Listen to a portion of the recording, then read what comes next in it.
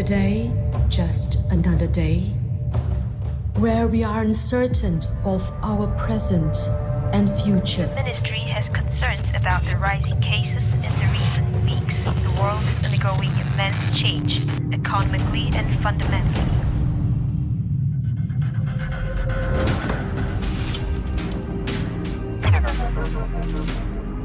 Just like you,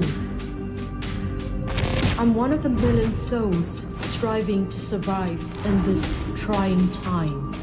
But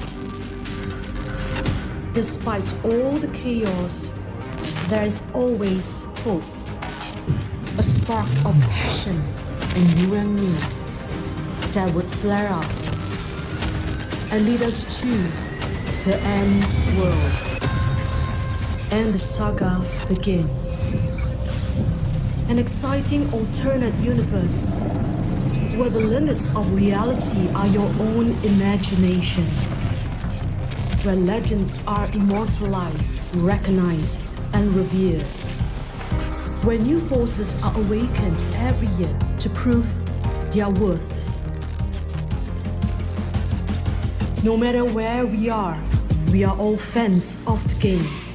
It's only at M World we get to support our idols and heroes and find out who shall be the king of kings. Come join the celebration of greatness. Welcome to M World.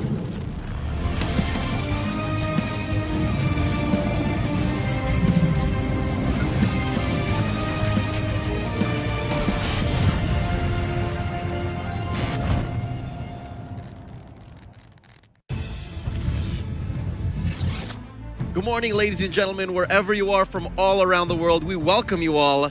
The Mobile Legends Bang Bang M2 World Championship 2020, powered by Moonton and supported by Singapore Tourism Board. From going zero to hero is made possible in Singapore. Follow Singapore Tourism Board, the STB's official Instagram account at @visit_Singapore. And don't forget the hashtag #PassionMadePossible to share your fondest memories of Singapore. We would also like to thank our partner in Esports, the IMDA, for making this possible. And of course, Skoga. And last but not least, it's you watching at home, staying safe and healthy. If you haven't yet, please do share the stream and let everyone know that M2 is happening right now. My name is Leo, joined in by Contra. We will be opening up the show as your broadcasters for this first matchup of the day. Contra, how you doing? Well, I definitely would say it's such a pleasure to be here in Singapore to be casting alongside you. As the opening show is about to begin, we do have the best teams in the world competing for the title to be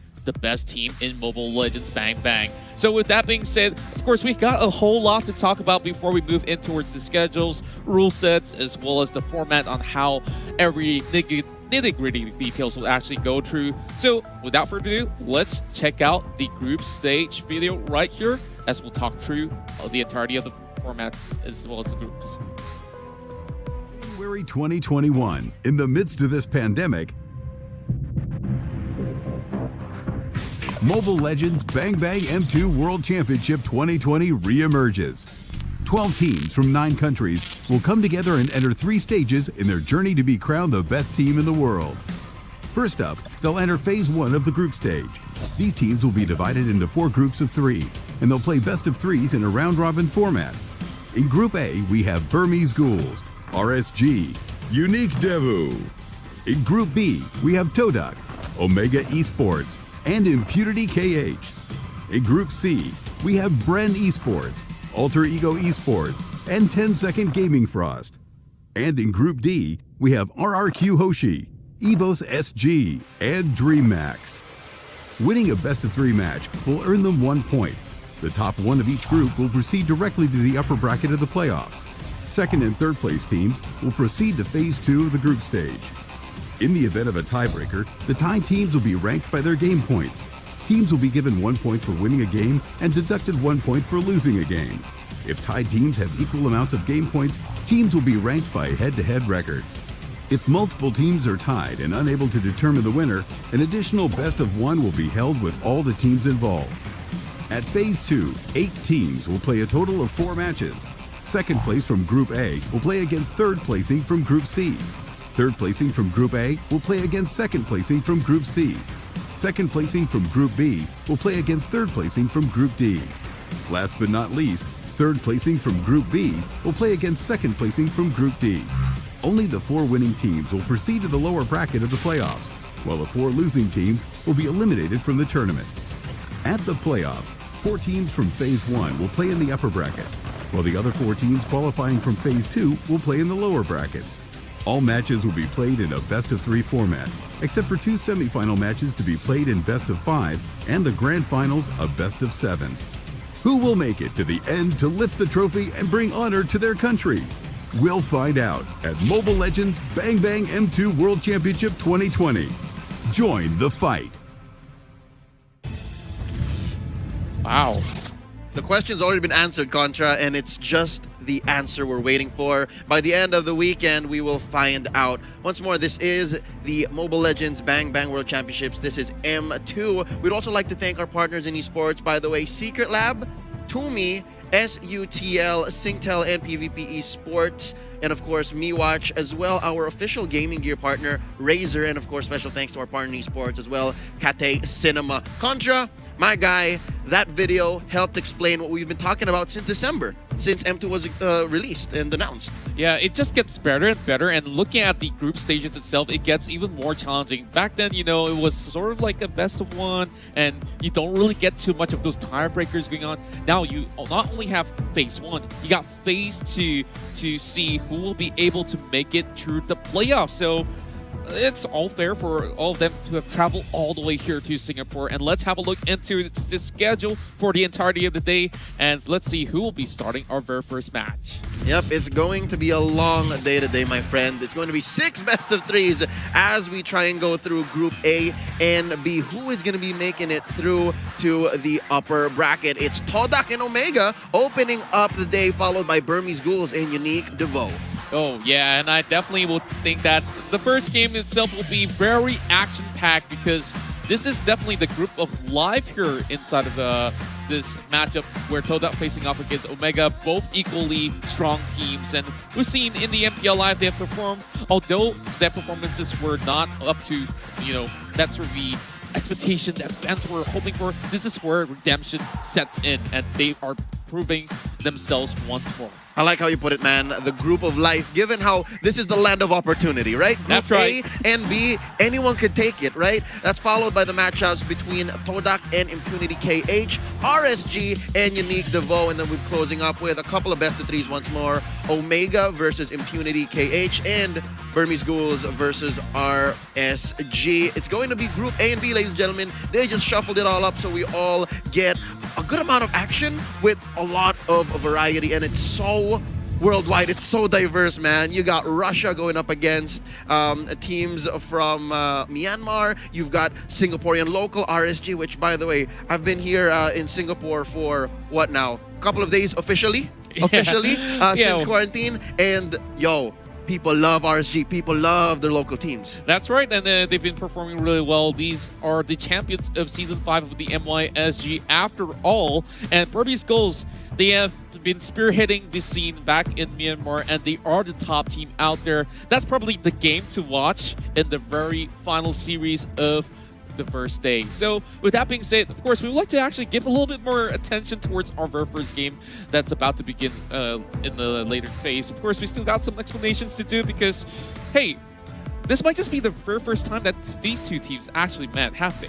Todak and Omega. Yeah, you did bring up the Invitational, and sad as it is, these two teams very, very strong. Again, Omega in their own right, a grand finalist at the most recently concluded MPL Season 6 in the Philippines, while Todak, the reigning champions of their region, they lost out in the Invitational in their very first match. Yeah. Todak was waiting in the wings, top 4 at least, right, as the champion, while Omega just got trounced in their first matchup in the very first round. So you're right, this is the first time, at least in a while. Yeah, to be fair, like, they have a really tough grouping itself, and the format of the MPLI was really interesting on how the champions actually get to draft their enemies, right? So yeah, definitely not a rough, quite a rough run for some of these teams that have played through that. But today, of course, history to be made once again. Todak, talking about the undefeated champions of MYSG in particular, after suffering that loss, they have definitely been thinking,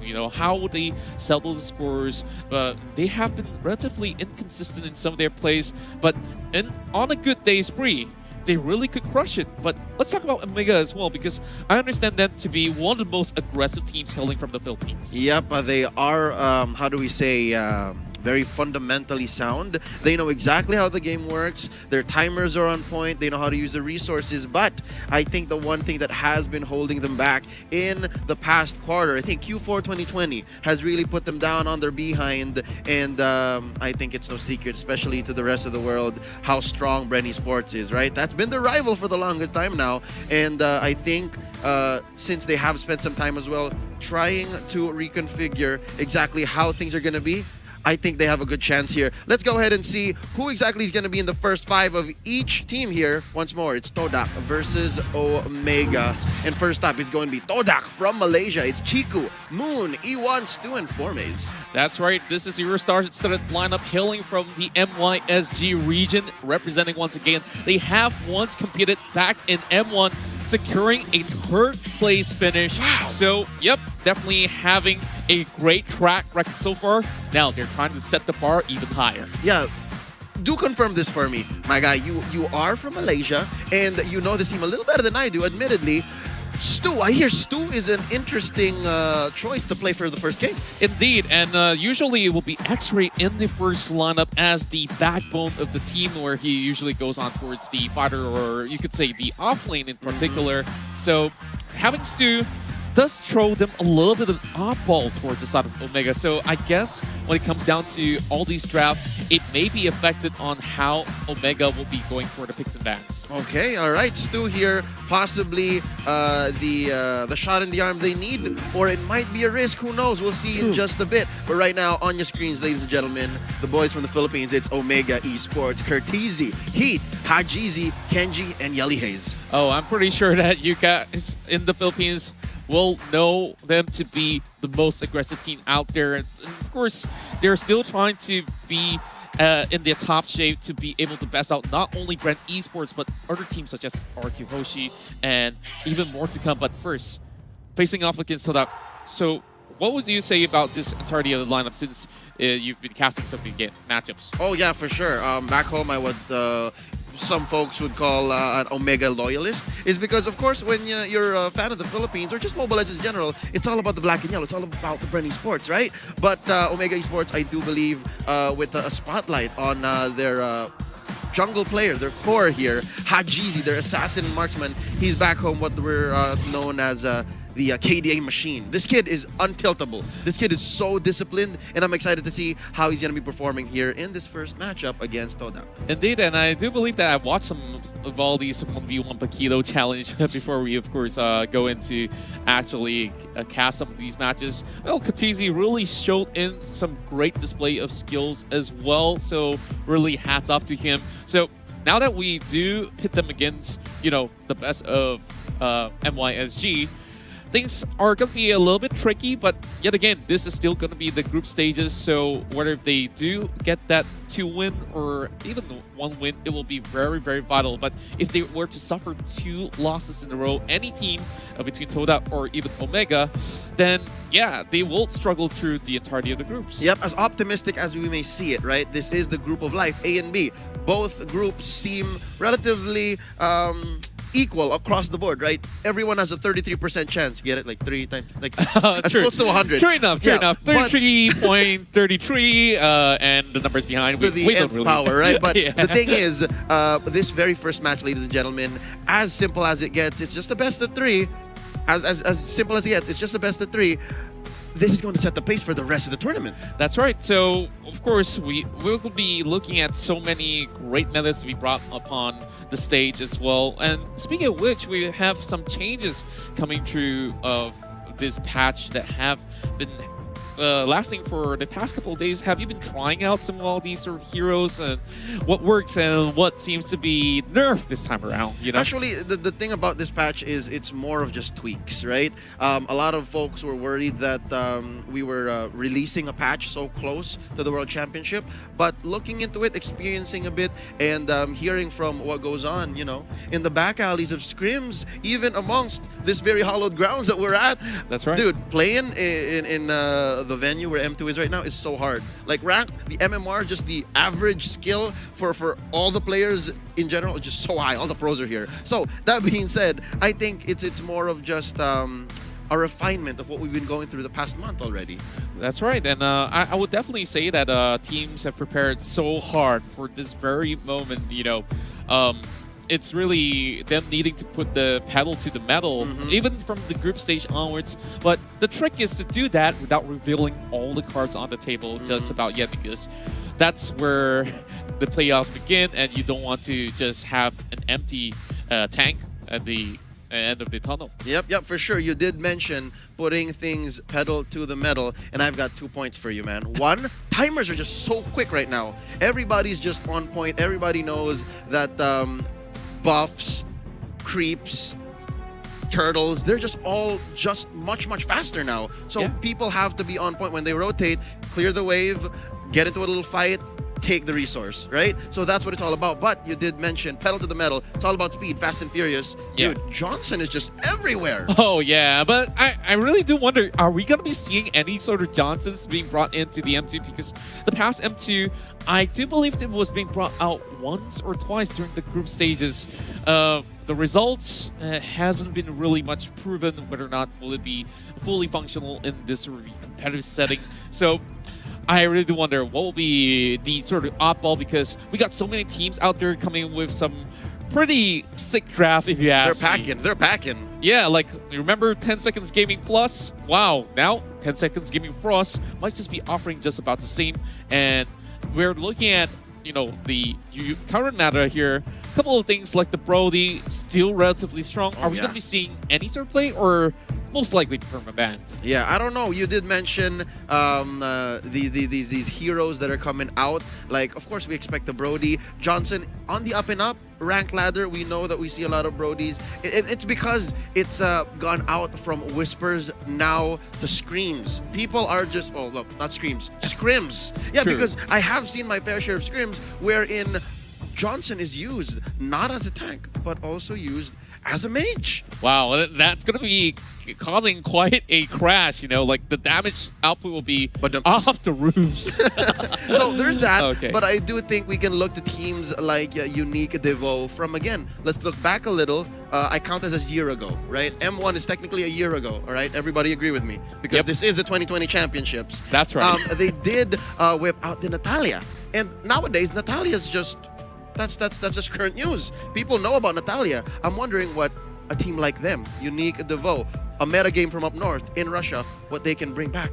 That's right, and well, speaking of Natalia, we've been seeing some tank builds on Natalia, which is going to be giving so much more sustainability than, you know, having the risk of getting one-shotted once you expose yourself. So a well-strategized plan could definitely propel a certain team up high or so. And speaking of which, now that we're talking about other teams, we have one team that we haven't touched on this same particular group alongside with Todak as well as Omega, and that's going to be Impunity KH. Ooh, the Cambodian coalition here. Impunity KH, all throughout 2020, I do believe they have been competing despite the pandemic. What's cool about Mobile Legends and, you know, esports in general, this industry that we have, this hobby, this love for gaming, is it kind of flourished, right? Despite all of us staying at home, staying safe, trying to keep this thing under control, a lot of competition happened, and I have seen Impunity KH in action somewhere in Q3 or Q2 of 2020, and I do believe they are set to aim for higher this time. We are talking about the World Championships here. We are competing with the best of the best, and they are grouped up with Omega and Todak. So I think Impunity is going to make the most of this opportunity, this first match, to watch exactly what these two teams are packing. Exactly. This is going to be where the tempo is being set. And with the very first game, not only Impune is watching, I believe all the other teams from other groups like A, C, sure. as well as D, they want to catch a little bit of hint, just in case if they pass in towards the playoff stages, or better yet, before that, inside of phase 2, if they were to, you know, maybe drop a game or so, and hopefully not. We'll probably see what will possibly happen by then, but of course, there's a lot of all these sort of the questions coming from fans, you know, like, is it going to be as hype as M1? You bet it will be. And with that, you know, we had RQ Hoshi as well, who went that best of 7, looking so great in the early runs, and they got reverse swept by EVOS Legends. But the good news right now for RQ Hoshi is that EVOS Legends is not here, but there's also Alter Ego, which is an up-and-coming team coming from Indonesia. Yep, and I think they have a huge target on their backs here, Contra. So now we've gone to touching on a little bit of the other regions and the other groups. We're talking about C and D. Alter Ego, y'all heard about them. 10 Seconds Gaming, Frost, RQ, EVOS SG. I think there's just one more team we haven't talked about as we build up to this first matchup, and that's the boys from Brazil, Dream Max Gaming. Oh yeah, these guys are coming out hot from their Brazilian championship, and they of course top the boards, and they have been able to make their mark here. I definitely think that they have really strong players on board and pretty explosive action coming in towards the early game, something that the other teams will have to look out for. So in terms of graph, it still could be polished in the sort of sense, but of course we're not going to be revealing all too much as of now, as we definitely want to fixate and towards our group itself right here, where Todak will be going up against Omega. So let's talk a little bit more about, you know, the lineups itself and what would they usually go for back in the previous season of the MPL? Of course. So back again into this first matchup, ladies and gentlemen. Let's reel it back in. Todak versus Omega. I do believe this is going to be a game that's played mostly in the jungle and in the side lanes. What does this mean? Mostly in the jungle, given that Omega, as fundamentally sound as they are, know that resources in the early game is key. That's right. I have been told by a little birdie named LaFell that Chiku here, as he noted, is a very resource-heavy player. Like, he wants to get his early buffs, purple, orange, regardless of whether he's playing a marksman, which beckons back to his earlier days in the league, but more recently as an assassin, right? Ling wants his purple, Ling wants his orange, but the thing is, if Omega does it right, if Omega gets in and invades early, then they can essentially nip it at the bud. Yeah, definitely. It's going to be a question of who goes in with the very first move and actually executes it perfectly to be able to steal perhaps either the purple or the sort of the orange buff, if you may. So with that being said, it definitely will be a question of who really gets ahead in the early stages of the game. Now, for the side of Todak, they usually will play a very textbook kind of way where you want to get the hyper carry up, and that's definitely going to be Chiku if that's the case. But now with Stu coming in, it's really a big question mark to be unfold. You know, what's going to be happening, because the Malaysian fans currently watching, they haven't really seen much of Stu in action before. So it definitely will be a pleasant surprise, or could this be a rough starter for the side of Todak? So it's yet to be told. Something tells me, Contra, something tells me that this is a calculated risk and it's an all-in, has to succeed type of plan, because this is game one, this is match one. And again, besides setting the pace for the rest of the tournament, points are scarce, my guy. Each team only plays twice per day, and if you're giving up one of the two matches that you're doing by letting a player like Stu, who again hasn't seen much play, that's way too big of a risk. So I do think Todak knows what they're doing. Yeah, I do believe so. And back in M1, just to have a little bit of throwback, where Moon really had some outstanding plays out there. He's great with Esmeralda. He's great with, you know, things like Lunox, or even the Esmeraldas. So I really do wonder, you know, will they be having a similar style of play? But many things have definitely changed within a span of 1 year itself. For sure. You know, like now X-Ray sitting on the bench probably will be, of course, reading the entirety of the gameplay. I really do wonder, in terms of the roles, you know, would there be substitutions being made in between? That's a good question, and I think that is going to come into play given that X-Ray is the rock of the team. He is the foundation. Again, playing out of the EXP lane, X-Ray being sat out seems to be a fundamental change in how Todak will function. But let's talk about the other side now. That's Omega, right. their lineup, their usual gold laner, Toshi will be sitting out. Toshi will be sitting out. So this is going to be a 5-man that includes Kenji, Curtizi, Heath, Yeli Hayes, and Hajizi. So it's going to be these 5. This is a solid 5. This has at least 2 of the gold medal winning teams from the SEA Games of 2019. Oh, that's definitely a great reminder out there that, you know, they are definitely not a team to be messed with. And you've already seen the countdown on the top of, you know, Leo's head, and it signifies that we are about to begin our very first matchup with the Pigs and Bats. And before that, of course, we got great news for you because we got a lot of goodies coming in from M2. Yep, it's not just the players who could win a little bit of kit, all right? You can do the same thing as well. Complete tasks and predict the champion to win M2 coins. Exchange M2 coins for M2 exclusive rewards, which include the M2 special avatar border, the M2 exclusive skin, the M2 battle emote, and the M2 sacred statue. The M2 exclusive skin, by the way, is Clint's Shadow Omen skin. You can actually play to build up on the coins, or you can actually get it directly for 899 diamonds. This happens all until the 24th of January. So either get it now with diamonds or play, just keep playing, of course, while keeping M2 in the background, and do that till January 24th, or just do the diamonds. I did diamonds. That's right. And with that, you can definitely go into top up as much diamonds as you can to get your brand new Clint, the Shadow Omen skin, or, you know, get yourself those coins and predict your champions of the M2 World Championship. And with that being said, 15 seconds on the clock, and we are about to kickstart our very first matchup here. We got Todak as well as Omega. Make sure you drop in that comment and share the stream already as we are about to begin the very first match of the World Championship. Man, game 1, the draft is nearly upon us. Ladies and gentlemen, are y'all ready to join the fight? Because Contra and I here, of course, are just raring to go. It's going to be 5 bans per side, as we're all used to since the MPL. And right now, we are going in. On the play, it's going to be Omega Esports. Todak answering back. First ban by Omega. It's going to be the Natalia.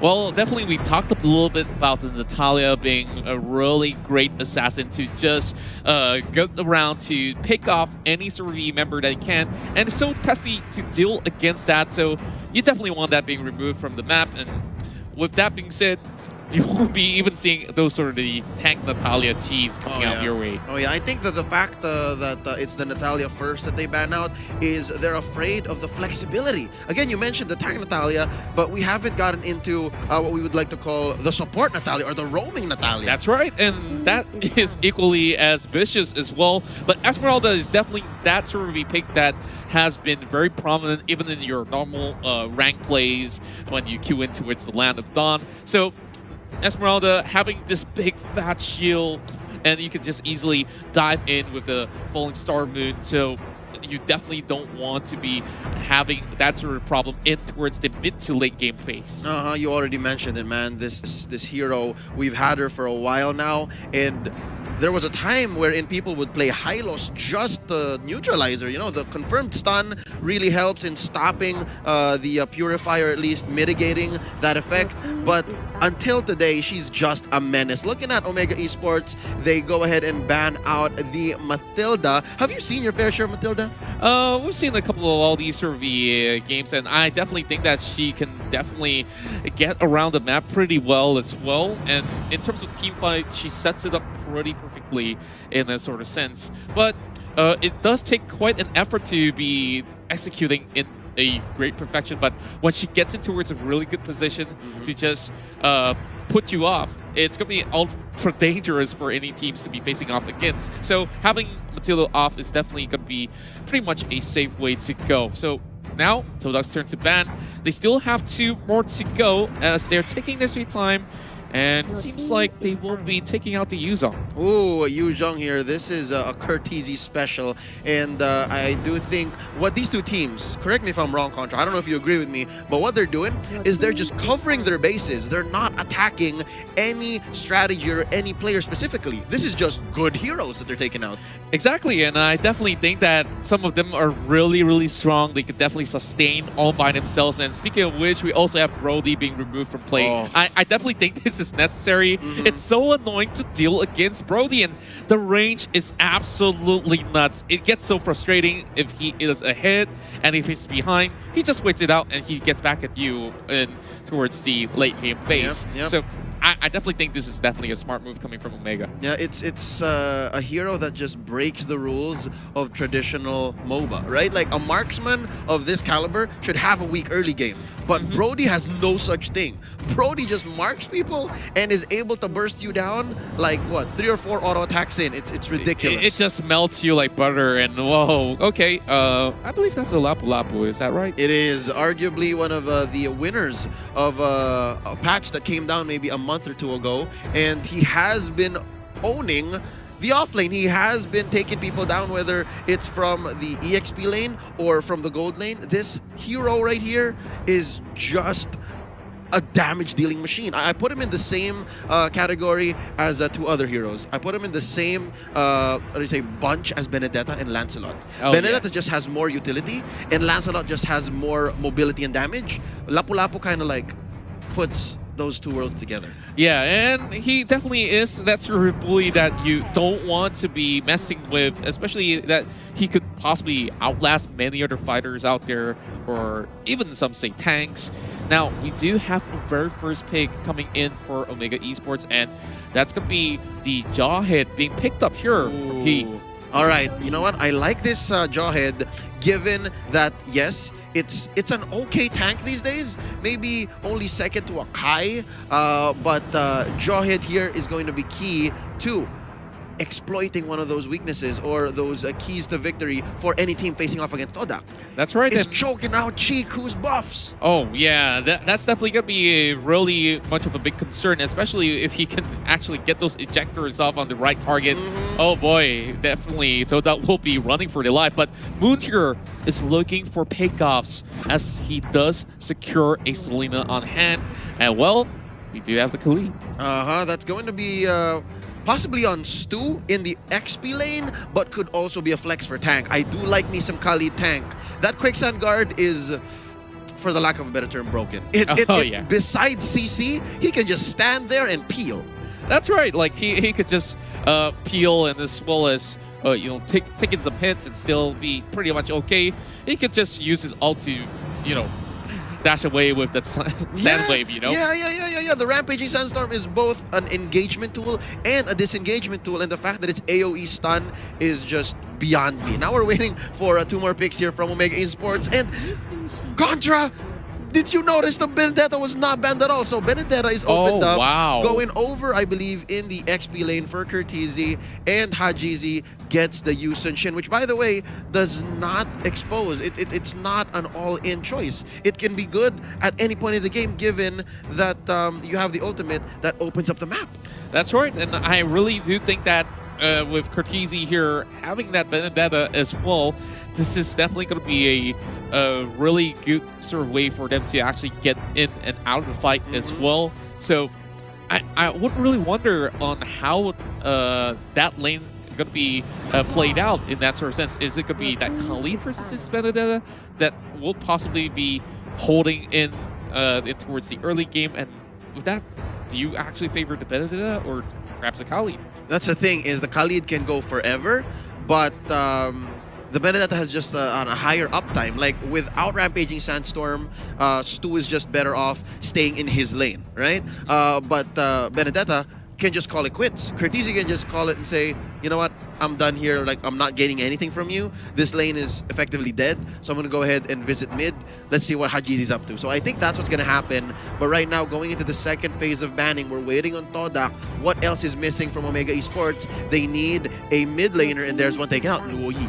Oh, man. Luoyi definitely is going to be pretty much of a disruption, especially when you could just teleport away with the ultimate in that sort of sense. So with that being removed, they definitely would have actually have less of worries, but Link being banned away is definitely going to be a really interesting ban because Omega Esports, do correct me if I'm wrong, but they do use Link for themselves too, but if they were to be getting that Link for themselves, it will be pretty much of a greedy pick, knowing that Todak now does have the priority. Yep. And I think there will be no room for the Ling given that Yusun Shin is already here, unless this is a side lane Yusun Shin. Gold lane Yusun Shin is not unheard of, not impossible, but Pretty much. I think that it is a little too tight. It is a little too tight. Yeah. So yeah, they take out the Ling themselves, while on the other hand, last ban for Todak is going to be the Farsa. I think they are just on a one-track mind right now. Yelly Haze, you're not going to get any of these good mid-heroes. Yeah, I definitely think that Farsa is a very safe way to go for Todak. They already have a very clear mind of what they want. They want to force them in towards the corner or just going for pickups. You can see every single one of the heroes that Todak has picked right here is capable of a very easy dive. So they can all move in together, have that sort of mobility to just get back out as well. And if they keep going in for those pickup, I think that Omega Esports might be bleeding out if they were to be punished for it. Yep, this is essentially MOBA fundamentals. It's the battle of yin and yang. It's the dive comp versus the poke comp, and we're here seeing them complete both their puzzles. 2 more picks per side, and we have Todak going for 1 more here. They're lacking a solid tank. I wonder what E1 has left in the tank. Get it? He's the tank player. Yeah, I'm pretty much getting it right in. So, you know, back in the days when Grok used to be a thing, he was one of the best Grok players around. But now that that's off the table, maybe a Boxia or who knows, Gacha could even be working in a certain way. But I'm not even sure if that's the case. But okay, and we are going to be getting Formation with the Cho. Tank Cho? Possible? Or another side laner, right? This is the Todak formula. Still a strong believer in the 1-3-1, which, by the way, I still believe is just as impressive. Still efficient. I mean, the whole XP lane and gold lane from Project Next should not have killed the strategy. If anything, it made it better. Oh, indeed.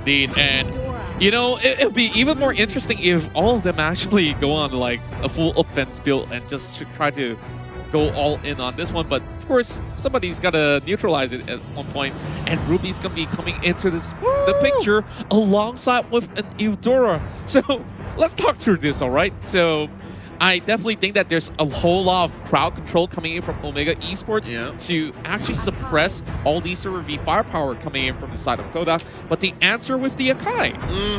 Ladies and gentlemen, I do believe this is the best tank in the game right now, given how outplays are all the more possible. You have a solid body, and the damage output, it's not nothing. So yeah, this is going to be Tank Akai, 2 side laners in Cho and Khalid for Todak. While Omega Esports, you did mention they have a solid amount of CC, and I do understand it's more of just targeted CC. It's single point and click precision CC coming in from Omega Esports, and now, ladies and gentlemen, it's just a matter of time. We're loading into the land of Dawn. Omega Esports versus Todak, the Philippines versus Malaysia. Again, Contra, this is going to set the pace for the rest of M2, not just the group stages, but even into the playoffs. Because 2 series per day, we're basically halfway through the first. That's right, and now, of course, have a glimpse to your favorite players on deck. Of course, you got Moon, always with his slick hair, and they are pretty much unfazed. We're going to be going in towards our very first game in a real short bit, and here we go. And towards the land of Dawn for Game 1 in the M2 World Championship of Mobile Legends Bang Bang. Over right here with me, casting alongside is definitely going to be Leo Gaming, and I'm Contra.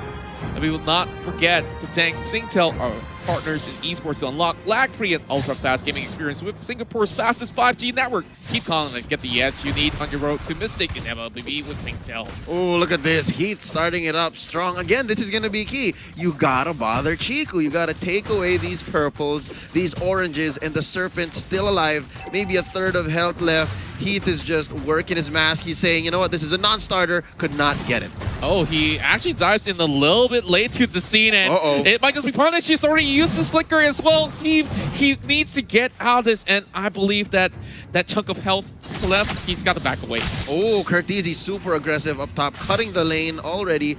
I do believe this is maybe just the second or third wave. Oh, the duel! It's happening! Maze already goes in for the flicker. That's out. Curtisi looking for a dash. Can he find him in the bush? Oh, he gets it! Whoa! That's first blood for Omega Esports. Just look at that blow, and Curtsy still at it once again, and E1 tries to finish him off, and he managed to make it out! What? Absolutely insane! Omega Esports not only got the first blood, but he makes it out alive. With relative impunity. Not the team, but the fact that he was not punished at all. That was a big three-man rotation sent in by Todak, and in mid, that's gonna be Moon being hit by the Mountain Shocker, survives with just a sliver of health as well. Yeah, and I am definitely excited to see what goes up next. A lot of all these flickers have already popped up from the side of Todak, and they are forced to play passive all the way. Now, Kenji is also controlling his lane relatively well, so if they were to choose to roam, definitely could be great. Now, looking at this, we got it all wrong during the draft, I must admit. Yeah. It's actually the Ruby and the Khalid, and then the Benedetta and the Cho facing off. Now, Heath just checking the bush, seeing who wants in. E1 goes for the bite, now starting this very first turtle. Again, we talked about this in the pre-game discussion. Counters and timers are just way up. That's the first turtle going over to Omega. Yeah, and Omega Esports, like we said, really put the pedal to the metal on this one as they managed to really rake in on the goal. They're already 1K ahead, and he forces E1 to back away. He has to find a different angle to perhaps give a little bit of support heading down towards the bottom side. But oh, Yelly Haze to be having some danger right here. Ooh, there's a Mountain Shocker alongside the ejector. Oh, they're gonna go for the neck, and Moon goes down. E1 survives. Not much he could do to help out his mid laner, and now Chiku, BMI out, goes for the duel. That's going to be the blazing duet. Oh, it's not a duel if it's a 2v1 and he's out. Yeah, he knows he's got no business there being a 2v1, and all he can do is just get as much of those creeps as possible. And now Kenji possibly will be just, you know, doing what he can just to sustain, and Stu will just be quite an annoyance to deal with. Yeah, Contra, let me make a quick prediction here, and let's say a call. Hold up before that. Nice ejector, three-man rotation. Not much Stu could have done. I was going to say, if that didn't happen, and these two side laners here, top and bottom, just continue doing what they did, it would be a slow crawl win for Omega. It's because they're winning these side lanes, right? But then Heath comes in with the massive rotation. Indeed, and you just see that Todak just haven't seemed to find a way to respond to this at all. This is not what they're used to in the early game, and it's really costing them a lot. Now, you can see 3-0, but all you have to do is just to hold on and eventually look for that mid-game fight. But oh, Wave Dragon in towards the mid side. As you can see, Moon dies in as well. Yeah, Lee Hayes gets caught out, and it's gonna be Eve. They'll be forcing the flicker out of 4 maze, and he finally pops that away. Nice Hurricane Dance to save himself. Heath and Hajizi, there's not enough damage between the both of them, so even E1 gets away, even Moon survives. Now, real quick, big fight in the river. There's a Rampaging Sandstorm. Stu gets one. Down goes Hajizi. The machine needs some maintenance. Oh, man. Speaking of the machine here, he's going to be flipping Moon over like a burger patty, and man, he definitely doesn't want any of that sort of pressure going on. He's going to be backing away, but fixing back down and towards the bottom side of the map, we do see Kenji just enjoying his time over on the bottom side after getting that one pick off. And of course, that might just happen again to that Khalid if he's not careful enough. But over the Kenji side, the 1v1 is commencing. I love it. How top lane here is all about just the mechanically skilled heroes. It's just, yeah, the Shunpos and just the dashes on the Cho versus the parries coming in from Cortese, and the dashes is infinite, right? But right now, look at this. Kenji, with the help of Hajizi, of course, off camera. That's going to be the Mount Shocker checking him out. Ooh, trap set in. Quick take on the turtle first for a good fight. Here we go, charging it up. Let's see what happens. Blazing the Wet out. Chico, I love how he's so disciplined. Yeah, he's definitely holding on towards that trigger at the moment, and for me, it's just getting as much vision as he can. Just looking at the itemization right now, we do have Stu already having half the season. Oh, it's going to be him that will be able to pull E1 right in, and that is definitely quite a worrisome affair, but well, we do have the Demon Hunter Sword out as well for the side of Chiku, so that's going to be great. Yep, but right now there's a top lane fight here extending into the river. E1 just hops out. 1,000-pounder to save himself. Oh, there's a flicker and an arrow for good measure by Moon, saving his teammate, and that's going to be another failed engage. Okay, so the first 5 minutes were relatively action-packed, and I think these two teams now respect each other a little more. Now May's looking for an engagement, and he backs out. Arrow finds no target. Blazing the Wet by Chiku, going 1v1 against Kenji. Yeah, I don't think Kenji should pick this fight. He'd get kited. Yeah, definitely he has already had a lot of his HP down, but he gets back up, quickly regens, and all the way back in. Stu is going to be engaging right here with the Sandstorm, and this 1v1 is not looking in favor of the side of Kenji. He opts out with the flicker. That's going to be a fight that he does not want to pick up. And ooh, Maze already picking up the Blade of Despair. He means business as he takes these smaller creep camps up top. But now, that is a hurricane dance that E1 regrets. And there's an ejector on the Chiku. The first death for the jungle player for Todak. And there's some revenge onto Yelly Haze. But Hajizi gets the third one. Will there be a fourth? No, it's going to be a trade instead. Heat is still alive. How did Heat survive? I don't understand. They went in 1 by 1 and easily give up the mid lane tower, and Omega Esports just got so many freebies going their way. They're definitely enjoying what they can possibly take at the moment. Not a single turtle missed, and now they're going to take their third after that quick rotation and conversion in mid after what I believe was a 3-for-1. Yeah, and I definitely think it's not even worth it for them to really dive in towards the side of Heath. Like, what do you actually get by just shutting down a jaw hit? Absolutely nothing. And now E1 getting caught out again, and you can just see Heath is just in every single one of these team fights. And already Mr. Fundamentals, as some folks would like to call him, sitting at 1-0-5. And here's the thing, Contra, do note, he is playing with Pull Yourself Together, so you kill him, he comes back all the sooner. He doesn't care. That's right, Leo. Like, all you have to focus on is all these certain hyper carries coming out online. And oh, one more injector all the way to the back. They cast the Selena, and Moon is out of it. Picture right now. Omega 8-3. Wow, Moon was just thinking like about what he's gonna have for lunch, and he's like, hold up, there's 3 members of Omega on me. I was not planning for that, and I think Todak, they were thinking maybe a step ahead, and they were like about to rotate, but it was just too late. Again, the fact that Yelia is here, has the Eudora, means he's playing for the neck. He's playing for keeps, and there's another one. Injector into the back. E1 goes for the Hurricane Dance. They just need one more hit, and oh, not enough Smart Missiles to finish the job, and there's a hook in by Kenji. Going for the finish is Hajizi. That's a double. Moon goes down finally, and another turret. Well, what can I say? It's just a straight-up stomp right now, where you could just see Heath outright bullying this Akai. Every single time he sees that panda's gonna go extinct, and seems like there's gonna be another one biting the dust. And once more, E1 goes down. Oh, Stu tried to help. I see that. Stu tried to help. Goes in with the Rampaging Sandstorm. I'll stun him. Let's see what happens. Oh, it's not enough. He survives. He goes back in. And I think Quick Sand Guard would have been a little too dangerous, given that Yelly Haze was there as well. Could have gone for the stun, stop the shenanigans. And right now, the map is looking mad blue, Contra. It's looking mad blue. And Omega Esports, this is what they're good at. Again, they know the steps between A, B, and C. You take them to like maybe J and K, things get a little shady, but it's not going to happen because they get another one. Stu goes down in mid. Kenji gets caught out. Oh, he hooks him in. He hooks him in. They despair. They. I'm sorry. I'm losing my words. It's because it's just too crazy. What was that? The flicker and hook. The flicker and hook. Wow. We got to catch a replay if we can, because that was absolute beauty. I've lost for words, but you know what? Go ahead. Go ahead, take the Lord. I think Toda is pretty much done for now. That was ridiculous. That was what, 3 people underneath the turret. He goes for the hook, flickers away, feeds Chico and the rest into the rest of Omega Esports. That's the wrong team, but you know what I'm saying? Like these stickers, Okay. yeah, they're in other groups, but wow, Omega Esports sitting at 14-3.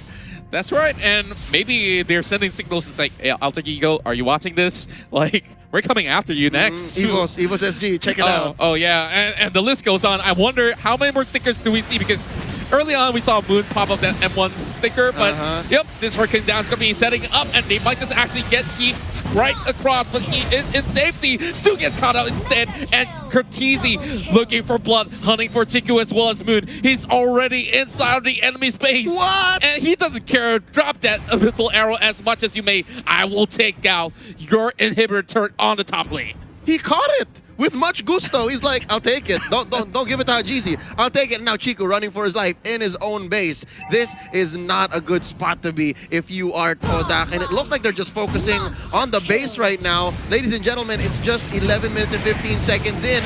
Mid lane gonna be as well. The next target, another ejector onto E1. And ladies and gentlemen, it's just a matter of time. That's gonna be game 1 going over to Omega Esports. And now the Philippines will top the groups at the moment. Omega really represented it well, with them hungry for the first win. And the champions of MYSG will suffer a first round defeat. But hey, all's not over just yet, because this is just 1 out of 3 games in this best of 3 format. So we still got perhaps 2 more to go. Yep. This is, what, a 12-minute game? Maybe even under. And, I don't know. Todak, they had a solid draft. And in the first maybe 6 or 7 minutes, it looked like Chiku had it going still. But, man, at every single front, it seems like Omega Esports knew exactly what to do. Again, to go from point A, B, and C. We'll hear more about this from our analyst in just a bit. But for now, ladies and gentlemen, we would also like to thank Tumi for being the partner of sponsor in M2, as the journey to become the champion of M2 has been perfected with the latest Tumi luggage and backpack. You can bring your gear anywhere with you safely without worry. Be sure to check out Tumi.com to perfect your own journey and enjoy the M2 competition. That's right. Of course, players have been traveling all across the globe for this grand event, and with that, they could definitely have their luggages all secured with Tumi. And not forgetting, we've been here for a while. We've gone through quarantine, and to keep our players safe and protected, M2 has partnered with SUTL to ensure the event venue has been coated with SD Pro, an antimicrobial self-disinfecting coating that eliminates bacteria and viruses 24/7 for a total of 180 days. So yeah, you can definitely say that this whole place here is all safe. And with that, to find out more about what SUTL Envirotech offers, visit sdsf.com. And well, yeah, that's a whole lot to talk about here, but still, I'm pretty sure the fans have something to say, right? Yep. For you guys at home, I know your bodies might be ready for the matches, but are you ready for more? Throughout the tournament, we'll be announcing various giveaways from Razer, M2's official gaming gear partner. So keep your eyes and ears peeled. My guy, if the fans at home are ready, I don't know if we are, man. You heard me right. This is my job. I do this for a living, but I've been losing my words ever since that one last crazy fight underneath the turret. Yeah, indeed. And, you know, the best person to talk about this possibly wouldn't be us, because there's going to be another eye watching from across. And, of course, that's going to be a LaFell that will be breaking down some of these matches later on. What an interesting game it was. And we're definitely excited to see what will be happening in Game 2. But before that, let's pass it over to our dear analyst. It's LaFell that will be bringing you the entirety of the breakdown. Hello, thank you guys. And yes, my name is Rafael, and you guys are watching the analyst segment with me, where we'll be breaking down the game between Todak and Omega, where, in my personal opinion, there's actually a lot of layers that we have to break down. So I'm gonna break it down real quick. Number one is the draft. Even though I completely agree with both Leo and Contra, where they're just covering all of their bases, just banning out all of the good picks. However, if we really look at Sodak's draft, they're really aiming for the side lanes, the Esmeralda, the Yuzong, and then later on, the second phase of the bans, they ban out their the enemy's mid lane. So we can definitely see that Toda, they do not want a bad side lane matchup as well as a mid lane matchup. And in this game, we can definitely see that going on, where the first fight between Courtesy as well as Formace. The thing about Formace, win or lose, he will always go for that 1v1. He will always try to get something going, even if that means that he's gonna die. Unfortunately for him, the matchup between Cho as well as the Benedetta with the eye for an eye, canceling out the crowd control as well as initiating the stun back onto Cho, wins him that 1v1, and then it kinda triggers every single thing happening throughout the match, where unfortunately Team Soda, I agree with Leo, where Chiku really looked like he could have been that guy that brings out the real Toda back into the game. However, there were so many botch attempts. But right now, let's look at the itemization between both of these teams. And right now, let's look at Yelly Haze with the Eudora, because this Eudora pick almost solidifies the win for Omega Esports, because as you guys can see, he already has the Lightning Transient and he is on the way of creating his Holy Crystal. And once Eudora gets that amazing burst from its ultimate, Chiku will not really have a chance to go forward and do anything. Like, as long as Yelly Haze is not targeted, he can just stay in the bush or any kind of safe distance. And the moment Chiku or the Claude goes in with the Blazing Duet, will get bursted down very fast, instantly winning the team fight for Omega. So honestly, even during the pick and ban phase with the Eudora pick, Omega Esports, in my opinion, they have won the draft. But either way, this is the first game.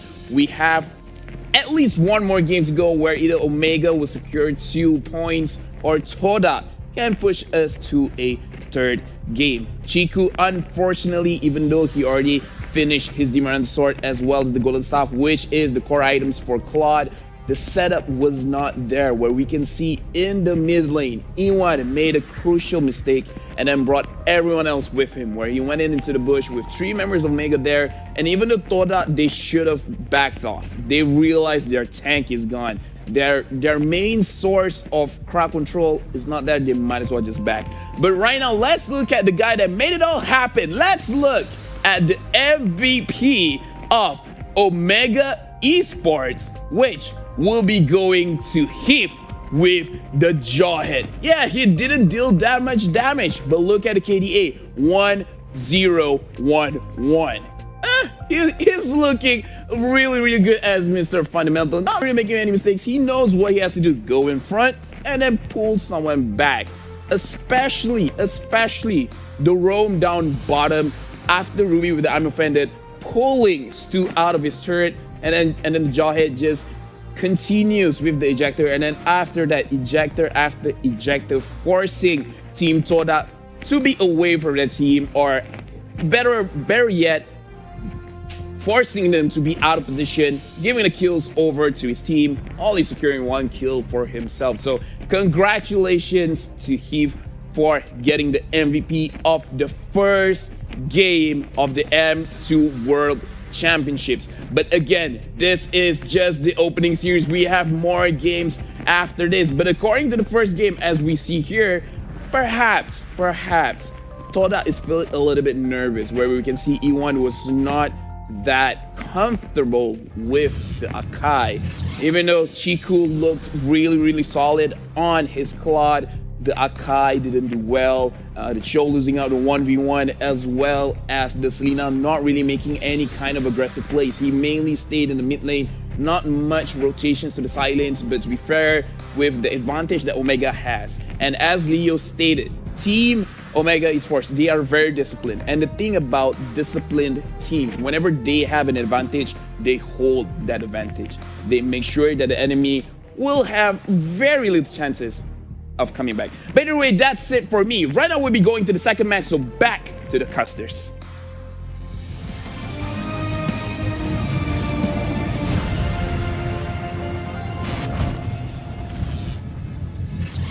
Thank you so much, Lafel. Once more, our analyst back in the caster's desk. My name is Leo, joined here by Contra, and we would like to all welcome you back to game number 2. Special thanks to our sponsor, by the way, Secret Lab, the award-winning gaming seats engineered for long hours of comfort and sitting form. Available in the Secret Lab official store and in major e-commerce in Singapore, or you can just visit secretlab.co. All right, that's one game down, and possibly 2 more coming, if ever. Possible, definitely possible in every sort of a retrospect. But of course, before we forget, of course, we'd like to thank Singtel, as well as, of course, we would also like to thank PvP Esports, our partners in esports, to turn your competitive gaming dreams into reality where gaming lives. PvP Esports is Southeast Asia's one-stop platform for amateur and professional gamers alike. So make sure you guys check that out. So with that being said, you guys can also unlock your front row seats to the 5G future with Singtel, Singapore's fastest 5G network. To follow us on Singtel, whether it's on Instagram, make sure you guys do so.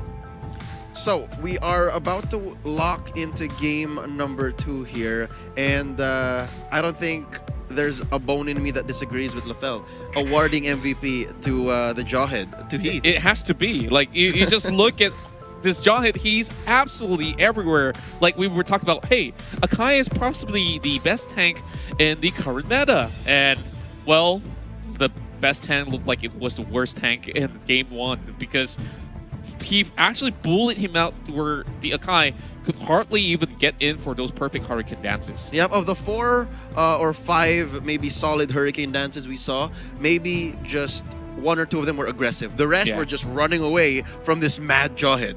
It was ridiculous. This Jawhead started the game possibly in the best place possible. That is trying to take away the buffs from Chiku, right? But we'll talk more about that right before the draft begins. We're a minute away from the game. But for now, we were pleased to announce the launch of the new anniversary season of Magic Chess Blazing Hammer. The new adventure will officially begin on January 30.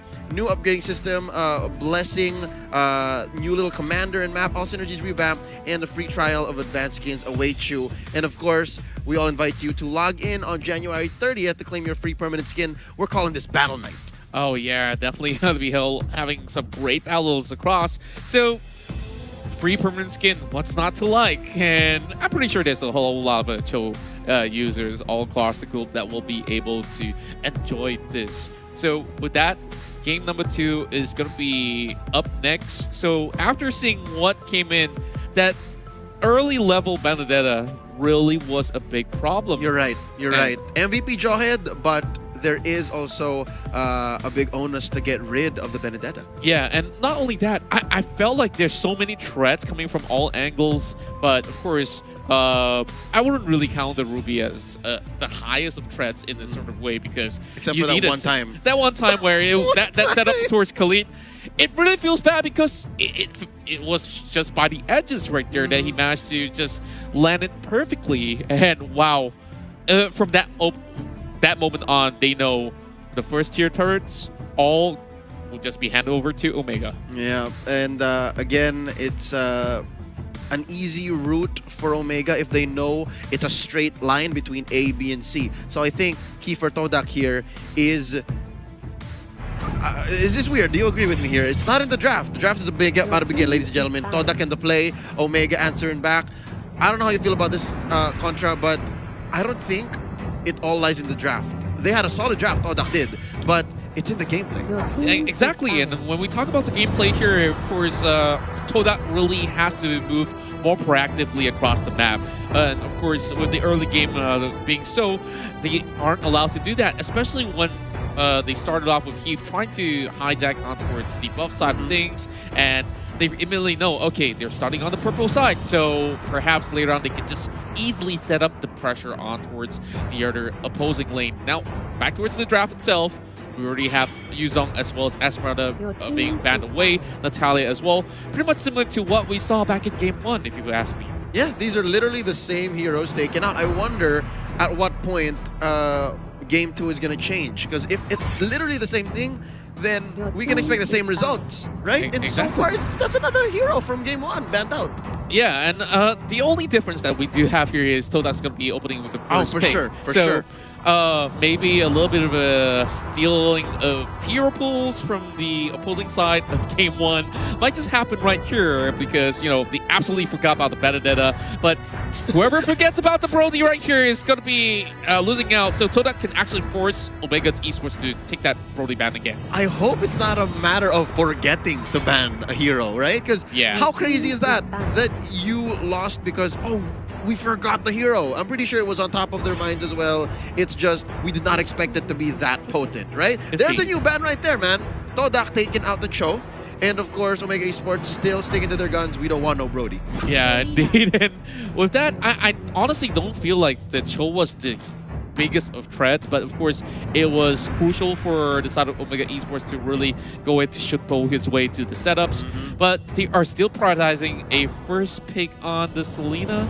I'm not too certain if the second time's the charm, but hey, if it works, yeah, I guess it works. They want Moon to be ready. I think that's what it is, right? Picking up a Selena early game ensures that you have good vision and you have maximum range to engage. And that's up to you. That's great for Todak, but you're right. I'm not so sure if that's what they need right now, especially that their first pick and now Omega. Man, as the mantra goes, don't fix what's now broken.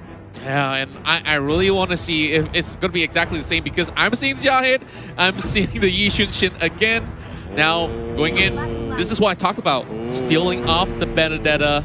And oh boy, what do we have here on Stu? That's Lapu Lapu. So essentially, it's being spelled out right here, Contra. This is essentially saying we want our ones in the 1-3-1 to be the strongest there can be. So what better than a Benedetta and a Lapu Lapu? Yeah, I gotta say that Lapu Lapu could possibly hold out his lane really, really well and still put in that sort of pressure. So I guess Todak feels a lot more confident with this sort of change that they do have on board. So 4 mains now with the pressure to perform as compared to what we saw earlier on where Cortese was an absolute beast. Ooh, speaking of Cortese, they go ahead and round out their first phase of picks with a side lane 1-1.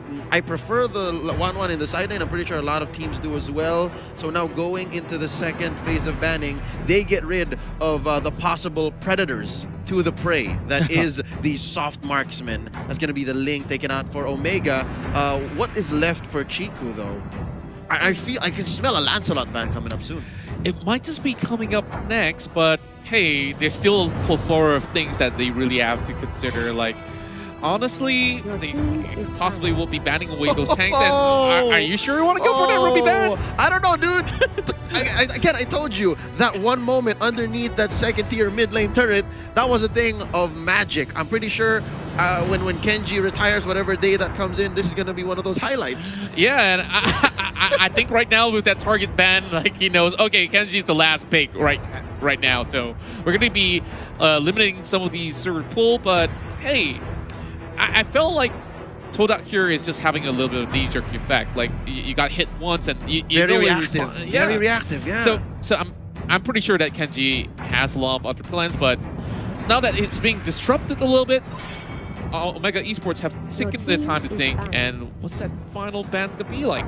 Oh, I see. All right, so instead of just going all in on no Lancelot, no Ling, they're going, all right, no Ling, no Harith.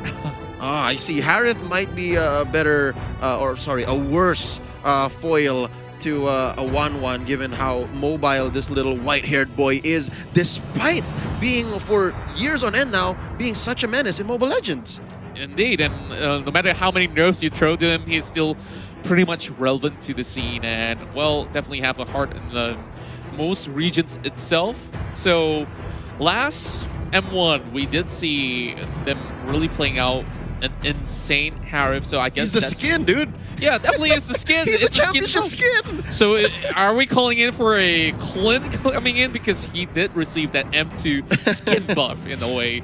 So Loyi being banned away, we are going to be having our final 2 picks for both respective teams, and that starts off with Omega here, as Yelly Hayes has to really go in either they have to steal away some of all these priority, well, could I say priority mages right here? Because they really do have most of the stuff that they need already. Yeah, I don't think it's a matter of stealing. Is because Todak again, they how do you say, spent their mage pick already on the Selena, which I think opens it up for Omega Esports. So these two teams, they're playing on very different wavelengths. Yeah. They're thinking about priorities in a different order. And I think so far, it's going well for Omega Esports because it's open for them. And there you go. Kenji says, hey man, give it to me first. Let me get my hero first. And they get the Tams, which by the way, is in not in any threat of being stolen away because they don't need it. So there's a nice win though. Oh boy, this other little boy, he's been on the up and up. Okay, we haven't seen Harley in a while, so Jungle Harley though. I think it's a Jungle Harley. I think so too. This is honestly extremely exciting. Well, we talked to a few people, some coaches and analysts as well, that this is an up-and-coming pick that people should be looking out for. For what reason? Well, of course, great mobility, great burst, as well as, well, making a great escape. But now, completing that draft, we are seeing a Tigro, are we? Yeah, but that's going to be on E1 right here, this handsome man on screen, which interacts very well with Jawhead. The first time I saw this, I have to admit, was at the MPLI. When people started picking up Tigreal, I'm like, why are y'all playing Tigreal? It's because you ejector him and he likes it. He's saying, thank you, implosion. That's exactly well read by Todak. Now Omega Esports, they do have one small advantage. They can cover up, they can clean up any weaknesses, shore up any vulnerabilities in their lineup to try and counter what Todak brought onto the table, which I have to admit is a great draft. I do like what Todak brings here. Yeah, but on the side of Omega as well, if they were to hit that mid-late game phase with a breeze, then they will have not much of a problem. Okay, Yelly Haze is coming right back at it again. So, what do you think of the draft here being respawned? Unorthodox, extremely unconventional. The last time I saw Omega play Sylvana, it was on Heath, and it was more of the tank Sylvana, let's just call it that, tank support Sylvana, wherein she uses Imperial Justice to pin someone down and burst him. This way, it seems to be a more of mage Sylvana. I'm wondering now how Omega will execute this, how they will perform. And yeah, I'm glad to know that Lafel agrees with me. This is a great draft for Todak. Yeah. Finessing in that Harley, chef's kiss.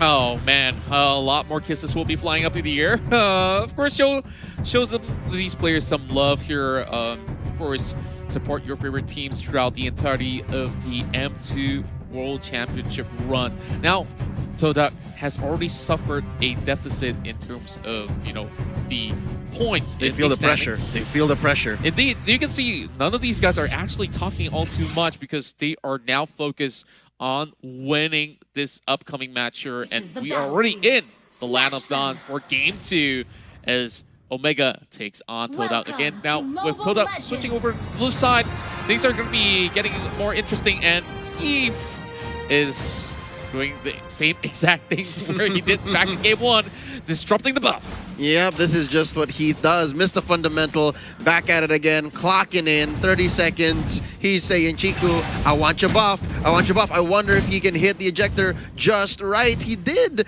do exactly as he should. I mean, this is what happened in Game 1 as well. Yeah, and man, he's such an annoyance to be playing against. But Formace doing exactly the same, but he is trying to find a little bit of a sweet escape. Not going to be too much of a problem, but what's happening here to E1? Oh, that's going to be a push onto Heath. Curtizi trying to get a few beads onto E1, misses one weak spot to fully unlock. Well, no ults yet, but it is just additional damage. So right now, Heath just making circle 8 movements around the river. Yeah, and with that, he's going to be going at it again. And what a setup coming from E1. This time he replies, he responds, and Yelly Haze might just be first blood, but he survives! What? Spiral Strangling able to put enough sustainability onto Yelly Haze to spare Omega Esports, surrendering that first blood. Stu, I wonder what Stu was up to. Oh boy, yeah. Why is he at less than half health? Yeah, like that's not supposed to happen in these early level trades. In fact, like he's gonna be losing some sort of the pressure up on his lane for the moment, but Chico's already challenging the River Crab. He's gonna be forcing his way out, and Formace getting some pokes. All right. Given that Todak's lineup, as we said, is a little more well-rounded, scaling we gotta give up to Omega Esports. Indeed. And, I guess the longer this game takes, it's going to be taking more. Oh! Todak takes in for that first blood. Ooh. And Chico will fall right up next. As you can see, Hajizi just poking in from quite a distance. And Yellow Haze will be the next one being focused by Cliff. Oh, Curtizi off camera taking down Formaze. And that's going to be a trade left and right. It's violence all over the Land of Dawn in this early stages of game number 2. 2 for 2 so far, not even 2 minutes 30 seconds in. And I do believe Todak may have had it better. I mean, they wish they had it better because they had to lose Chiku. Indeed. And, oh, there's going to be a little bit of pause. So we can definitely talk through what exactly happened right there. Yes, Todak did get the first blood in that sort of instance, but, of course, having a little bit of trading being done, and like you said, Chiku went down. Mm-hmm. Like, that is definitely a case where, you know, he's going to suffer a slight deficit at this sort of moment, but Todak definitely responded well in such a way that they learned from game 1 and they understand that Omega really wants to go in for the contest for the early turtle. Mm-hmm. So this is how they actually adapted really well. Yep, I think they understood that this team right here, Omega Esports, they want every single turtle, and they met. It was a duel. It's one of those old school confrontations. And yeah, Moon drawing first blood. He set up the traps all over the turtle pit already. And I guess the best thing that they could have done was go for a positive trade. But again, looking at the current standings, ladies and gentlemen, they had to lose out on Chiku and they had to lose out on Formaze, which I believe was the worst possible trade. Yeah, and of course, the Yushin Shin also got that kill in hand. Got one, yeah. So he's going to be having himself amped up with that one kill on the back end. I would say that what I really like seeing from both sides is where when they initiate on towards the buff skill attempts. Of course, he does look better as compared to E1. Well, Tigreal on the early levels, if you expended your skills, you're going to be walking pretty slowly. So he has to force that flicker away. But they have taught that, okay, we got this tank out of the way, but he kept coming back. Yeah. So they also managed to burn a little bit more of those sort of the spell resources at that point. But good point, and point taken. That is one death, both on Formaze and Chiku. But yeah, let's consider there's quite a bit of resources as well taken away from Omega in the long run. So maybe this is Todak investing in this first turtle, like we're gonna make this really hard for you, so the next one that comes up is all the more harder. Yeah. And I think this is key to just building up to what we would like to call slowing down the power spike. I do believe at around maybe 11 to 12 minutes, if Omega Esports have not been hindered hard enough by Todak, if they were not put down deep enough, then these two marksmen, the 1-1 and the Hajizi's Yusun Shin, they're just gonna start doing whatever they want. Exactly, and glad that we are resuming back in towards the match already. Now, stuns are coming up towards the side of E1 as we are seeing more and more members invested in towards getting that turtle coming from the side of Todak. But look at Omega, they're responding really well. 3-man pushing inwards through the jungle, and they're trying to catch Chiku. Very greedy response coming from the side of Keith, and he gets punished for it. This is not going to be good for Mr. Fundamental as Turtle goes over to Omega, and there you go, E1 trapping down one. Kenji takes out Chiku. I think that's worth it already. Popping the Contra Inferno here, facing down against 4. Kenji will not survive. Formaze slays him. It's a 1-for-1. Okay, I guess this is an interesting trade where, of course, you try to forsake 2 members for the side of the Turtle. But, you know, it's a long-term investment, and they're looking for the mid to late game that we're talking about. Yep, actually, admit it's a 2-for-1, right? And the reason why is because actually Heath was also taken out. But again, note, ladies and gentlemen, the put yourself together. His death timers are just lower. Yeah, indeed, and it's still very early into this game. It's not going to be all too punishing at all. And XctN has made a big purchase. Corrosion Scythe already, so I guess he's just one more away, possibly a Demon Hunter sword or a Golden Staff, and this one's ready to go. Yeah, I'm pretty much looking forward to see what he's got to offer later on. But judging for the fact that you can see Formi is also going in with the Axis Wall, so they're going to be faring just about fine. As Todak having Stu really holding himself well, but over on the side of E1, we have a fight. Ooh, ejector into the back lines. E1 barely survives, but there's enough smart missiles to just put him down, barely alive. But there's a flicker spent, and E1's still alive. What? E1's still alive. He's not supposed to stand after that. Like, I'm blabbering words, and over the top side here, you see Kenji being forced down. One tick of health left. Deadly Magic's not enough to take him down, so I guess that's touche for both Todak and Omega. Yeah, just click and respond.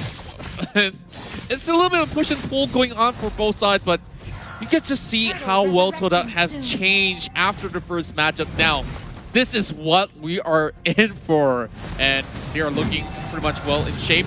Keep now trying to catch out this Tigreal, but they're aiming for Moon instead. Yep. Do note, ladies and gentlemen, E1 has no more implosion. XctN looking low. There you go, gonna dash in. Uses the Electo. Final blow. Taking out XctN. 1-1 slain. That's the Imperial Justice. Catching no one. Yelly is taken out. 2-for-0. Currently in favor of Todak, and they're gonna disengage. Omega says, let's Delta out of here. There's nothing for us to get.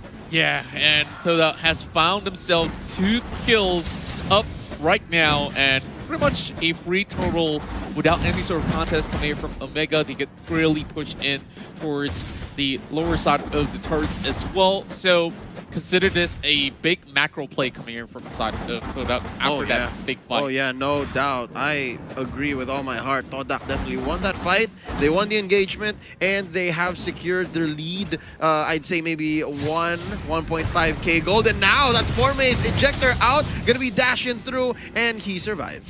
Yeah, it's really going to be hard to catch Formes, and this is definitely the super rookie that we're talking about coming from the Malaysian side, which we saw early on. He was actually getting a lot of heat coming in from game 1, you know, getting bullied out by the Benedetta. Now that he's having the Benedetta, he's doing exactly the same, but, you know, haven't really said for sure that, oh, I actually won this lane against this 1-1, but he's pretty much a hit right now. Yep, and just like that picks up the Brute Force breastplate. So I'm pretty sure he can survive like more engagements. Now there's another Deadly Magic onto Kenji. Popping the Counter Inferno with the Mountain Shocker to help him out. Oh, from the back in comes Heat. There's the Unstoppable Force. Oh, Chiku just able to save himself out and an ejector to try to get him slain, but he survives with just a sliver of health left. This is 4 members of Omega Esports in the top lane, and they have lethal intentions for this turret. That's right, and the Cavalry has a wrap coming from the side of Omega Esports. They really want the turret, but there's not enough minions to do anything at all. So they will actually go in for a reset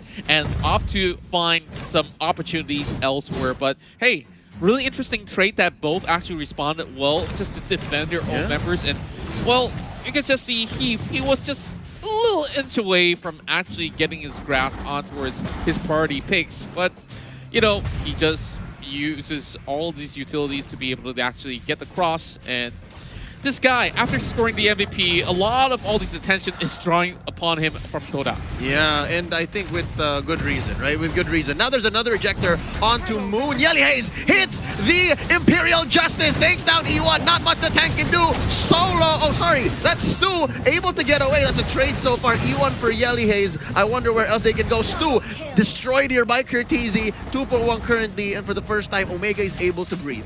Yeah, and this is a very bad moment for the side of Todak because this turtle will definitely go over to the side of Omega Esports with the advantage in hand. And perhaps she could go into, hopefully, retry, but it's a very big risk that they don't want to take anyways. And he's pretty much far away on the bot side, so Don't even think about it. Yep, it's one thing to be mobile with a Harley, but not that mobile. Yeah. It's a little too far. I think they are just going to go for the trade here. Top lane for bottom, but there's an answer from Omega Esports. Curtizi gets the beats, and that's the ult. The crossbow of Tang has been activated, but Formaze knows exactly how to use the parries, and he's still alive. Curtizi pops the Aegis. Oh, and he takes down the Benedetta with Heath barely getting away. Electo, final blow, not enough to get him away. That's going to be a 1 for none in favor of Omega. That was a beautiful fight, and you can see you both actually walk out of that sort of fight battered, and of course Formaze was the one falling out right there. So I guess that was pretty much a couple of millimeters away from death for members of the side of Omega Esports, but right now they're just evening the scores in terms of those kills. Only one deficit, but hey, it doesn't mean too much because they got what they need. Another one, ladies and gentlemen. Unstoppable Force plus the Imperial Justice locks it in. Another one. Moon goes down. Curtizi is online. Stu gets quite a bit of damage, and that's two members of Todak not in fighting form. Formaze gets away, tries to protect his lane once more, trying to catch Heath off guard.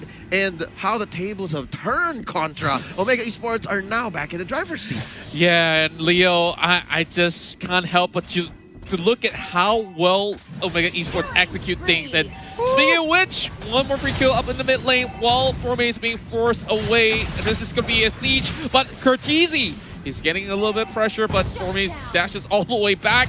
And he will be able to shut down that 1-1, but he will still get stopped by the rest of the members of Omega. Excuse me, that was another Imperial Justice laid down by Yelly Haze. I could have sworn he just used it in mid, and now he used it on to Formaze to lock in the Benedetta. And ladies and gentlemen, they're trading. Yes, Curtizi was taken out, but not without a punish. Not without a punish. Formaze did not walk away. Yeah, I definitely think that as much as Yelly Haze is a sacrificial lamb in certain scenarios, but he has been locking down the correct targets as necessary, and well, we got immortality up, so it means that you can't exactly focus on towards Sylvana. Yep, he is literally the immortal hero now. Yeah, okay. Let's go. 13 minutes in, and again, I think we're slowly walking into no man's land for Todak. It's because these two marksmen are ready to go. Look at this gold chart right here.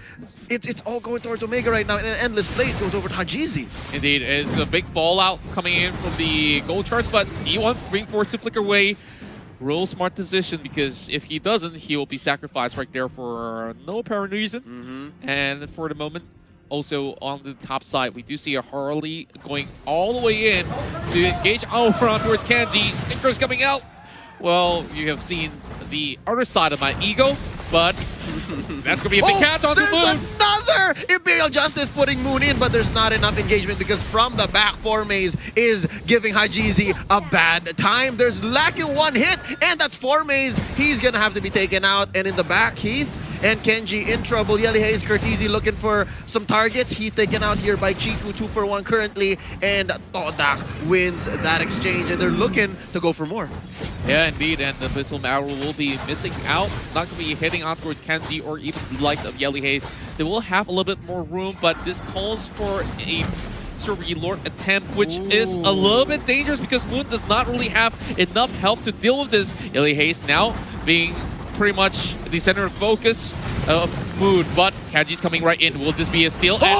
Moon's down! Ladies and gentlemen, in comes Kenji popping the Cottoned Inferno and the Vengeance as well, but Chico still secures the Lord, but at what cost? All of them go down there. Moon, Stu, and Chico for the price of one Lord. Who's getting away? That's E1. Woo, he's safe. Oh, definitely going to be safe and sound for the moment, but is it really worth it? That's the big question here, because all these members drop out like flies in that sort of fight, and they already understood, okay, Moon doesn't really have all too much health. He was just trying to stop Heat from coming in, and eventually will still, you know, drop out, but bought enough time for the side of Chiku to be able to secure this Lord. But at least they do take off some pressure.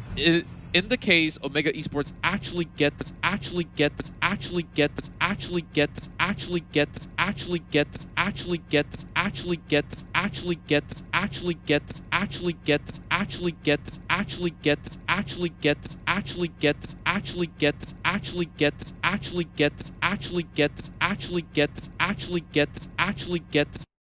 Shogin, he takes out 4 maze all by himself. Man, definitely the rightful name to be calling him a machine, because he just won that fight against a Benedetta of all things. And now it has to be the buff given over towards the side of Omega Esports. No contest whatsoever. They understood about how much pressure it is inside of the jungle at the moment. Oh no, they're starting to go for the choke here. So I think we can say that we're approaching the late game, and the fact that all the items are almost locked in for our core heroes. There's one more missing for Chiku. Let's check out Hajizi. He is building towards, I believe, an immortality. He needs one more. Curtisi, on the other hand, he is all set. He just needs one more, and I think that's also an immortality. Yeah, indeed. And they don't really have to worry too much, because we talk about that mid to late game phase. It does favor Omega Esports. It's very evident in the charts. Like, those team fights actually working hand in hand, especially with Yelly Haze really catching on towards the right targets. Now, out of moon, because Selena kind of scales up if you hit it towards the late game, and you just have to make sure you hit that abyssal arrow on the right targets, and it's getting harder and harder to do so. Yep, it's the utility essentially right now. The utility between Moon catching off of these long stuns, as well as the Imperial Justice by Yelly Haze. I don't know. It's really a die roll, a coin flip at this point. Who can catch their targets easier or even better? So right now, Chiku secures his orange, at least with the help of E1 from the bushes. And I do think this is a great pickup by Yelly Haze. The glowing wand, because a lot of times people get away with just this much health. By the way, I'm making a hand signal, ladies and gentlemen. It's a small hand gesture. All That's right. So with that, the glowing wand, they can secure more kills. I definitely agree with that, and they're waiting for the next big objective. And another 1v1 breaks out as 4 maze will challenge Kenji once again. But Kenji looking to sustain this really well. He's not phased at all, but over on towards the mid-river side, we do see, of course, a lot more big items coming out for Side of Hajizi. They're getting clipped out, and this does not look all too good for Kodak. Speaking of big pickups, this is what? A rotation of epic proportions. 5 members of Omega Esports with lethal intention. You see it in their eyes. Figuratively speaking, you see it in their eyes. They want to go for it, and they split up Todak, because Todak is trying to secure the rest of the map. They're trying to make it as blue as possible, given that they did get the first Lord. Yeah, and I guess that first Lord really bought them a little bit more time, but if you look at the map itself, there's a lot of all these turrets already been taken out by the side of Omega Esports. They freely roam across the map. They have more pressure inside the jungle, which is why Todak is just being forced to go on the defensive. Like, even the Lord is up right now, being empowered or so.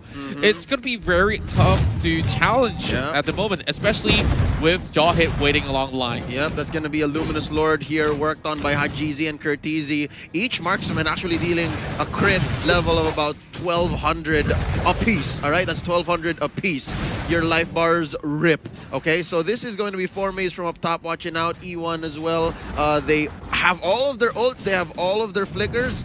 It's just a matter of really using your timing and picking your spots. And of course, Mountain Shocker to check. They see that down bottom, there is Stu, and Chico's a little farther. So I think they want to make sure that they don't lose any turrets. Like, I think that's priority 1, and then second priority is Lord. Yep, that's right. And we could definitely see that Omega is just guarding it so well. Like, it's part of the gallery. Hello, 4 maze.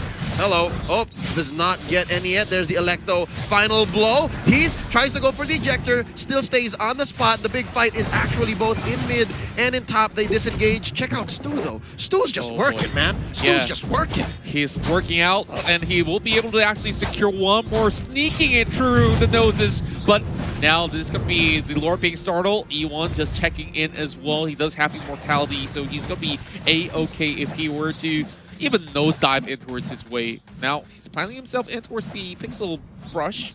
And Yelly Haze, he might just be able to do something towards E1. Oh, just a little bit of tickle. Not gonna be too much. Just say hi, just say hi. And up top, there is a huge wave sent in by Formaze. I wonder if Curtizi has it in him to clear this wave, and the answer is yes. Look at that. If there's a pixel brush, there's a pixel health on that turret up top. Oh, yeah. And, Still in. I guess they could just easily dive in to actually crush it, but no point actually risking your life for that turret, which eventually will fall if they could actually get some minions in. But, oh boy, this might just be a good setup coming from the side of Omega. They're rushing right in to steal the buff, but just look at the discipline coming in from Toda. But the Lord... They bought some time. They were using the buff as a facade, and the purple really isn't worth it because Kenji's still alive. That's the Lord taken in by Hajizi, and the fight has broken up. There's a sticker coming in for the MPL Season 6 champions. That's Formaze picking up the Malefic Roar, and it looks like E1 is looking low. There's a takeout by Hajizi over to the right on to Formaze. Yelly Hayes gets his immortality popped, and it looks like they have waves marching from both mid and top, and it's waiting for Lord to come out, and there he comes down mid. It's gonna be a penetration soon enough. Kenji gets hit by the deadly magics. Oh, he's still alive.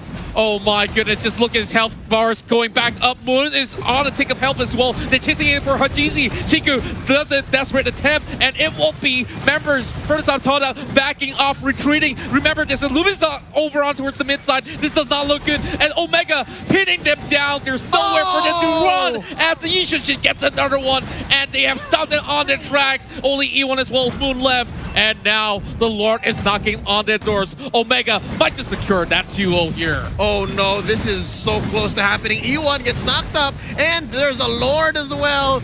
Oh, Contra, just a matter of time. They're wailing on the base. That's one man defending, and it's not enough. Omega Esports secures the 2-0 victory, starting the day strong in Group B. Wow.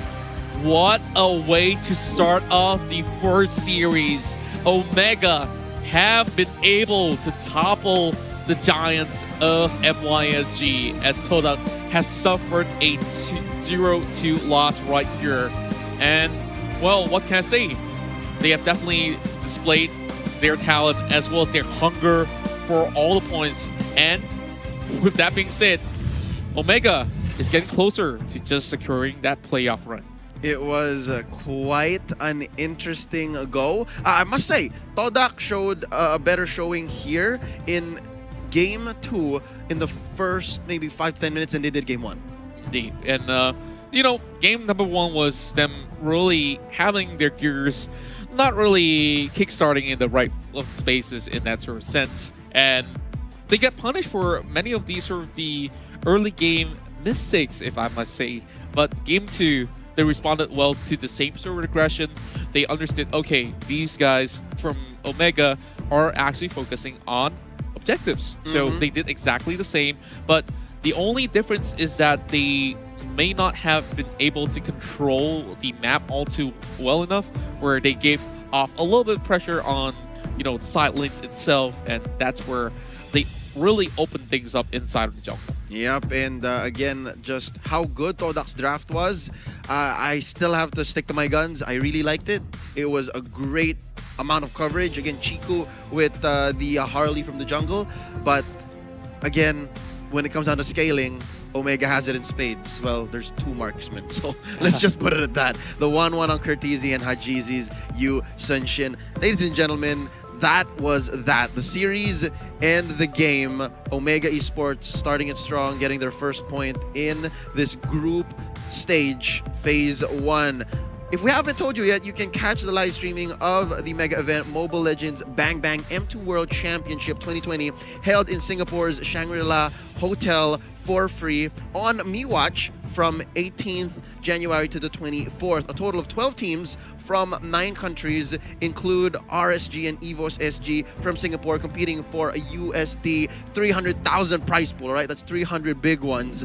If you're from Singapore, I suggest you send your love and support for the SG teams in the group stage. Once more, my name is Leo. This here is Contra. We'll be sending it over to our analyst, Lafel, to break down this series. Hello, thank you very much. And yeah, we just finished watching the series between Toda and Omega. Well, right now I have to summarize how the series went. And the easiest, and I would say the most efficient way to really wrap it all up is that the side lanes and the neutral objectives between the Turtle and the Lord, especially for Omega, where Omega, they make sure that they secure all these neutral objectives in a very, even though it's telegraphed, but it's good. Making sure 3 people going around the buff where everyone knows that Chiku really loves his buffs. He really wants those resources to really ramp up into the game. And then while that is happening, Hajizi and one other person will be securing the Turtle, the Lord, or anything like that. And on the side lanes, Courtesy as well as Kenji, they hold out spectacularly well. Courtesy always going up against 4-base. 4-base is so aggressive. He wants to find something. Even though he's losing, he will go up for it. But right now, let's look at the highlights to see what really went on in the game. And I have to ask for a pause over here, where right now during this team fight, Chiku was just eliminated. But look at his positioning.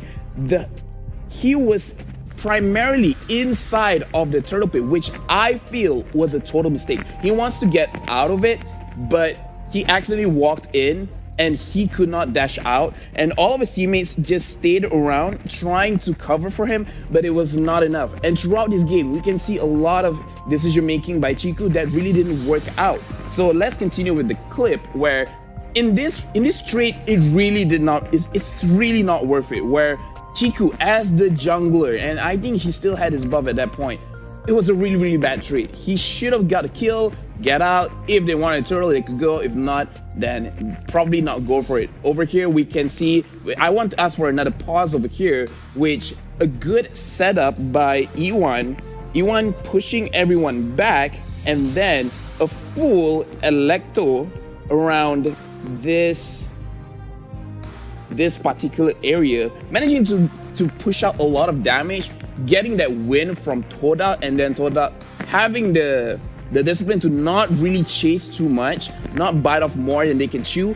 However, after this, you know, we can continue with the clip, but after this win in the pit, they didn't really translate it to anything else along the side of the map, where a few times Chiku tried to burst down Kenji in his own lane, but it really didn't work out. The Tamus was really strong. He was really tanky, as well as throughout the game we can see that Kenji was really smart in using the Tamus. When he goes up in a 1v4, 1v5, he actually skirts a little bit, trying to find more minions or anything like that to spell them off of them, and then go back into the team fight, making sure that he gets the maximum amount of damage of him covering all 4, all 5, or how many members of Toda, given the time for Hajizi to really scale up into the fight. And Courtesy, honestly, once he gets his Demon Hunter Sword, it's almost impossible for Toda to win, especially in a team fight, which in this situation, where in the Lord pit, they sacrifice everything for the Lord, and in my opinion, it was not worth it, because you gave a little bit more towards Omega. Like, yeah, you gave out the Lord, but they could clear out the Lord super easy, barely an inconvenience, and then they can get a little more extra everywhere else. Over here, Toda, we can definitely see the desperation in their eyes. They tried to win. They tried to kill off as many members of Omega as they can, where even though they feel like they will lose out the team fight, but at least if they manage to take out 3, they can still hold out themselves in the final push. But as we can see, 4 mains alone is still not enough. M2, this is the opening series, and yeah, we can see both of these teams playing their hearts out. Right now, let's look at itemization by both of these teams. Look at Kenji, he only has the Bloodless Axe as his damaging item. The rest of the items are tanky items, and he has the Athena shield as well as the Oracle, making it very difficult for Chiku to really burst him out. He only has the Divine Glaive, which of course is good, but in this kind of situation, it's almost better to take out the Feather of Heaven and then put in the Glowing One, because as we can see, Chiku, he tries to be in front and then deal all of that basic attack damage, but it didn't really work out, because the more he stays in front, the more he will be chased out by Yelly Haze or Heath. And as we know, Yelly Haze, yeah, right now he's playing the mid position, but he can play the tank. And the thing is, Sylvana tank is a thing, and Sylvana can be played as a mage. So, you know, he's just like, we'll just use 2 tanks. What's the big deal? We have 2 core heroes. They have 2 marksmen on the team. They just need a lot of bodies in front to make sure that they can dish out as much damage as they can. So right now, let's look at the MVP of the game, of the second game over here, and it will go to Hajizi with the Yi Sun Shin, as Leo calls him as he is. He is the machine, as well as he is very, very disciplined in his own right, only dying once in the entire game, securing 9 kills as well as 5 assists for himself, as well as the game-changing Mountain Sharker, opening the map for the team Omega Esports, as well as dealing a lot of damage everywhere on the map. So Team Toda, they really cannot go forward, or they cannot go really all that aggressive towards engaging some sort of team fight, because they will always be at a health advantage, especially once Hajizi had his Blade of Despair, making it nearly impossible for Team Toda to really have some sort of comeback. Yi Sun Shin strong throughout the game, early game, mid game, late game. Sure, Kurtzy with his 1-1, he really needs the scaling, but once he has it, and he has a lot of body to play around with. So either way, in terms of the draft, again, I like Toda's draft, but their execution a little bit off-putting. Maybe if Chico ganked other lanes a little bit more, he might have had more success. Ganking Kenji doesn't seem like the best idea. But either way, this is just the first series of the day. And if that really sets a tone for M2, we can definitely see a lot of high-level mechanical plays by all the players, as well as interesting drafts, where we can see Toda changed up the draft on the second match, as well as of right now, the bans are all very, very telegraphed. But either way, that is it for me. We have more matches after this, so please don't go anywhere. We will be right back for M2 and all the crazy matches.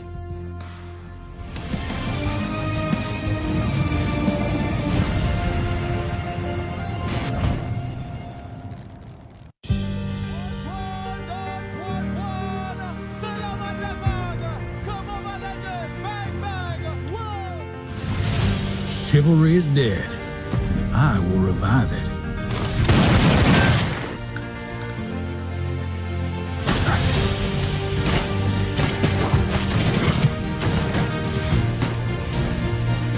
I've got a bullet with your name on it.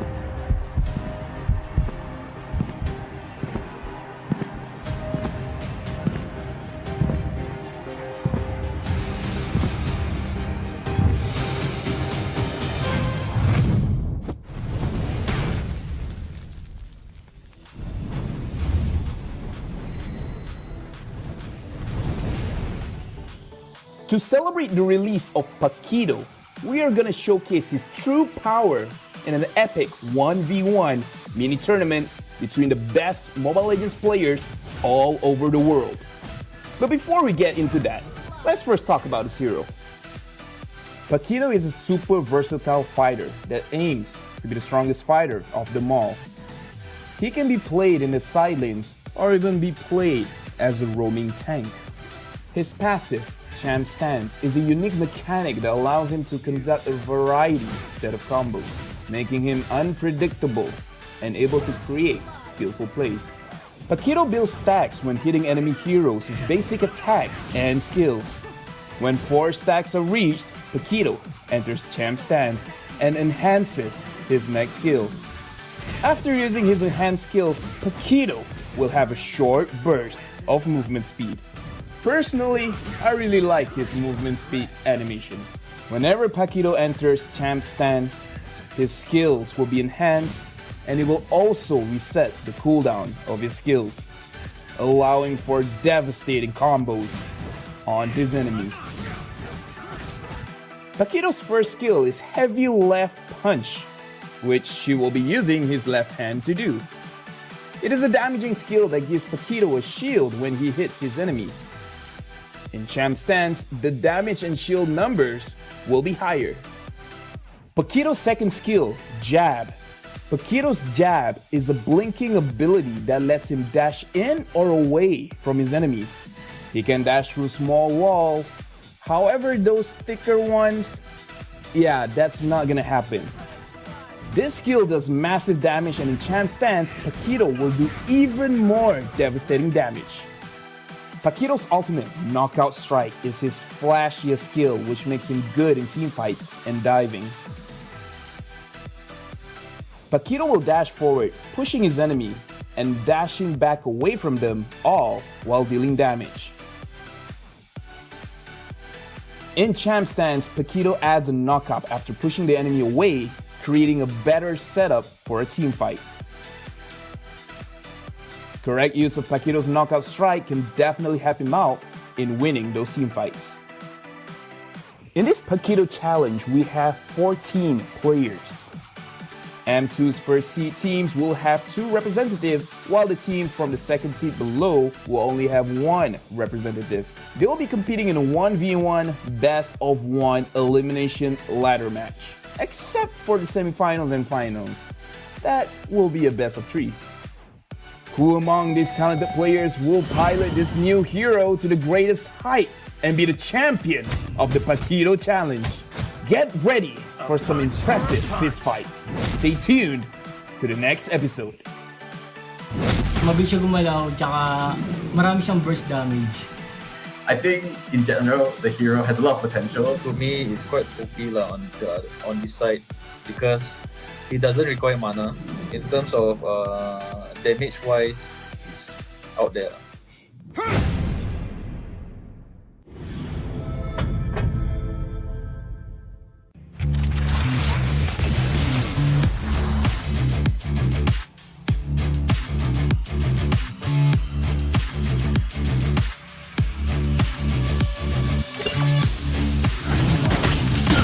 Serve.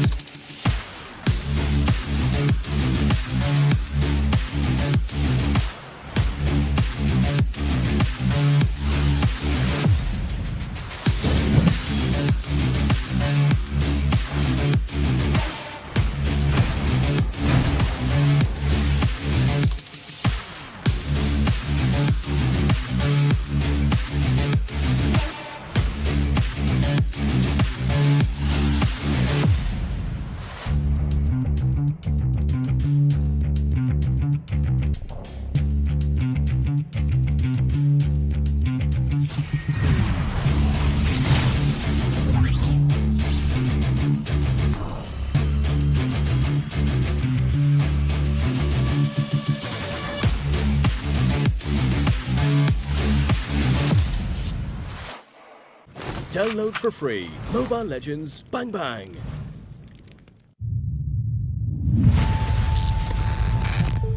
Is today just another day? Where we are uncertain of our present and future. The ministry has concerns about the rising cases. Despite all the chaos, there is always hope. A spark of passion in you and me that would flare up and lead us to the M world.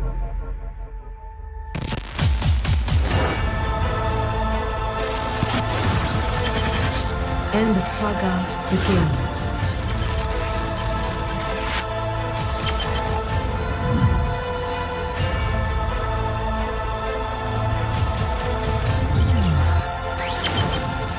Welcome to M World Tune in to M2.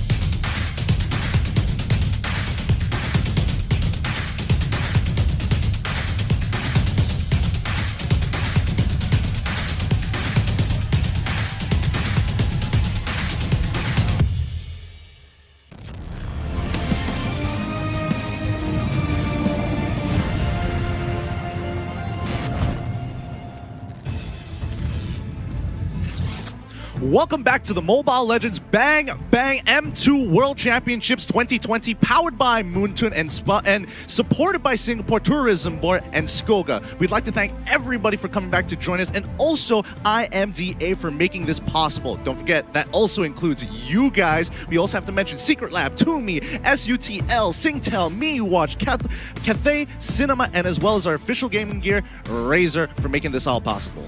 And going from zero to hero is made possible in Singapore. Follow Singapore Tourism Board official Instagram account and account at @Singapore, and don't forget to hashtag Passion Made Possible to share your fondest memories of Singapore. And don't forget, we would not want to forget to thank PvP Esports, our partners in esports, to turn your competitive gaming dreams into a reality where gaming lives. PvP Esports is Southeast Asia's one-stop platform for amateur and professional gamers alike. Now, finally, with that out of the way, oh my goodness, it was a whole entire mouthful. My name is Getting Cute. As well, with here to me today, it is going to be Butters on the desk. And how are you feeling? Because this is M2 and we're already at the second matchup of today. I mean, for the Philippines, it started out great. It's a 2-0 for them, but right now, Group A, well, for Malaysia, you guys still have hope.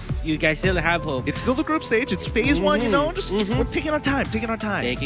And just, you know, let it sink in that we are at the grandest stage of them all in terms of MLBB. All right. Okay. All right. I see where this is. All right, Butters. You got to put me on the spot like that. But we've got to talk about today's games here, because this is going to be Burmese Ghouls going up against Unique Devo. These guys, I mean, we've seen them both in M1 before. They've made their appearances. They've made statements as well. Unique Devo stealing games in M1 off of some really big names as well, and Burmese Ghouls pushing up and pulling and surprising a lot of people actually in their first debut. And this is the Group A, by the way, ladies and gentlemen. Just to make it clear that Group B, the first match was Group B, and now it's going to be Group A. Now, going back to what you were saying, I really think that Burmese Ghouls, they are kind of like the dark horses of this tournament.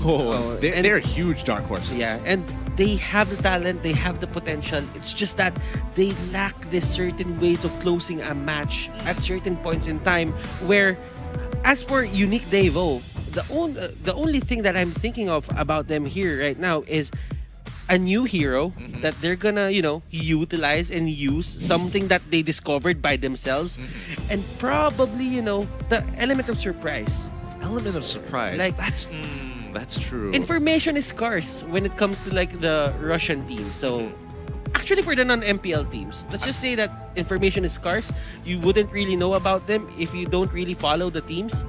But for the MPL teams, the VODs are everywhere. Oh, yeah. So if they use that to their advantage, that is going to be something that they can use to win the games. This is interesting because we've had many discussions previously about, you know, M1, the first time everybody is coming in together and everyone's unsure about what they should be doing. 10-second gaming now turned to 10-second gaming. Frost had some great preparation coming into it and really pushed their way all the way to a pretty high standing against a lot of these MPL teams. But coming into M2, it's about that catch-up game. How much have these outside teams from the MPL regions really caught up to what we are seeing here today? And looking at whatever it is, we are going to head into something right now, ladies and gentlemen, and let's just throw it in. Yes, let's have a look at the current standings here in Group B. I mean, you guys just watched it. Todak going 2-0. Omega Esports going 2-0 against Todak, pushing them down to that third, while Omega taking that top spot with a 100% win rate for now, but that could easily change by the end of today. And as you can see right now, this is the only group that has standings as of the moment, because everyone is at a standstill at a 0-0, but that will change for Group A once this match ends. Yeah, and I'm excited to see how much it's going to fluctuate here, because obviously it's looking for, I mean, the Filipinos cheering back at home, absolutely, no doubt about it. Malaysia just kind of like, you know, licking our wounds a little bit, but don't worry, this could easily turn around. Now, some of the teams here, Impunity KH, also going to be one of the teams that we're going to be looking out for in Group B. But I mean, I mean, you talked about Burmese Schools being that dark horse, and we were doing a little bit of media work before this with the little Paquito challenges. We got to see a little bit of the mechanics from some of these players, and I'm telling you, you were the ones who did the voiceover for that, right? we did the voiceovers, so we actually got to see the players playing it from their perspective, and they're actually kind of nutty. And you need that crazy playstyle. You need that crazy mechanic. I mean, team-wise, it's great, but you know what? You really have to have that talent, that individual mechanic to actually outplay people here. Because right now, you are facing against the best players in the world. So you need to be at the top caliber level if you really just want to face them in lane or probably in a clash. Yeah, I would totally agree here. But we got to remember, this is still the group stage. Nobody is really going to get heavily punished, but you obviously want to be able to reach that top spot and secure yourselves into the next phase. Upper bracket means 2 lives in the playoffs, while lower bracket, if you don't make it the top spot of your group, that only means you have 1 life and 1 loss. Could, make you just drop out of the tournament all in all. Yeah, definitely. A lot of the teams don't want to be put in that position. So it's better to get those points very early on rather than, try to scrap them up later in. Now, looking at, we did talk about Burmese Schools already. Now, let's put it to Unique Devo. Unique Devo right now, I'm looking at their lineup and I tried to check some of their scrims that happened. And I'd say that they really like the aggressive lineups. Like in terms of tank, they like to go for Grok. They like to go for the Hilda. And they almost have the same meta as the Southeast Asian teams that we have here. That is great to hear, because that just means that they are just keeping up with the competitive level. They're keeping up. They understand the meta, and not to mention that the patch actually dropped not too long ago. So it's also about the adaptivity as well. So at least compared to the other MPL teams, they're all just trying to figure out what's the best way to play the game as of right now. And the first person who figures it out is going to basically cheat the system in the group stages. Exactly. But we do have our player lineups. Ladies and gentlemen, it will show in your screens right now.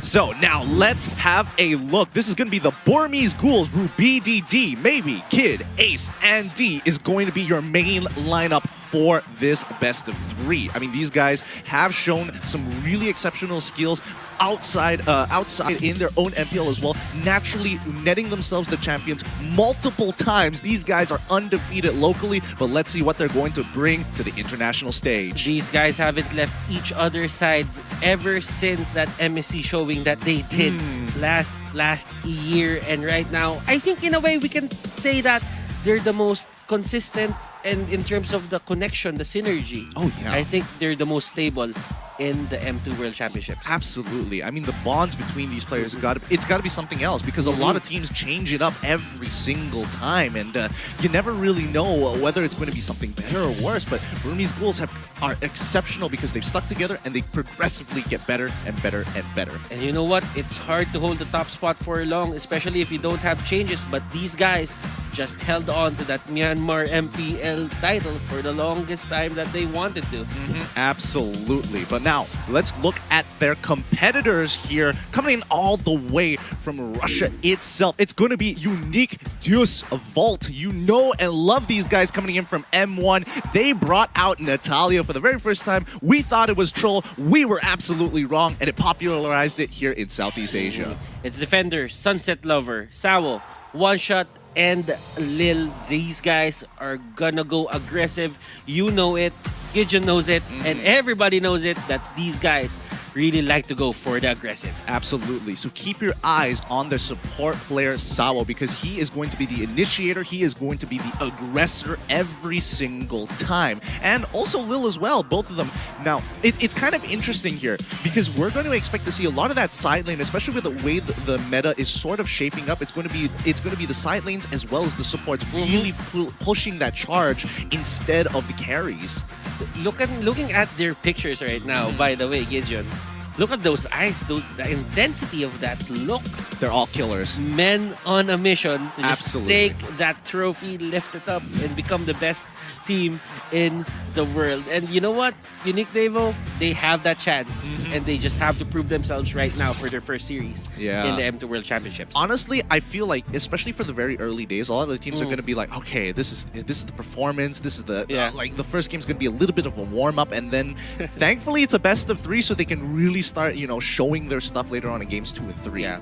At least it's not a best of 1 where in a best of 1 you can just show one strategy, and if you fail, that's it. There is room for error for these teams, and I really like the idea that there is a point system as well, as to not, you know, monopolize whatever it is that's happening in one group. Like if you are, let's just say, if you're the best team there, if you lose one game or you lose one series, you should be thinking about, will I make it to the upper bracket? At least there's that, you know, mystery in what's gonna happen at the end of the day. I totally agree. And I mean, you know, best of 1s can be very hard to tell the power level of certain teams, because some teams can be really good on blue side and some teams are really good on red side, and the draft becomes a big issue. And then we get to know who has a lot of strategies that they came up with coming into the M2. But there are actually teams who are better at the best of 1 as well. So who knows? Who knows? Yeah, a lot is up in the air here, and I think, you know, this is going to be a perfect time in the group stages to kind of gauge where everybody currently is at and what they are lacking and what they are excelling at, so that when we move into that second phase, we're going to have a much better idea of where the standings are going to start looking like. And this is going to be fun. We are going to head into the draft in a bit. But you know what, Gideon?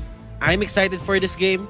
You're excited for this game. And I hope you guys are excited for this game. Burmese Schools versus Unique Devo. This is going to be a best of 3. Everything for the group stages, aside from the tiebreakers. If there are tiebreakers, is going to be a best of 3, because tiebreakers are a best of 1. Absolutely. Honestly, I'm excited to see whether or not this is going to be a 2-0 or whether this is going to be a 2-1, because I feel like Burmese Ghouls have a little bit of an advantage because they're much closer to the MPL. I mean, what am I talking about? They are part of the MPL regions, and they have a lot of resources to kind of play around, and just proximity allowing them to scrim with a lot of the other MPL teams within our region is a huge advantage. Getting that, you know, experience, or, you know, just basking in the light of whatever it is that the other teams are bringing to the table. You kind of get a perspective on what the other teams want to do, and you can actually incorporate it into your own strategy. So it's a give and take. For sure. And I think for that 14 days that we had, or that they had as well, they could have been scrimming against each other. Who knows? I would agree. I would agree that they had to have some kind of preparation within that 2-week quarantine period time.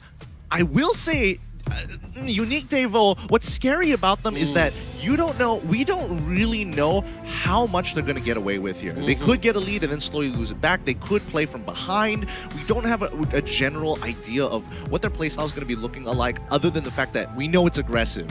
So we're hoping for those picks, the Grox and the Hildas. If it does stray away from that, I'm expecting some of the weirder picks to start showing out. Arguably a Fanny, arguably start going into the weirder picks like Saber at level 4, looking to just go for those pickoffs as soon as possible. Katarina, I mean, there's a lot of options. Yeah, and you know what? I actually watched that Unique Devo really likes Selena, the Kagura a bit. So you know that in these guys, they just want to control the jungle as fast as possible onto the enemy team, just try to go for the invade. And right now, people are saying that invade strategies aren't working that well anymore. But for Unique Devo, they are caught up with the Southeast Asian meta, but they added their own twist. They go for these Grok tanks, Hilda tanks, you know, Selena support, and just try to be very aggressive. I think they would be willing to go Natalia if given the chance as well. Honestly, yes. But, I mean, Southeast Asia, I mean, we saw in the previous draft, Natalia, absolutely 100% pick ban. Selena got through once or twice. Esmeralda, absolutely gone. Like, we shouldn't be expecting to see those. Brody as well, another pretty aggressive marksman if he wants to be, has that range if he needs it, but it's a tough say. And I'm hoping, like in M1, Unique Devo are going to bring out something else. You know, they brought up the Natalia last time. We thought it was troll. Ends up it was amazing.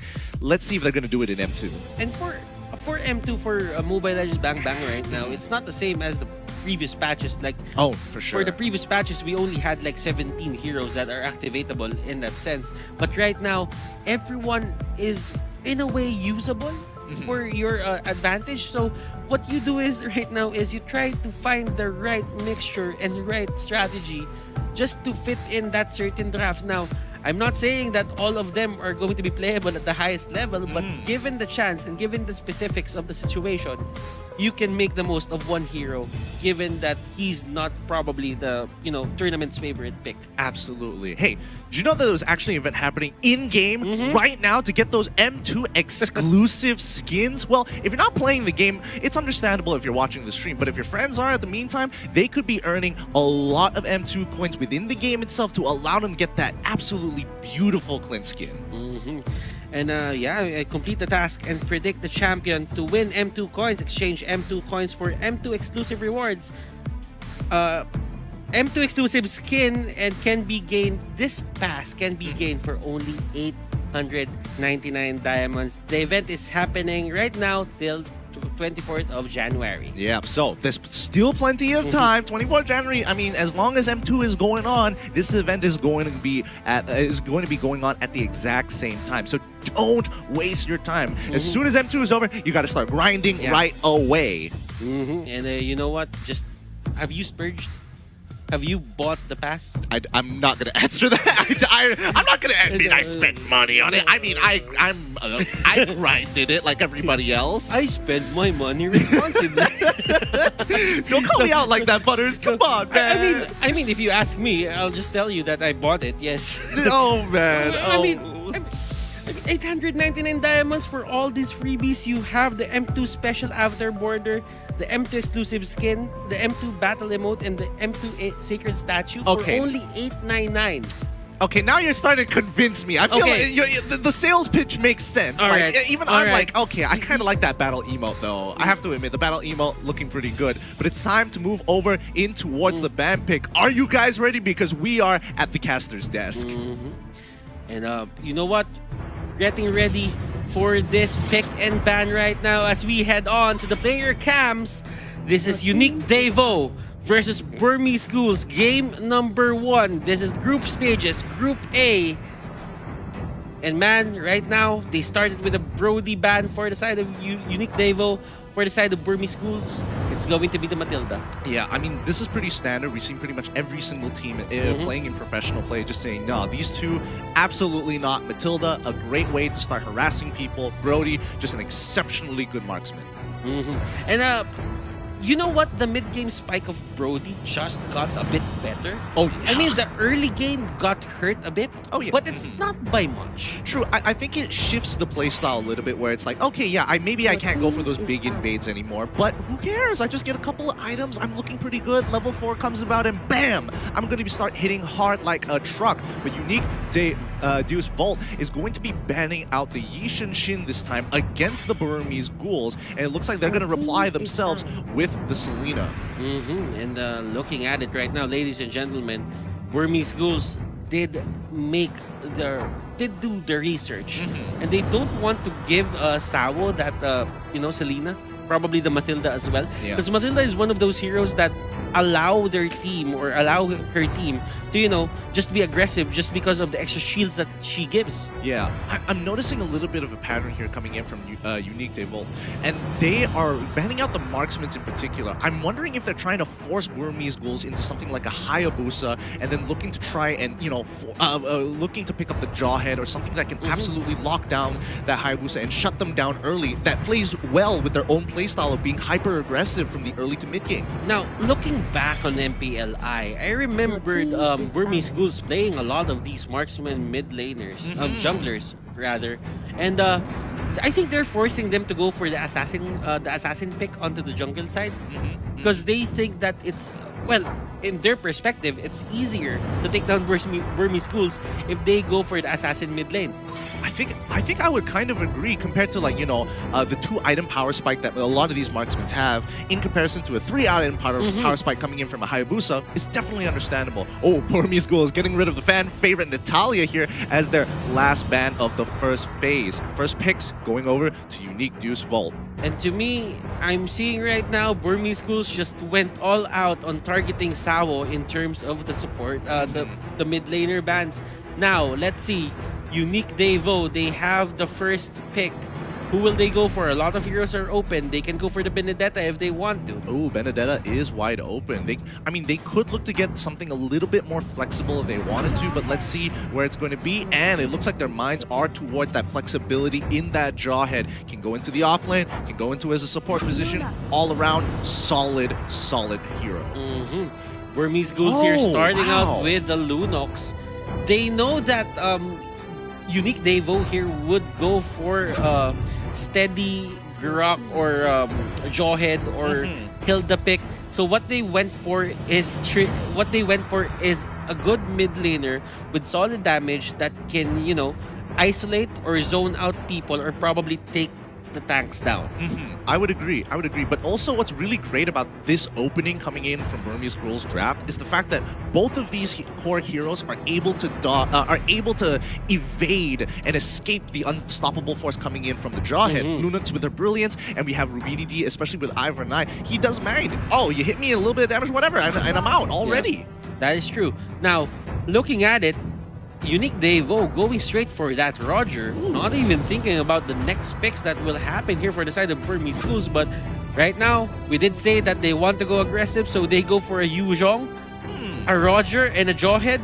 This is all-out war in clashes. I agree. It looks like they want to dive really hard, and you know, showing the Yusong in the first phase does tell me that they want to play a little bit more of a team fight composition overall. But Burmese Ghouls, looking at this, they could get like a lane bully. They still, I mean, it's either they have somebody who can a sponge who can absorb that kind of pressure, or they can just pick up a Khalid who's able to kind of just blow out the lane and just bully that Yuzong into submission until the later stages of the game where Yuzong starts getting more relevant. Yeah, but the thing for me, Unique Devo, they committed a lot on these physical damage heroes that they might be one-dimensional in a way. So they really have to look out for their next two picks, because if they fall into that trap or going for a full physical lineup, that's going to be bad for them, because the itemization here for the side of Burmese Schools is going to be a hell lot easier. Yeah, I would totally agree. And also, it could fall into one of those situations whereby, okay, yeah, you want to go in really hard?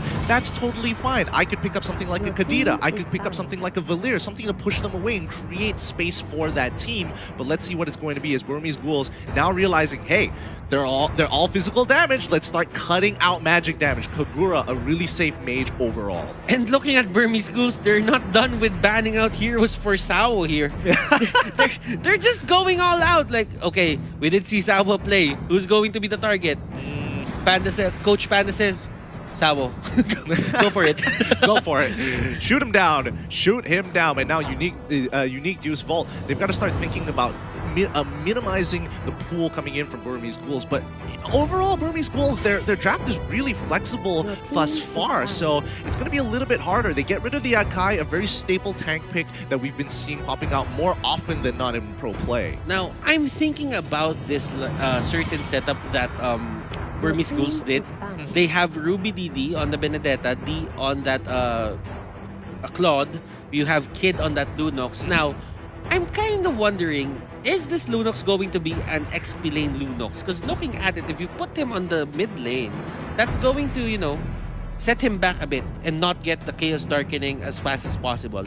But it seems to me that they have a lot of room for improvements here, and I'm really looking at Burmese Ghouls that they have this mid-game spike that they need to account for, so that for Unique Devo here, it's all about the early game. When they hit level 4, they get their ultimates, it's go time. It's go. I think I would argue the same thing for the Burmese Ghouls, especially when you have something like a Lunox as well. And I do agree with you. This could be going into potentially even into the offlane, but I think it's rather flexible for now for Burmese Ghouls. If they want to turn away into getting some stronger offlaners, they could easily do that. And now looking at the finished band list, it's going to be the Kagura, it's going to be the Eudora coming from Burmese Ghouls. Great options there, really smart bans. And Unique Deus Vault is going to be banning out the Sylvana as well as the Akai. Also, very intelligent picks from both sides. They really identified what each team was lacking. I agree. Now, Burmese Ghouls went for a Tigreal. They do have the implosion setup, and I think it's great just because everyone from the side of Unique Devo right now, they're planning to go in. They're planning to dive and just, you know, with a Tigreal there, maybe it's going to be a bit harder just because of the implosion mechanic that's gonna pop out anytime with the flash, with the flicker rather. Now, thinking about it, Sao and Defender here, they still have to get that. Proper mixture of a side lane, a gold lane here, and a support. Yeah, and a mid laner rather. I would think that Farsa is still a pretty decent option here. Oh, it looks like they're going for the Wanwan instead. All right, so it looks like Wanwan is probably going into the side lane, and they're making sure that their level 4s are absolutely deadly. Like, tell me this doesn't remind you of the previous MSCs here, where we basically saw Cho, Kaja, and Jahe being interchangeable every single time. Kaja not exactly all the time, but you know, those were the two main staples. Now, Sao here, this is just a testament that Unique Devo, they're very much aware of what's happening in the Southeast Asian meta. Absolutely. And right now, with Sao there, with the Divine Judgment, with the Ring of Order, it's going to be an easy time for them to clear out the waves. Now, how do you utilize this pick-off lineup coming out from Unique Devo? Looking at it, you have the Ejector, you have the Divine Judgment. So you have a lot of ways to initiate a fight. Now, looking at it, I think for them it's going to be D who's going to, you know, be the main target here for that Divine Judgment. Just looking at the Claude, just having that flicker.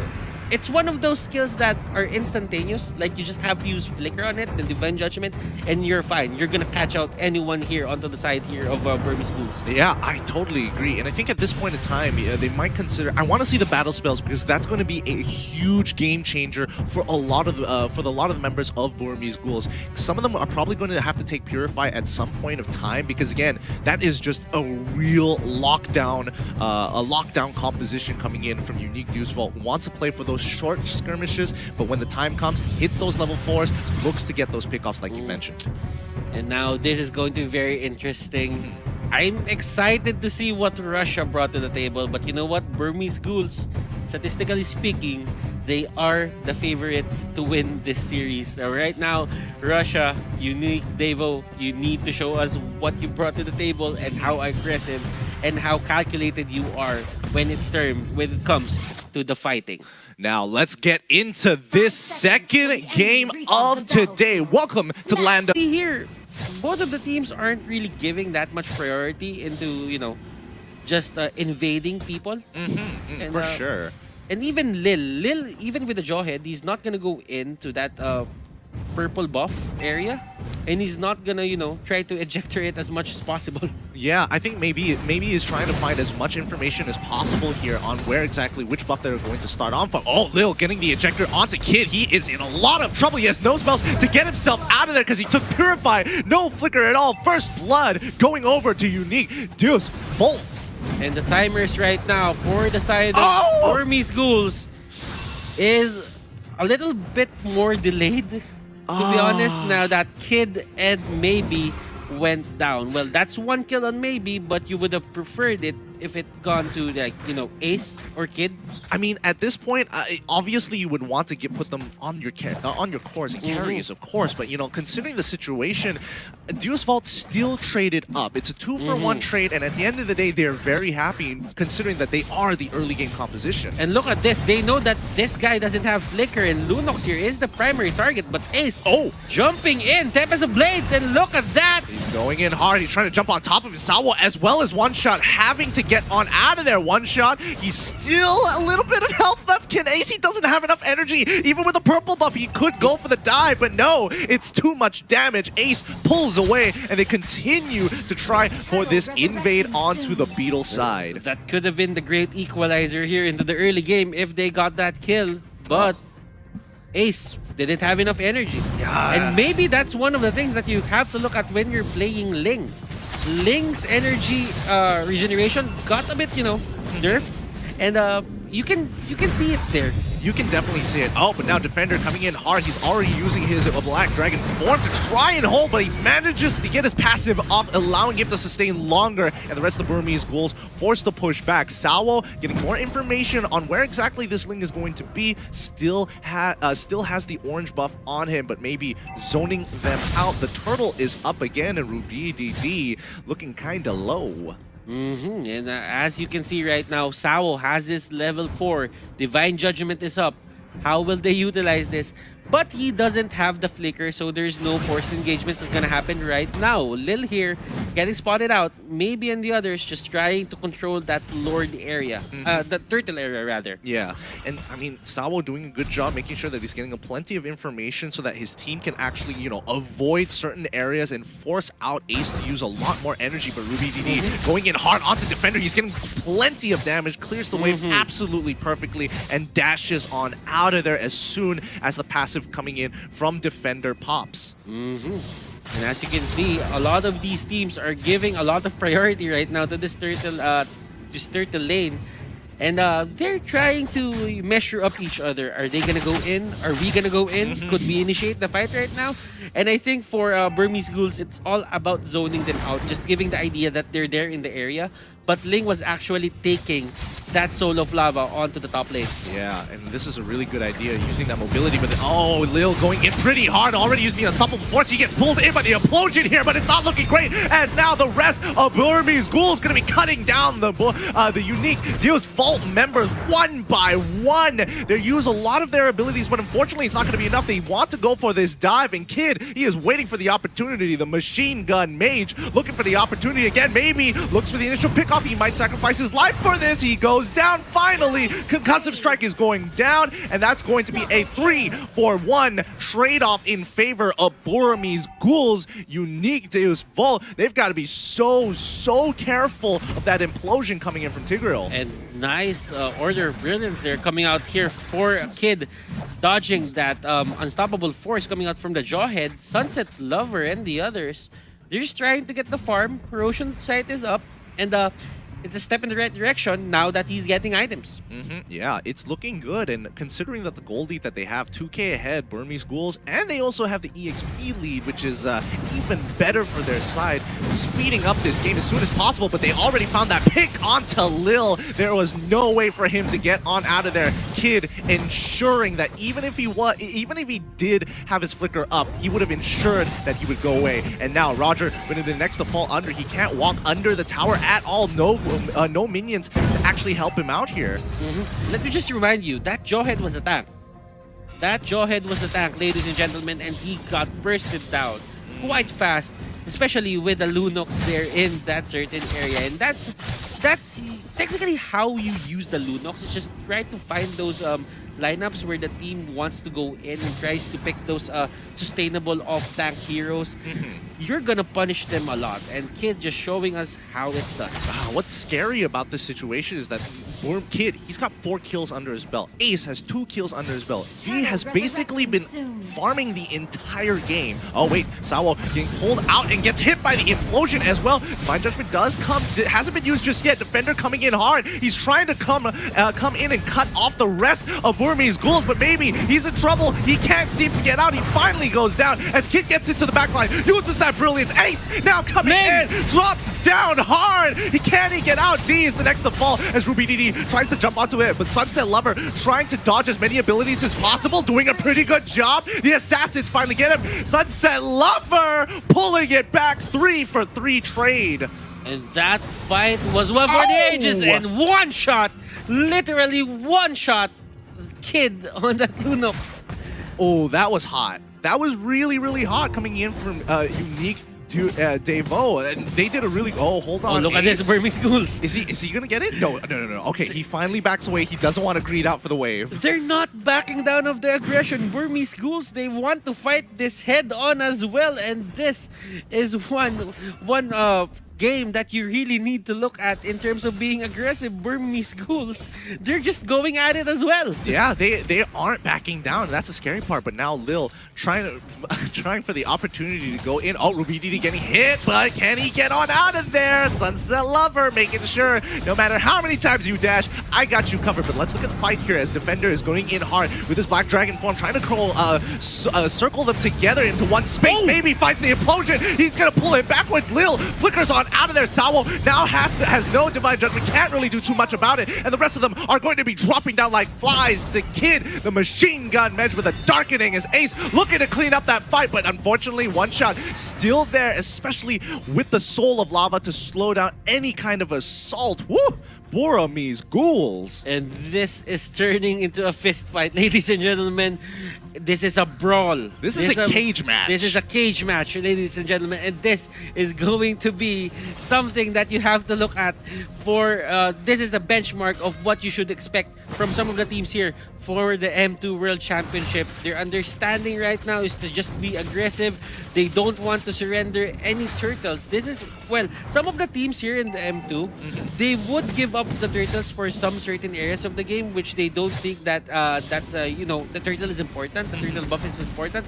But right now, both of these teams really want the turtle buff. Oh, Lil! He tries to go for the unstoppable force. He knew he was going to die. He thought he could get that last bit of damage in to maybe pull something off, but it's not going to work. Rubididi baiting out a fight onto one shot, but unfortunately, Ace comes rushing on over, getting a free kill up inside the top side of the map, and they break that top tier 1 as well. Sunset Lover right now trying to find the farm for a bit, but for D here and Ace, it's going to be that second turret, second turret onto the top lane. That's going to their side. Now, Ace and the others just using that mobility to try to clear the waves. And you know what? D here and Ace, they're having a bit of a split in the jungle. Yeah, I mean, now they're trying to invade to go for their soul, their enemy soul for a lot of lava. And Unique.Devault, they are not having it. They do not want them to steal this away. Defender already in his transformed version. They could look for the engage, but this could be a tough situation to get back from. Now, Lord is up. The dragon, the Black Dragon form for Defender is down. Will Burmese Ghouls take this opportunity to take the Lord? Probably not, as they go and steal that purple buff onto the side of Unique.Devault. Yeah, I'm interested to see what the items are going to be looking like in a little bit here, but it looks like, on the top side again, Ace getting some good damage onto One Shot. One Shot has been really heavily targeted this entire game. And let's try to see the items right now, ladies and gentlemen, and so that we have an understanding what's going to come out for these players. I know that Sunset Lover, it's a very, let's say, item-dependent hero that won one. Now he has the Corrosion Sight. He has the Demon Hunter Sword.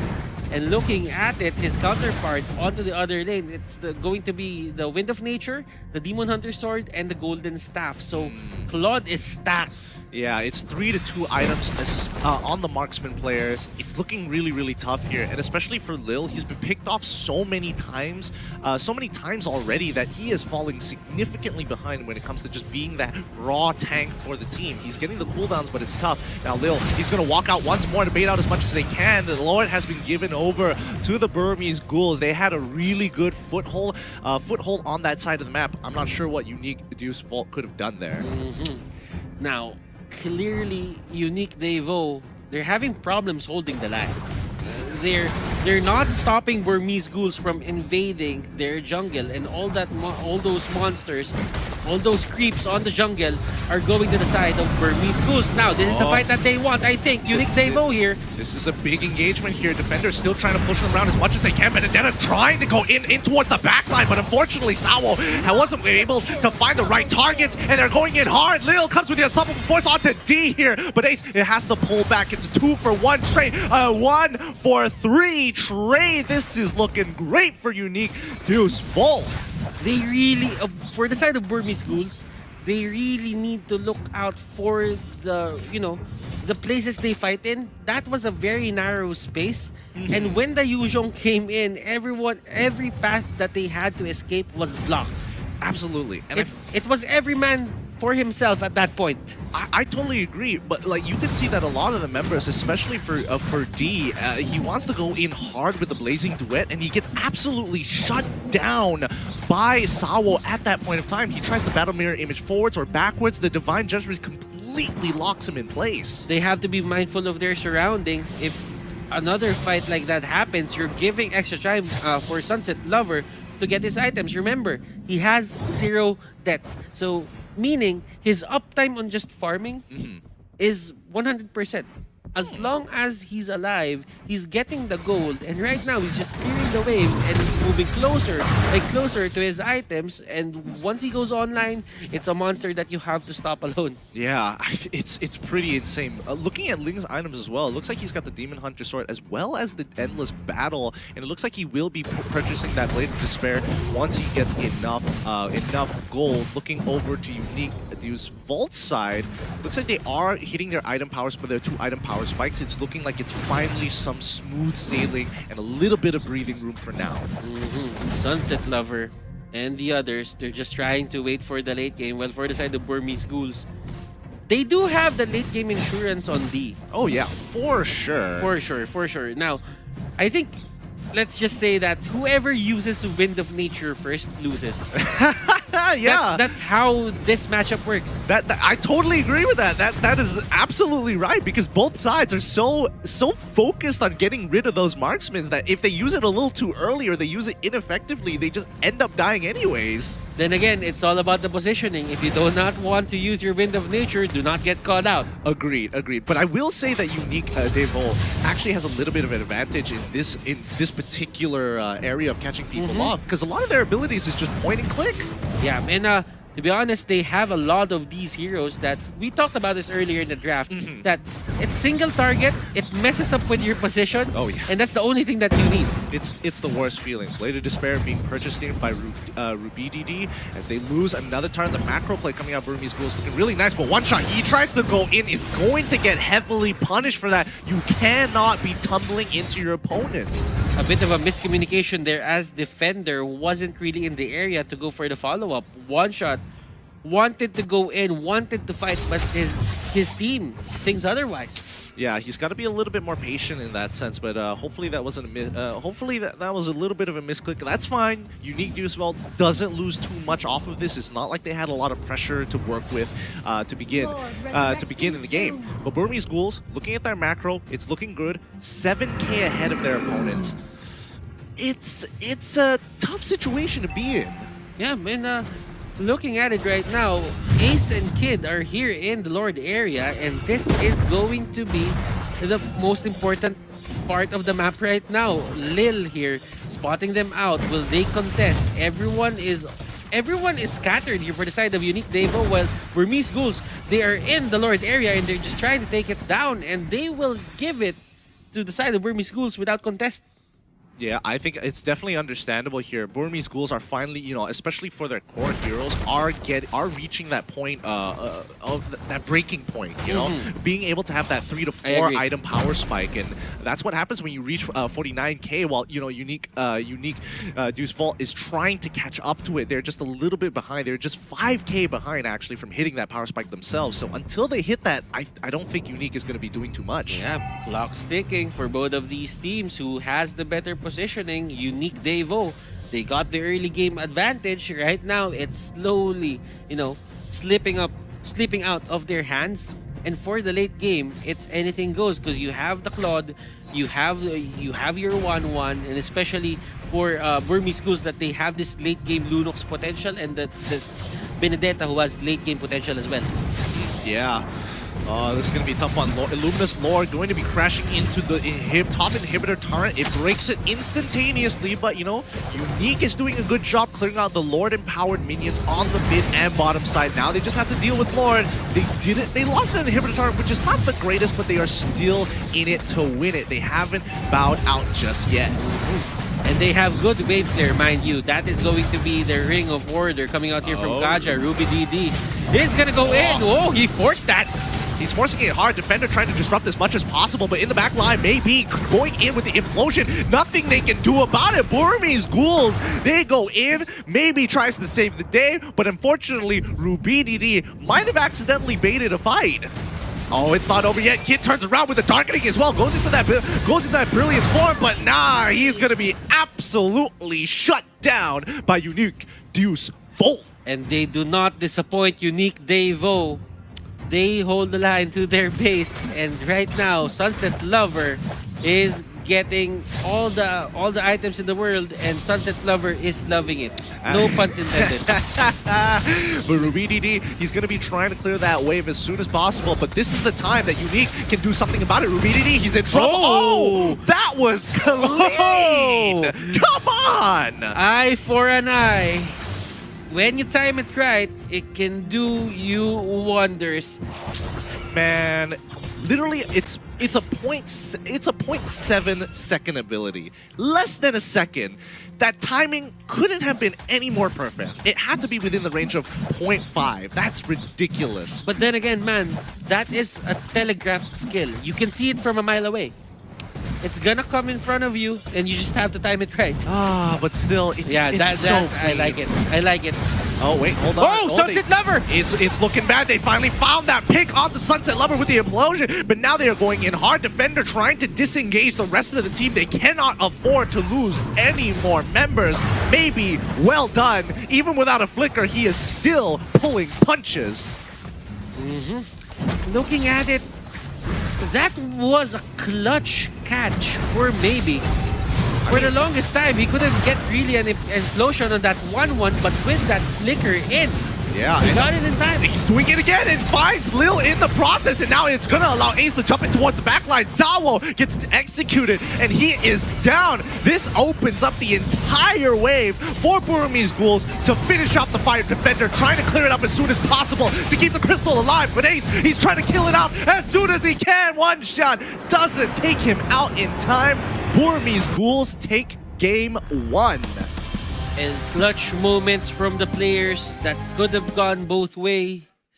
And to be honest, Gideon, these are the games that, you know, one mistake and you're gonna lose. At that point on, they had all the items, and it was just trying to find that small error from that enemy team where you can that you can exploit and use to your advantage. And they saw Sunset Lover there, staying in front of everyone. Implosion comes in, and they heavily get punished. It's just one of those situations where it's like you disrespect your opponent enough, they will fight back. And I think maybe did a great job there. He had no flicker, no real option to force the play. But you know, when they jump into you, you gotta make sure you punish them for that spacing. Remember, guys, you really need to, you know, respect your opponents right now. If you don't, if you underestimate them at any time of the game, you are gonna get bit back. And I like that point, Gideon. Looking at it, the game was a bit, you know, let's say that it was 50-50. Well, I think it was 70-30 at the early game. If only Unique Devo got hold of that lead more. I would agree with that. I would agree with that, but this was a complete fist fight. Like, this was hell in a cell. They were just, every single time a turtle would pop up, it's just fist for fist, just brawling day in and day out. And you don't usually see that anymore because the teams right now know their priorities. If they want the turtle, they would go for the turtle. If they don't need the turtle, they won't go for it. They would go for the turrets, but there were no priority in the turrets right now because everyone just wanted the turtle. Everyone wanted to just go at it. And no one was backing down at that moment on. I totally agree. And what I absolutely love about Unique Devo is the fact that the disrespect that they showed to Burmese Ghouls. Okay, we lost the first fight. A lot of MPL teams, okay, we're a little bit behind. Let's catch up a little bit, hit our next item, Power Spike. They will strategically take it. Unique, they don't. They see it, okay, we're about 50-50, let's take the fight. They are willing to go the extra mile. And you know what? That was only game number 1. First game. The first game of this series. It's already that hot. And you know what? Burmese Ghouls at match point, but with the performance of Unique Devo, it wouldn't really be, you know, surprising if they take this to a 1-1. I would totally agree. I would totally agree if they brought it to a 1-1. It would have been absolutely fine. But hey, this is only the first matchup, so we still have plenty more games to go. With that being said, with the first match closing out, we would also like to thank Tumi for being the partner and sponsor of M2, as the journey to become the M2 champion has been perfected with the latest Tumi luggage and backpack. You can bring your gear anywhere with you safely without worry. Now, be sure to check out tumi.com/esports. Let me say that again, tumi.com/esports to perfect your own journey and enjoy the M2 competition. To keep our players safe and protected, M2 has partnered with SUTL to ensure the event venue has been coated with ST Pro, an antimicrobial self-disinfecting coating that eliminates bacteria and viruses 24/7 for 180 days. To find out more about what SUTL EnvironTech offers, visit sdst.com. Now, fans at home, I know you guys are thinking like, come on, give us that next game. I'm itching for more. I need more Burmese ghouls and unique Devo. But don't you worry, because throughout the tournament, we'll be announcing various giveaways from Razer, M2's official gaming gear partner. So keep your eyes and ears peeled out for this, and you might be walking away with some sweet prizes. And with that being said, Gideon, I think it's time to pass it to our analyst. Wolf, what do you have for us right now?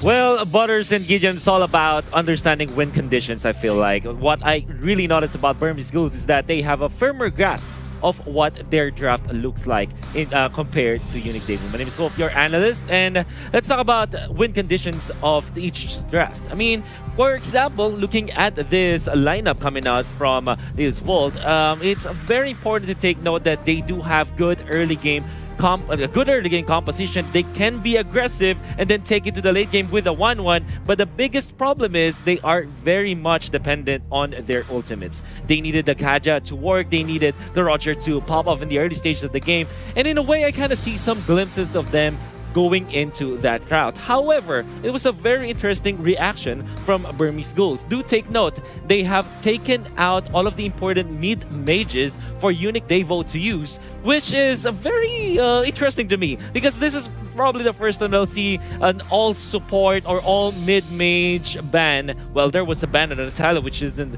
a mage technically speaking, but they did take it away. Now, here's the thing. What they did was they put a Duck Claude, and I thought it was gonna be a jungling Claude, but then they throw in a curveball, getting the Ling instead. Now this lineup is, I would say, not the easiest one to really utilize or really make work, but what they did was very interesting to me. So now they only had the Lunox, and if you think about it, they don't have enough wave clear from a mage that you're looking for, like from a Farcell, for example, or from a Chango, to put them into the late game situation. That is definitely difficult for their part. I would say Ling and Claude, they are so farm dependent that they need someone to take over in the early stages for them to make it to the late game, especially when they're going up against an early game lineup. So now, if we look at the item buildup of these teams, this now makes sense because they used the Benedetta to get the early breastplate as well as the Dominance Ice. This is their tank. This is not their tanky hero, but it is their way to soak the damage in the early stages so that they have early game team fight. Not only that, they also won their lanes so massively. I think this is the most important factor on how Burmese Ghouls were able to make it to the late game, because technically speaking, they don't have the best early game lineup against Unique Devo, but what they did was they won their lanes. So Ruby DD as well as D on this Benedetta and Claude respectively, they won their lane matchups. Because they were farming so much in the early stages, what only Ace had to do was to be conservative on when he goes into the fights. Because Ace's timing on going into the team fights was so perfect, it didn't matter that they didn't have the best early game potential. This brings me to the breaks of the game on how Burmese Ghouls were able to win. And this is all about them timing their team fights so perfectly. So they were waiting and baiting for their opponents to utilize their ultimate. So they're waiting for the Yuzong to pop the Dragon Form, as well as the Kaja to pop the Divine Judgment. And then that was their opening. That was the green light for Ace to be in the fights. Do take note, in 4 minutes of the match, our MVP, Ace with the Ling, he utilized his timing on this Ling with the ultimate to take back the aggression, to stop the aggression of Unique Devo. And by then, it was already so hard, so difficult for Unique Devo to recover. Why is that?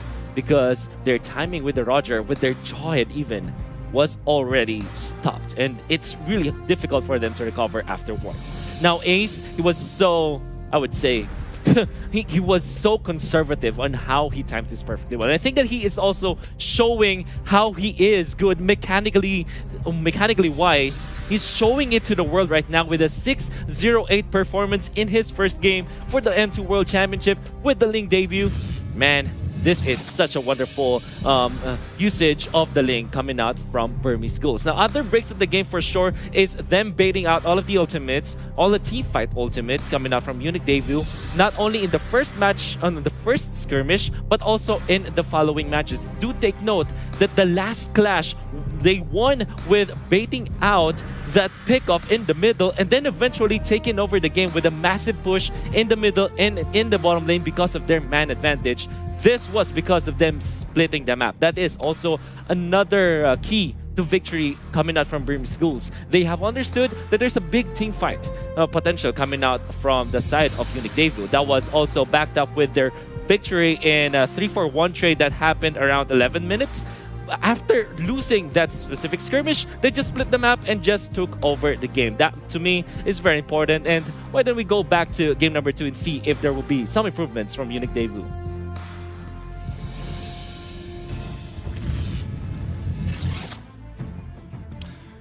Well, that's that was pretty good. I mean, overall, thank you, Wolf, for actually giving us the entire explanation there. And I think that gives it shines a little bit more light on exactly what was happening at certain parts of the game. Because again, you don't usually see a Ling like joining these fights more often than not, especially when they just hit that level 4. And you know what? I really like his point right there.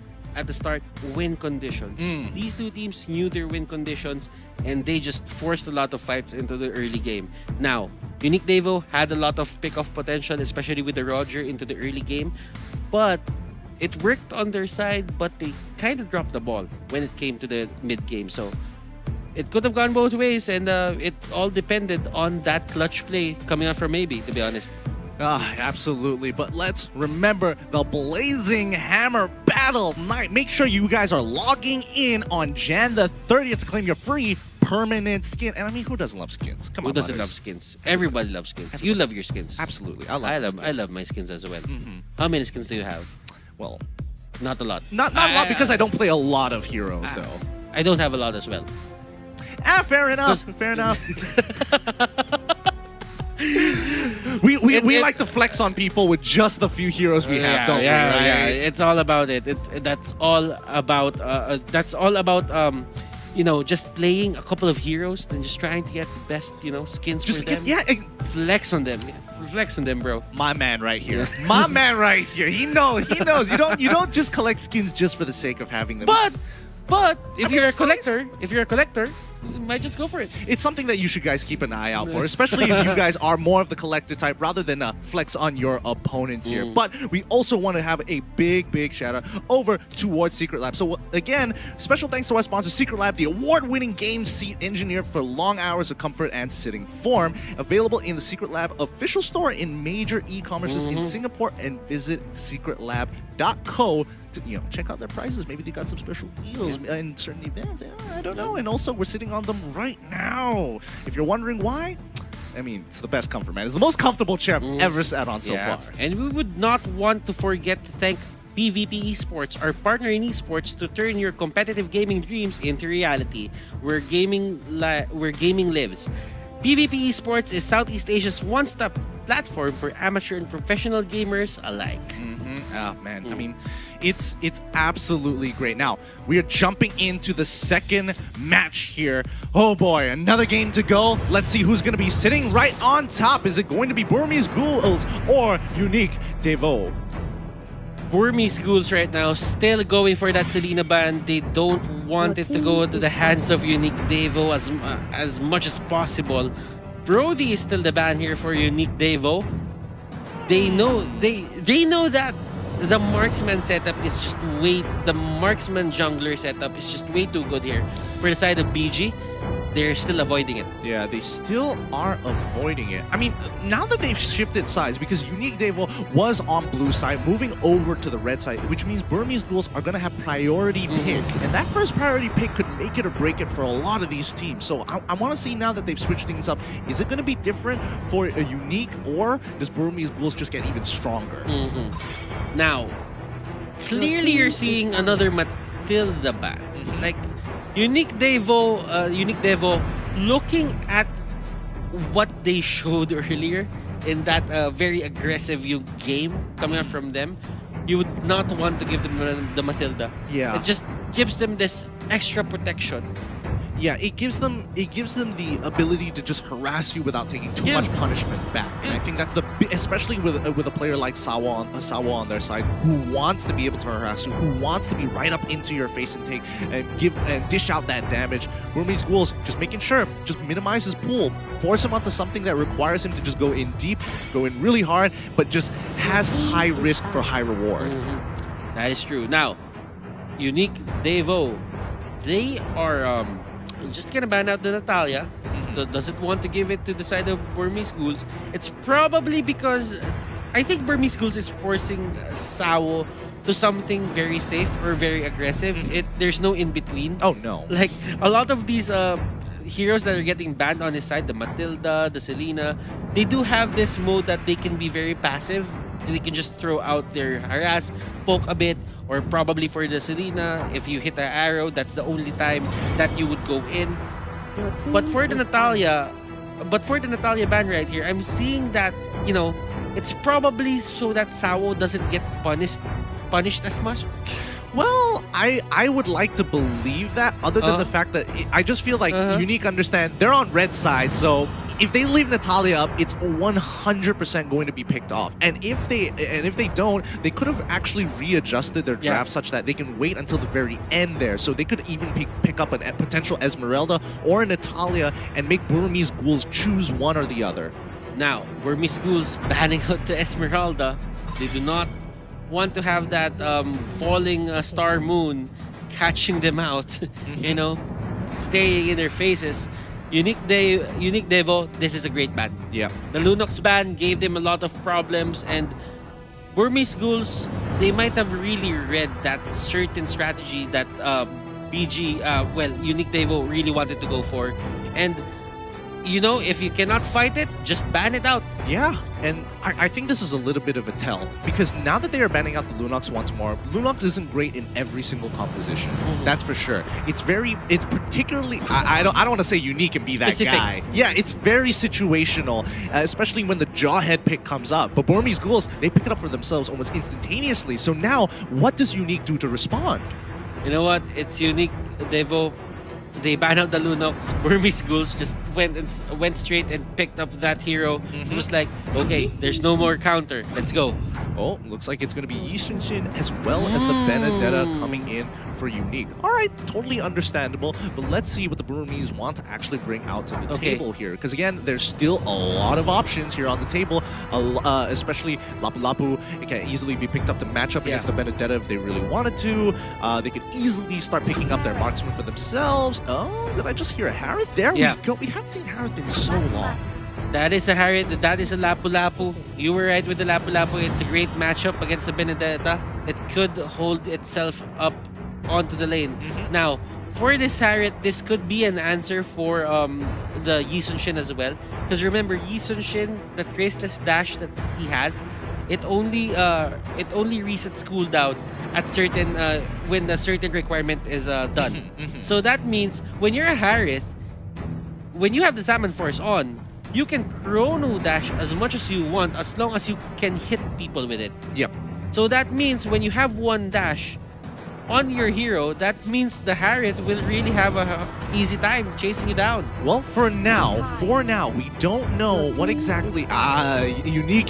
Smart picks. Smart. Really, really smart picks. So they want to have that disruption, and this was one of the few picks that I was thinking of. Either it was going to be, you know, leaning towards the Tigreal or a Tigreal, Cho, or even an Akai. All of them having some hard CC. So, you pop the Diamond Force, you try to go in a little too hard, boom, you get Way of the Dragon. Boom, you get hit by the Hurricane Dance. So many more options. You know what?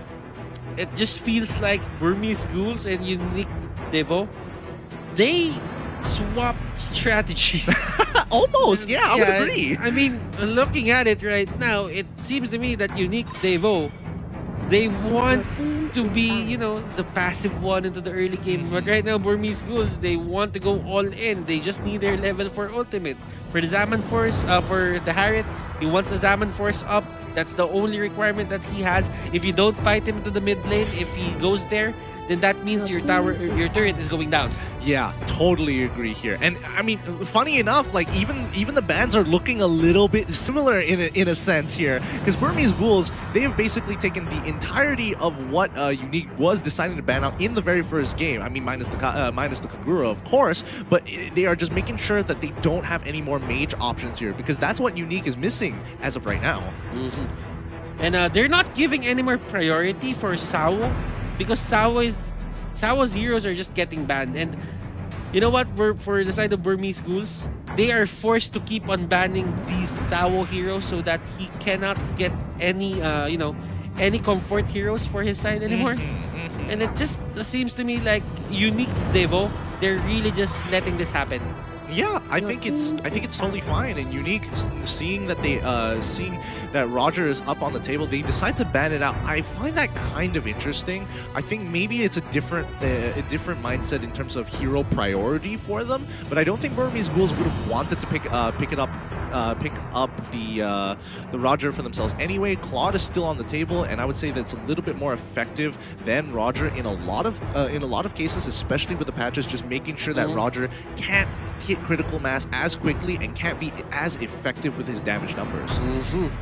But you know what? Just reading by the draft here for the side of Burmese Ghouls, I think they're thinking that the Roger might dive them.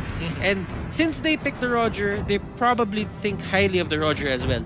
Yeah, I totally agree. Burmese Ghouls banning out the Kaja here, showing a little bit of respect to Unique. It's like, okay, we got caught a couple of times with that Divine Justice. Might as well get rid of it right here, right now. Just, you know, it's hard because you have the Yi Sun-shin, you have the Benedetta. When someone gets hit by that Divine Judgment, I'm pretty sure that that guy is going down. Oh, yeah. But he is just gone. Yeah. So, who's gonna get the pick? Is it Sunset Lover for his side lane hero? Or will it be Sao for his middle lane? I think they might lock in. They could lock in the Chang'e. They could lock in the Yuzong. Both either or here. Yeah. I think Farsa is good. Chang'e with Farsa. Oh, that's true. Oh, yeah, and you were absolutely right. Farsa being the lock-in coming in for Unique. If you want to really have a full-fledged poke composition, you have to have this way of keeping people at bay. Now, you have the Akai.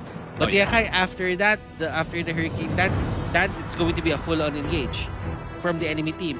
What you do is you use the Farsa and try to punish them if they ever just want to dive in mindlessly towards you guys.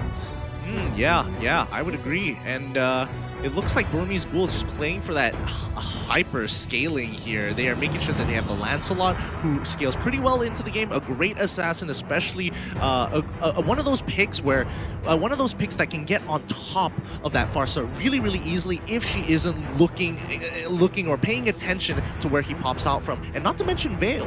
Yeah, but right now, you know what? For Unique Devo, they really need this anchor on their side, and their anchor is going to be the Cho.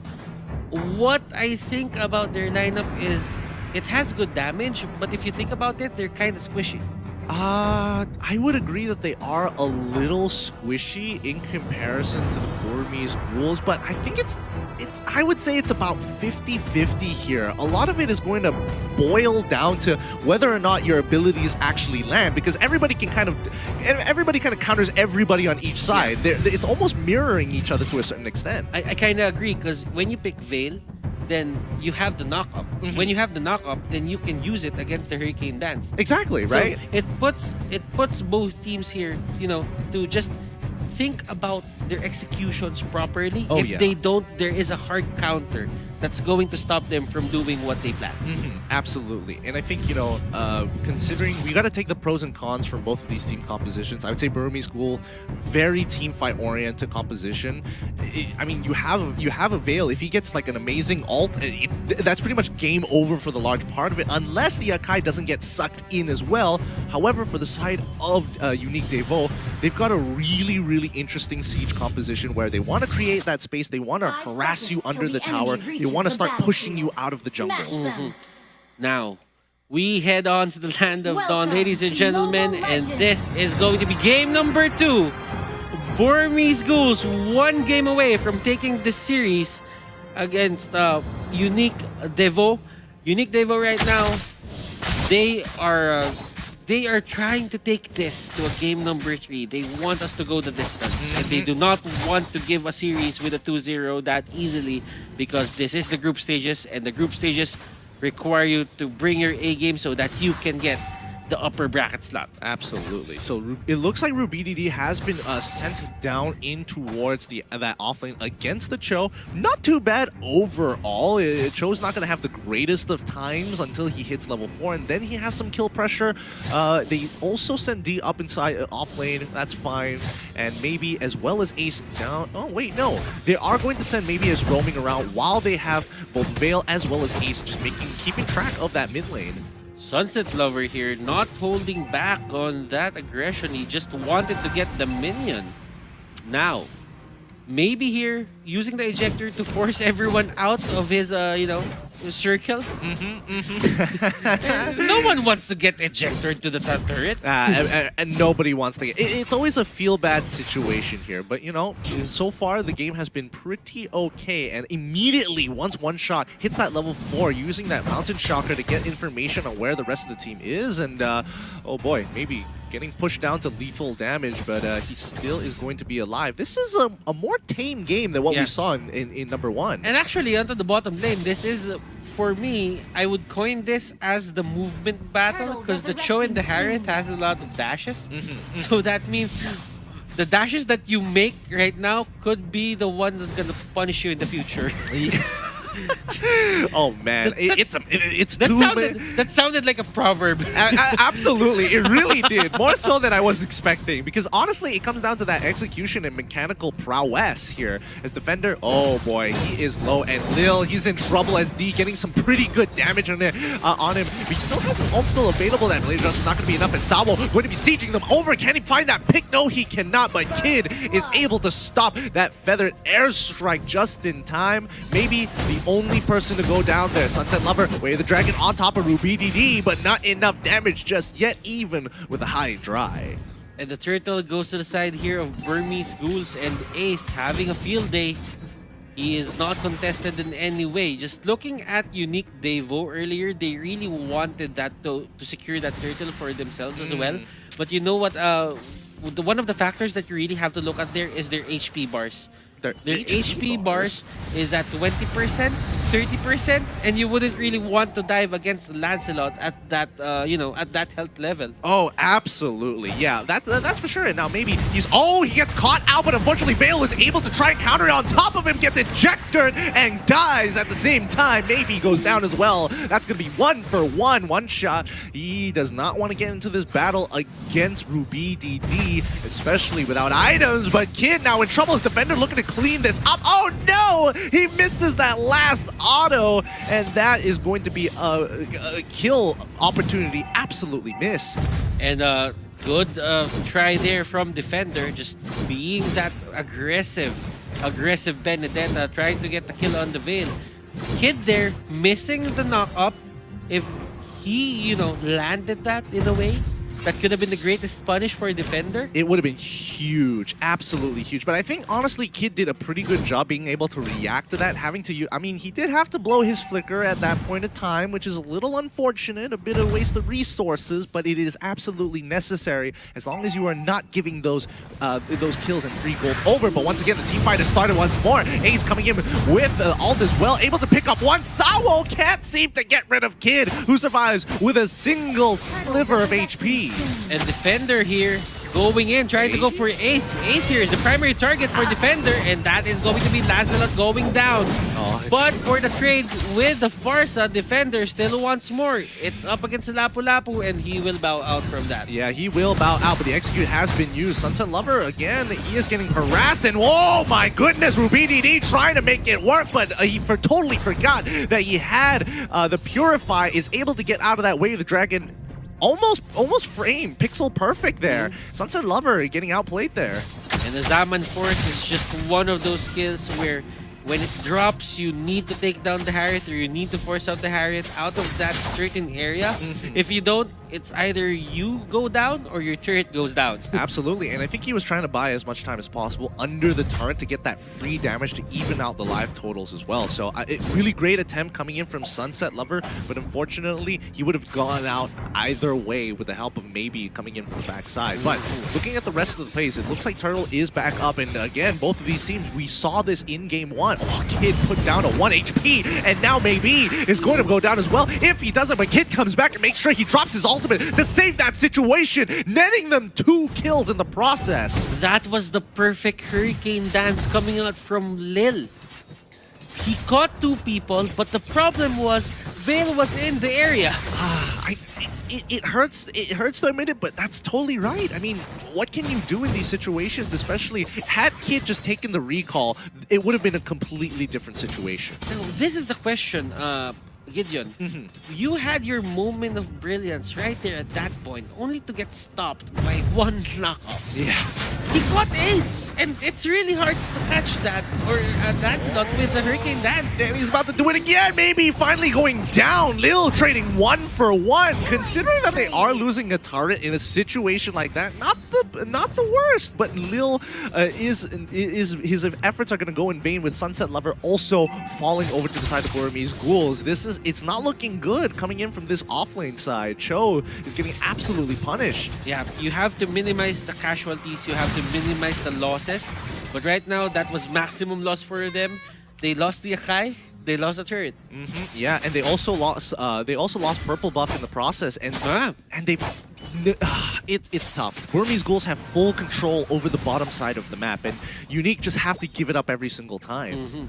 And right now for Burmese Ghouls, I'm seeing them, just take control over this top lane for sure, because the turtle is there, it's gonna spawn there, and at the same time, there is still a tier 1 turret on that side.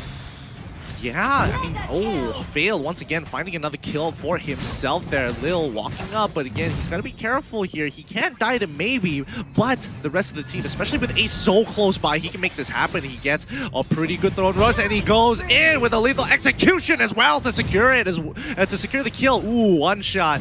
Doesn't go down. Mountain Shocker is going to be popped as D has been fighting Sunset Lover on the side this whole time. Rest of Burmese Ghouls rotating up to maybe catch Defender, but he is able to get out with the recall.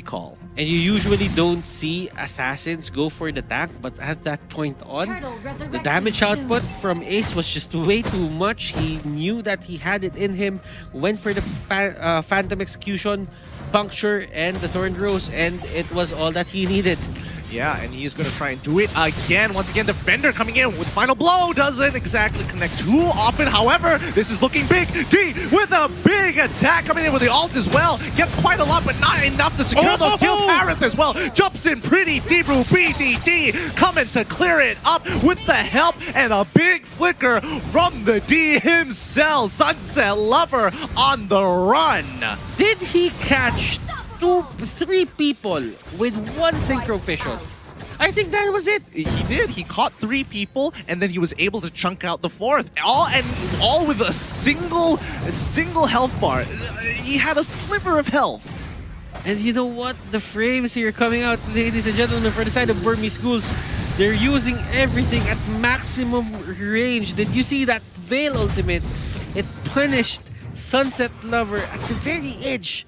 It took him up, and the ultimate was dropped, and he got popped very bad there. And that, let's look at the instant replay. Yeah, so this is right after the fight. I mean, it just caught him right at the edge. Yes. Benedetta, man, I'm pretty sure she already her eye for an eye was on cooldown, so there's no real counterplay to that.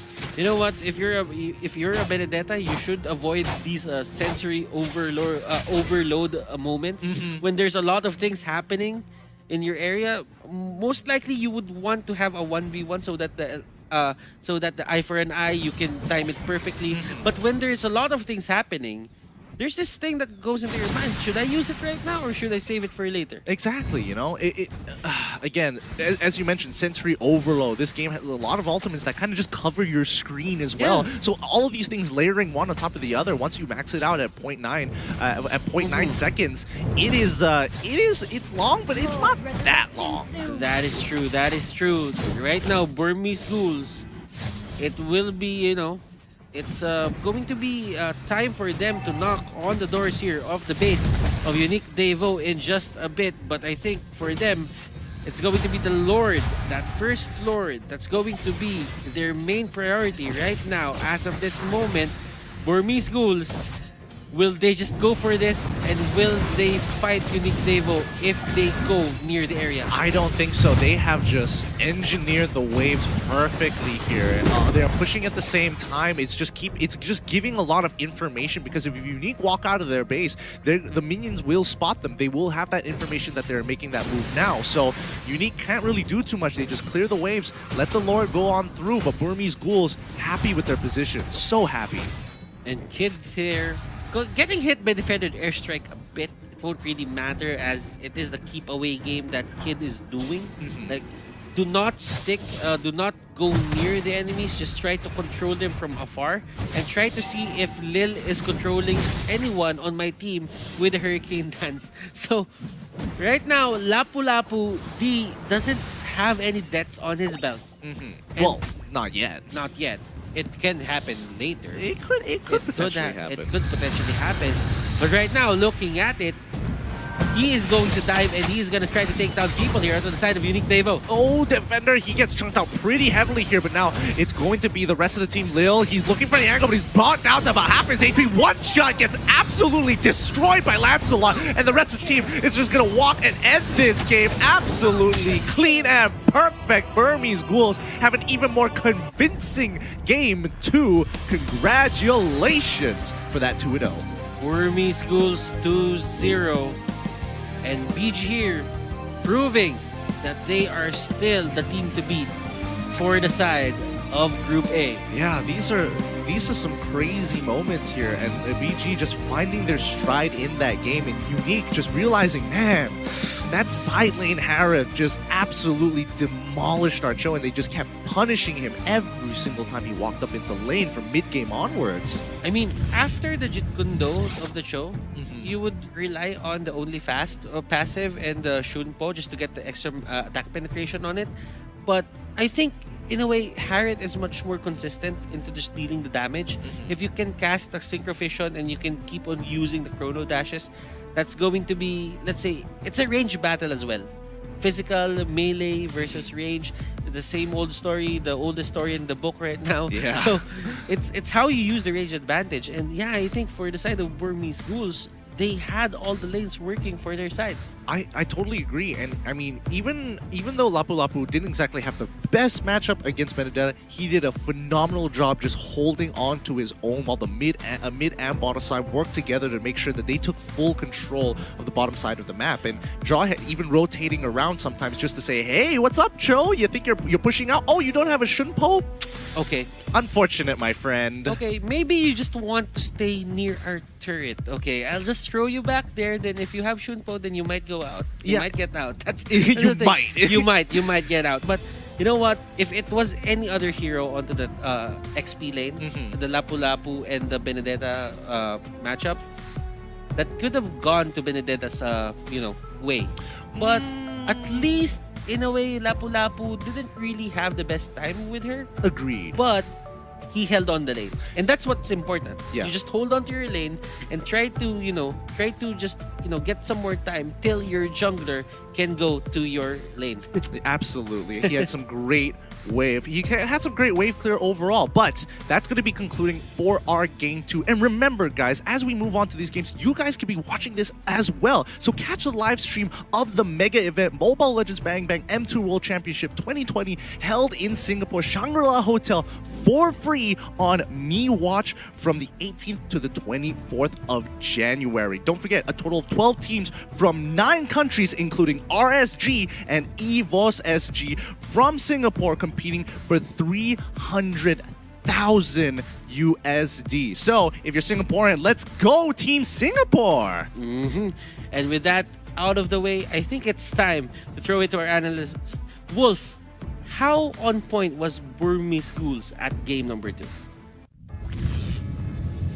Very much on point, Butters. Thank you so much, Butters and Gideon Q. And to take note how on point that was, it was the draft that really spelled the doom for the side of Unique Devil. But not only that, Burmese Schools really adopted from game number 1.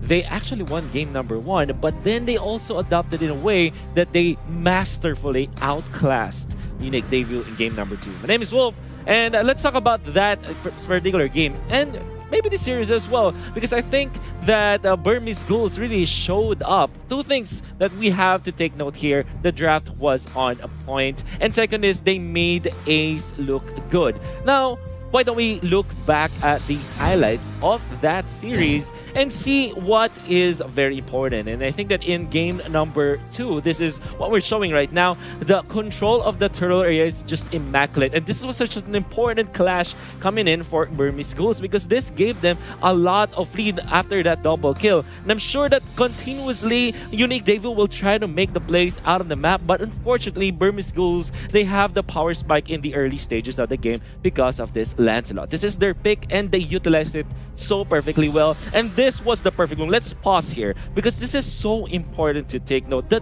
pincer maneuver from Ruby DD. You have to take note. This Harith, he won his lane. And in a way, he was drafted to win. I do like to take note that the Esmeralda ban was so much value. There was so much value in the Esmeralda pick ban because it prevented the Lapu-Lapu and the Harith counter. Right now, here in this particular clash, if we pause once again, do take note that the area of control for Burmese Schools was just so good. Ruby DD from the backlines, and of course, the Maniac was perfect because he timed it so well. There was not much that Unique Devil can do to be able to control this. This was just so good from their side. And do take note, Burmese Schools, they utilize their lineup so well by understanding that there is not much stop on the side of Unique Devil. Another problem that I've seen with Unique Devil's draft, and we can see this in the items because it is very much related. Looking at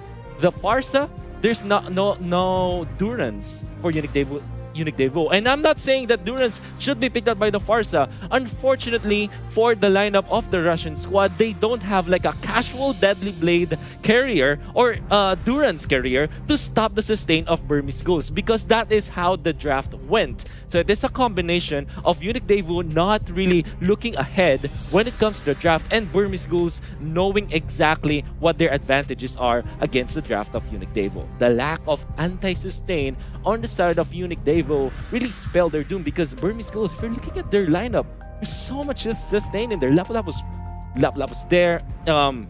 Harith was there as well. At a certain point, you're gonna have to stop the Lancelot from life-stealing with a killing spree. And again, Unique Devil, they didn't have the best heroes to deal against Burmese Schools and also the perfect heroes to have the better items against the Burmese School squad. So it's a combination of both. This is why I feel that the draft really went in favor of Burmese Schools in game number 2. That Esmeralda ban was so immaculate, and the fact that they already threw in a curveball once again with this Lancelot picked in the second phase when Unique Devil was already banning out those valid junglers.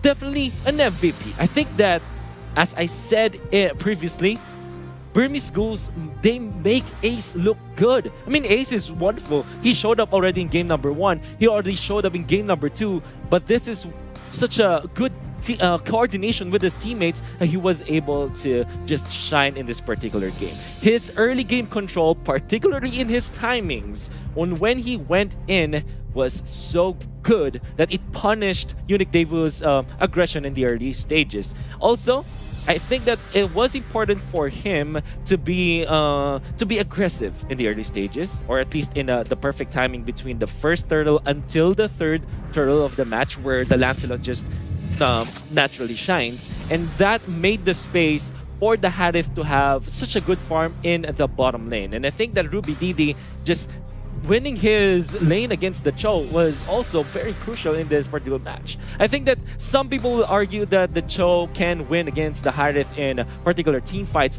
but in the lane, if you know your timings, particularly using your positioning against this Cho and using your synchrovision in such a good manner to harass your opposing Cho, you will have a good time. And I think that the only question here is, will the Lapu Lapu win his lane against the Benedetta? And I guess it depends on how you judge how a Lapu Lapu wins against a Benedetta, because that Lapu Lapu won against a Benedetta by securing his lane. I think that the casters pointed that out, and as a result, the 3 lanes went in favor of the Burmese Ghouls side. And not only that, this Veil was, I would say, probably the best choice for the mage for Burmese Ghouls, because I feel that this Veil was the anti-positioning of the side of Burmese Ghouls. Anti-positioning meaning the lineup of Unique Devu was dependent on them positioning well, on them going into the fray with this Akai and this Farsa combo, which should have been deadly, but that tornado knockup coming out from the Veil was just so annoying to deal with.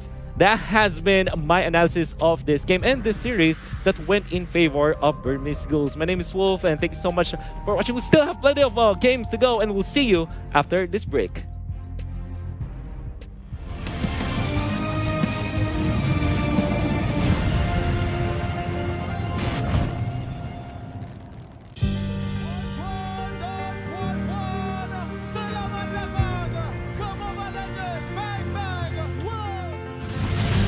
Chivalry is dead.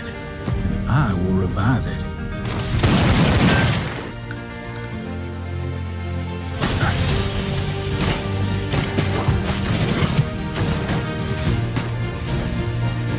I've got a bullet with your name on it.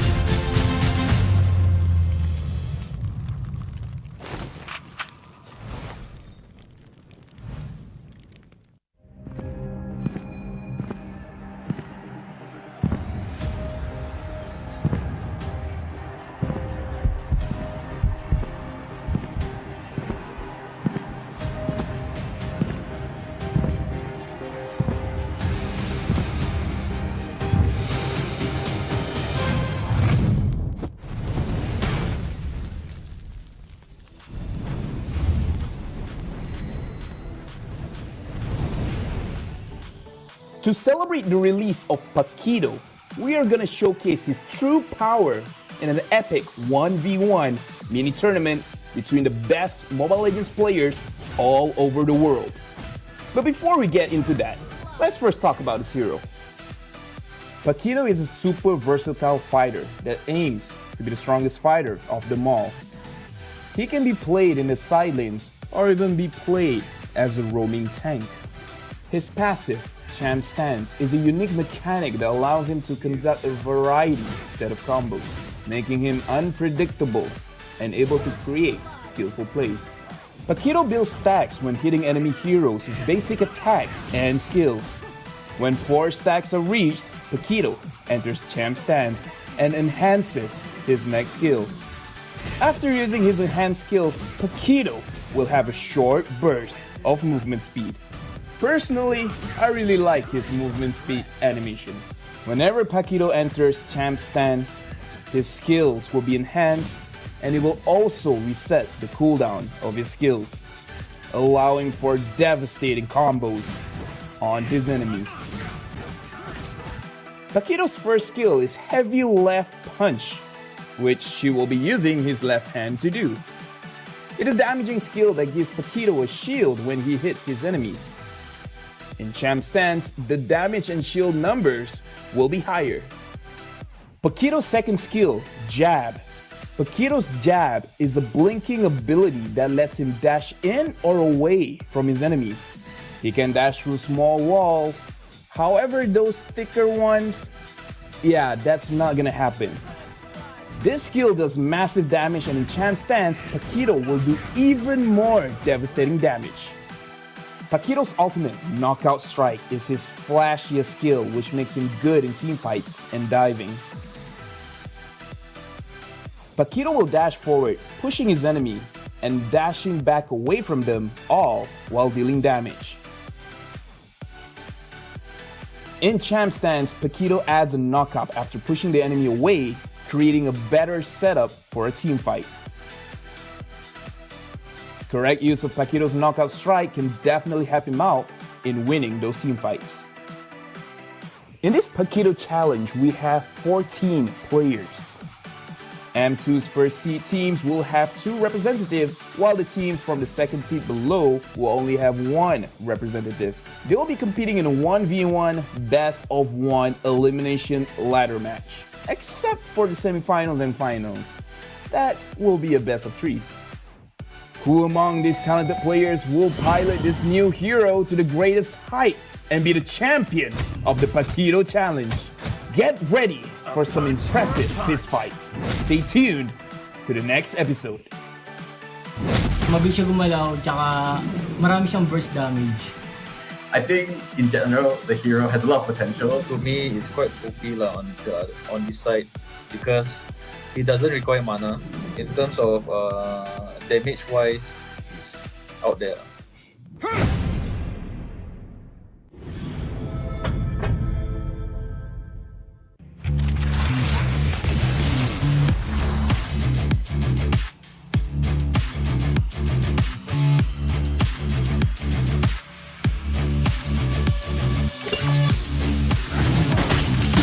Serve.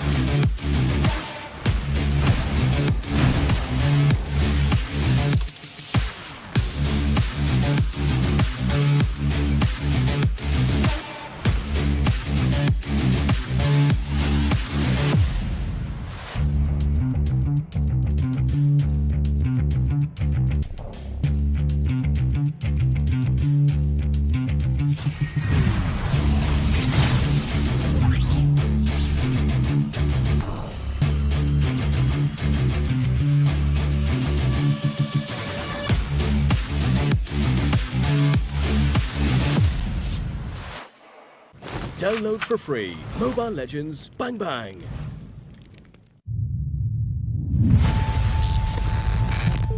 Is today just another day? Where we are uncertain of our present and future. The ministry has concerns about the rising cases. Despite all the chaos, there is always hope.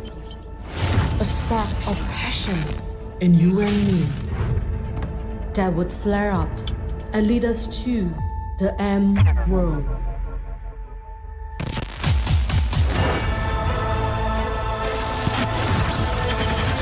And the saga begins.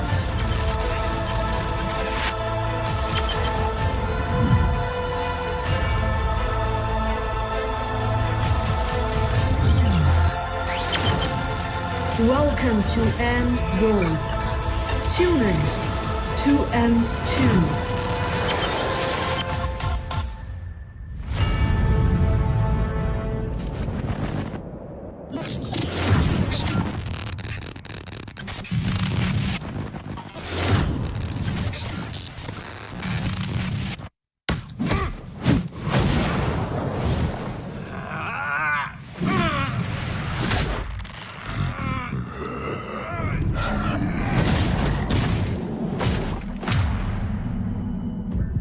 must protect the land behind me, for it's everything I stand for. You're strong, Mikado, but you need to be stronger.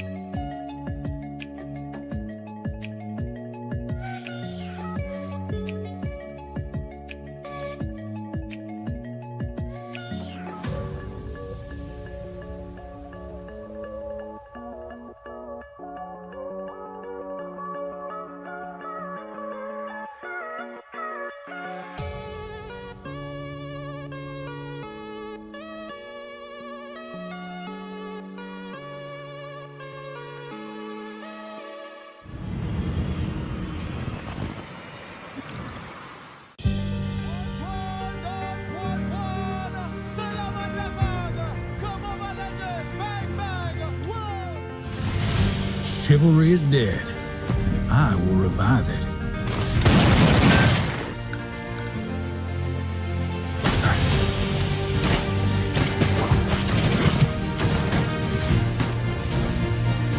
I've got a bullet with your name on it.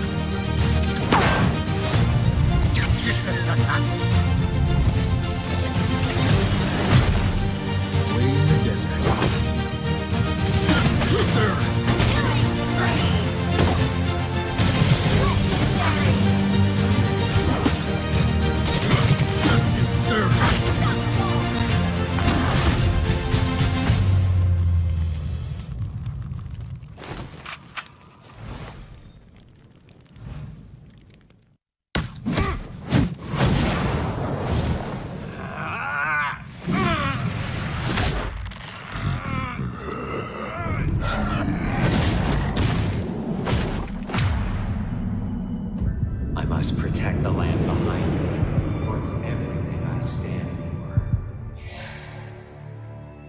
You're strong, Mikado, but you need to be stronger.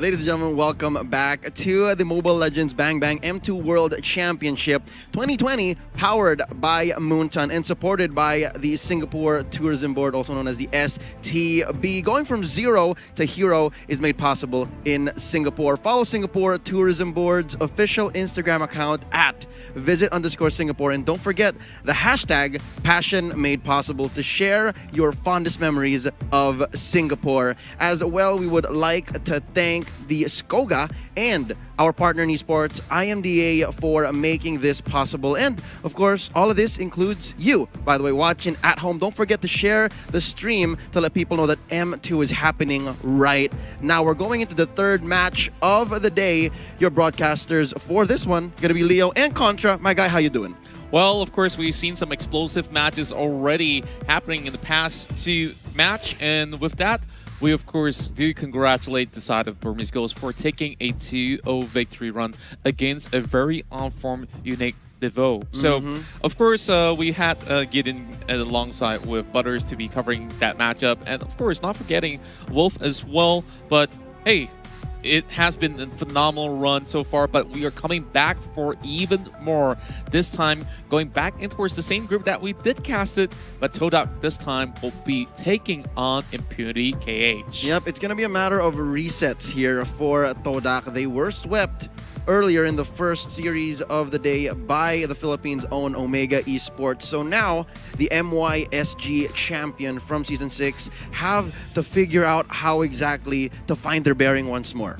Exactly, and I just felt that they definitely had a really tough run when they were actually going against such a formidable side in the form of Omega, and now they are really desperate for points. Nobody wants to slip in towards the bottom of the groups itself, because that is definitely going to be a very dangerous place to be at.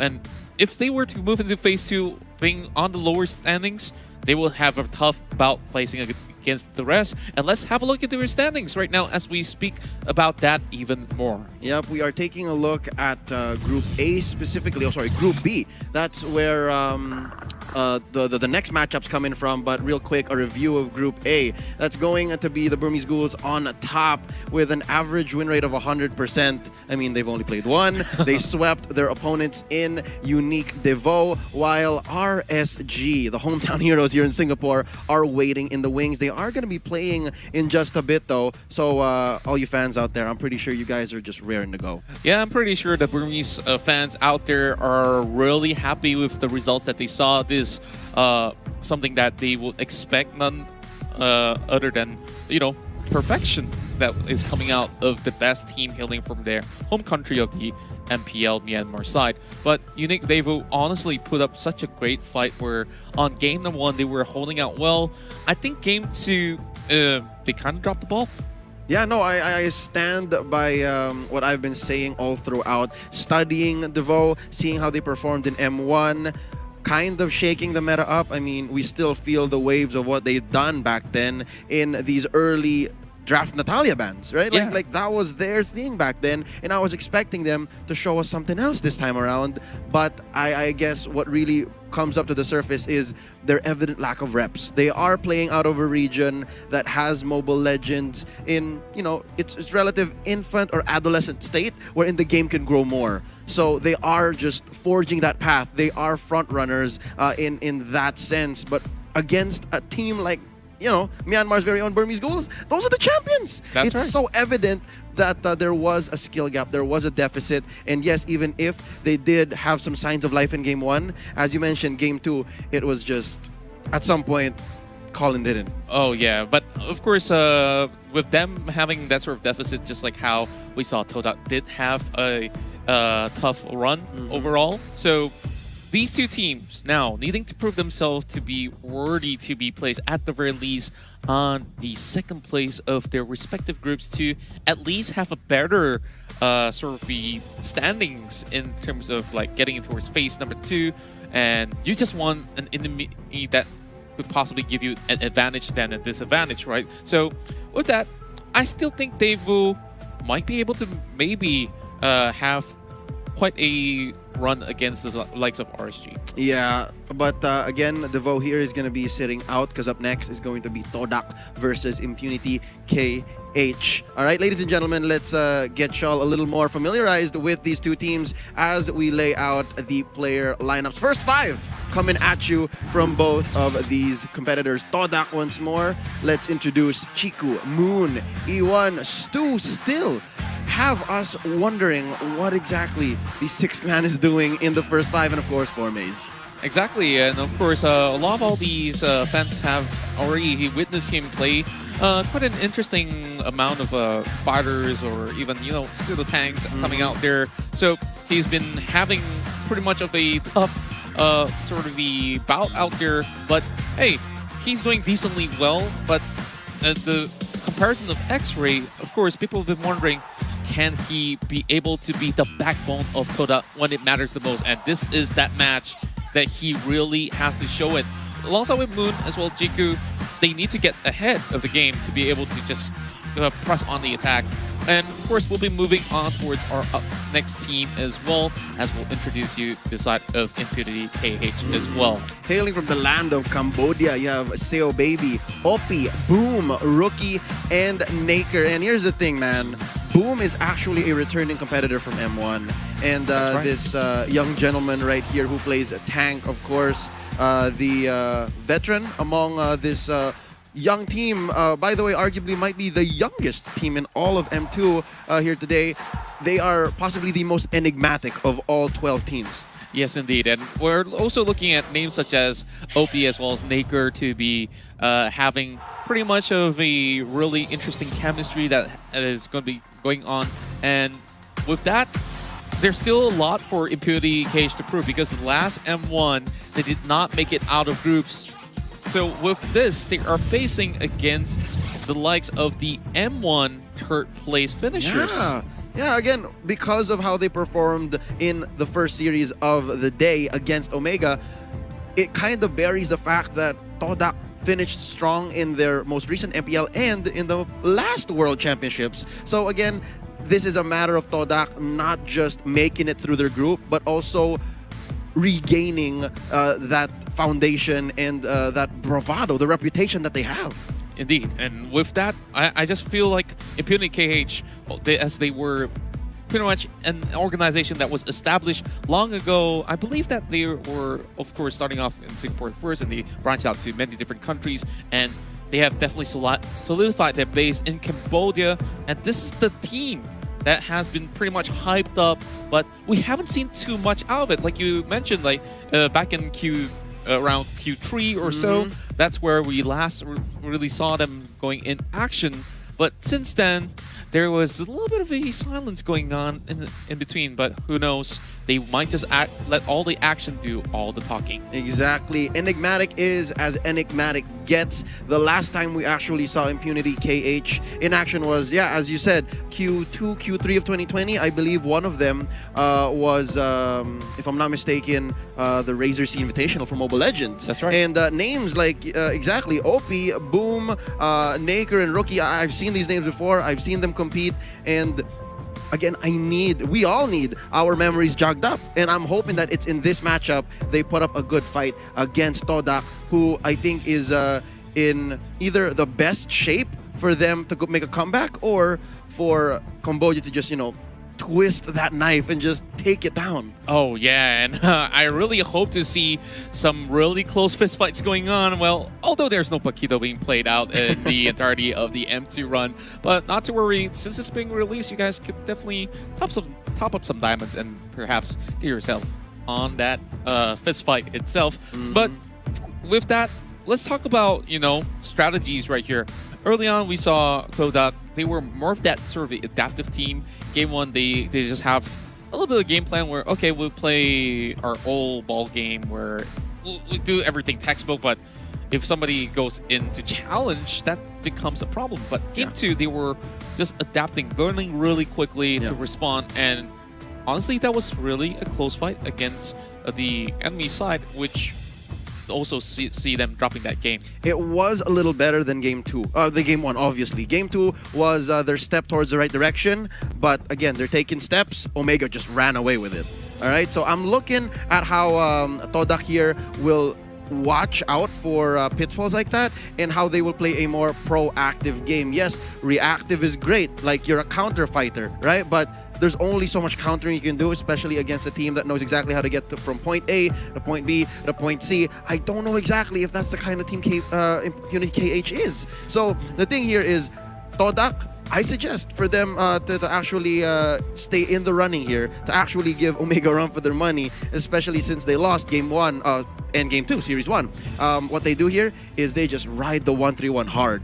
Oh yeah, they really have to do especially that. And if we're looking at some sort of the hot picks coming in from the past couple of games that we just saw, I'm looking at the jaw hit. It's getting pretty much meta, if you ask me. Like, even in the matches where Unique David was playing, they did brought up the Kaja, but on the enemy side, you do see things like the Yishun Shin coming back in on our very first matchup, which we casted as well. Yep. So will these be sort of the priority picks on each respective roles? Yeah, no, I think when it comes down to your jungle heroes, you know, where you want to funnel things into, which I believe is the correct term for a team like Todak. Like, that is their strategy as shown in the first series of the day. I think what they got to do is prioritize first, possibly, I don't know if I should say Chiku or E1, is because the thing about E1 is he's the one who tries to make space for Chiku, right? Like, if Chiku's hiding in the jungle, it's very obvious. Impunity can hunt him down. They can make his day just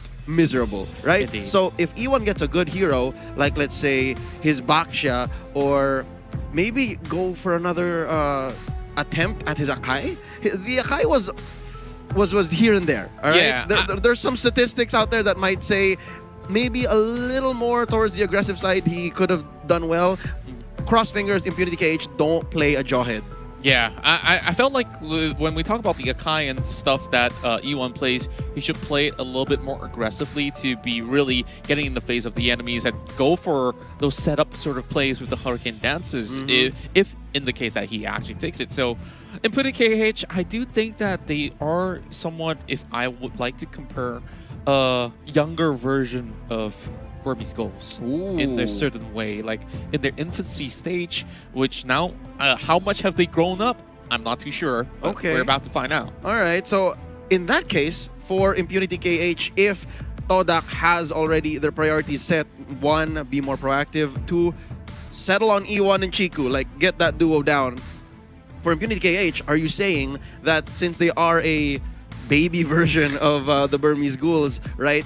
They have to learn how to pick their fights, because that's the thing about just the Myanmar metagame in general. They're all about the team fights. They're all about turning team fights into objectives, and more likely that score is gonna hit the doubles, right? That's what happened in game 1. They were double against Unique Devo. So are you saying Impunity KH here, off the back of Boom's shot calling, they're gonna rack up those KDAs? And it's honestly quite hard to tell at this moment, because it really boils down to decision making, and of course, when it comes down to different sort of teams, it may not be as clean as maybe I would say, oh, this is the baby version of this team, but it may not be just like the daddy in that sort of sense. it's all in the family, you know. But the thing is, I totally understand. Contra, I totally understand what you're saying, and yeah, it might not even hit the double even if they go aggressive, is because Todak might not pick it off. Todak might just keep running away and again farm up on Chiku, right? But right now, before the game begins, ladies and gentlemen, let us remind you of the M2 event happening in game right now. Complete tasks and predict the champion to win M2 coins. Exchange these coins for M2 exclusive rewards, which include the M2 special avatar border, the M2 exclusive skin, and M2 battle emote, and the M2 sacred statue. The exclusive skin, by the way, is this dashing young gentleman right here. It's Clint's Shadow Omen skin, and if you wanted to, you can just grab the whole thing for 899 diamonds, which I personally did. Oh, well, of course, it's just too hard not to get it on your hand. And remember, you know, it's only limited time, and up until 24th January, you gotta get it quick. Yep. Again, 899 diamonds if you want in on this Shadow Omen skin. Get to it. Clint is just waiting to be picked. I feel it, man. He has a great kit. I got a good feeling maybe in this series itself we might just be able to see it. So let's see it happen. Well, 30 more seconds before we get ourselves in towards match 1. Well, any sort of predictions coming in from you? That was one. Maybe Clint might show up, put him in the gold lane. This guy, again, some people might think I'm joshing, I'm memeing around, but no. For the longest time now, maybe 6-9 months, especially after seeing how the gold lane has started to, establish itself, become a foundation in a lot of team strategies, right? Going from the 1-3-1 now to the 1-2-2, or even just really having a solid gold laner, a secondary core. Clint is up there, all right? So here we go. Draft has already been set. Impunity, KH from Cambodia on the play. Todak answering back. Impunity takes out Lapu Lapu. Wow, I really like the fact that every single team right now is giving a lot of priority on that Lapu Lapu to not see it go in towards the Land of Dawn. Same goes to Natalia as well. But you know what I really want to see in towards the Land of Dawn? A Farsa pick. We haven't really seen that much of a Farsa being played out in the group stage so far, so I'm hoping that that stage will be able to make its way into the map itself. So with that being said, going in towards the second band for the teams itself, it's a tough choice, but I'm pretty sure Brody's somewhere on the list. Yeah, again, since I have been hyping up Clint, one of the factors that might involve Clint coming out is Brody being banned out, 1-1 being banned out. He's up next in that line. So I do believe, ladies and gentlemen, we have to wait just a bit. These players have to figure out exactly what's going on.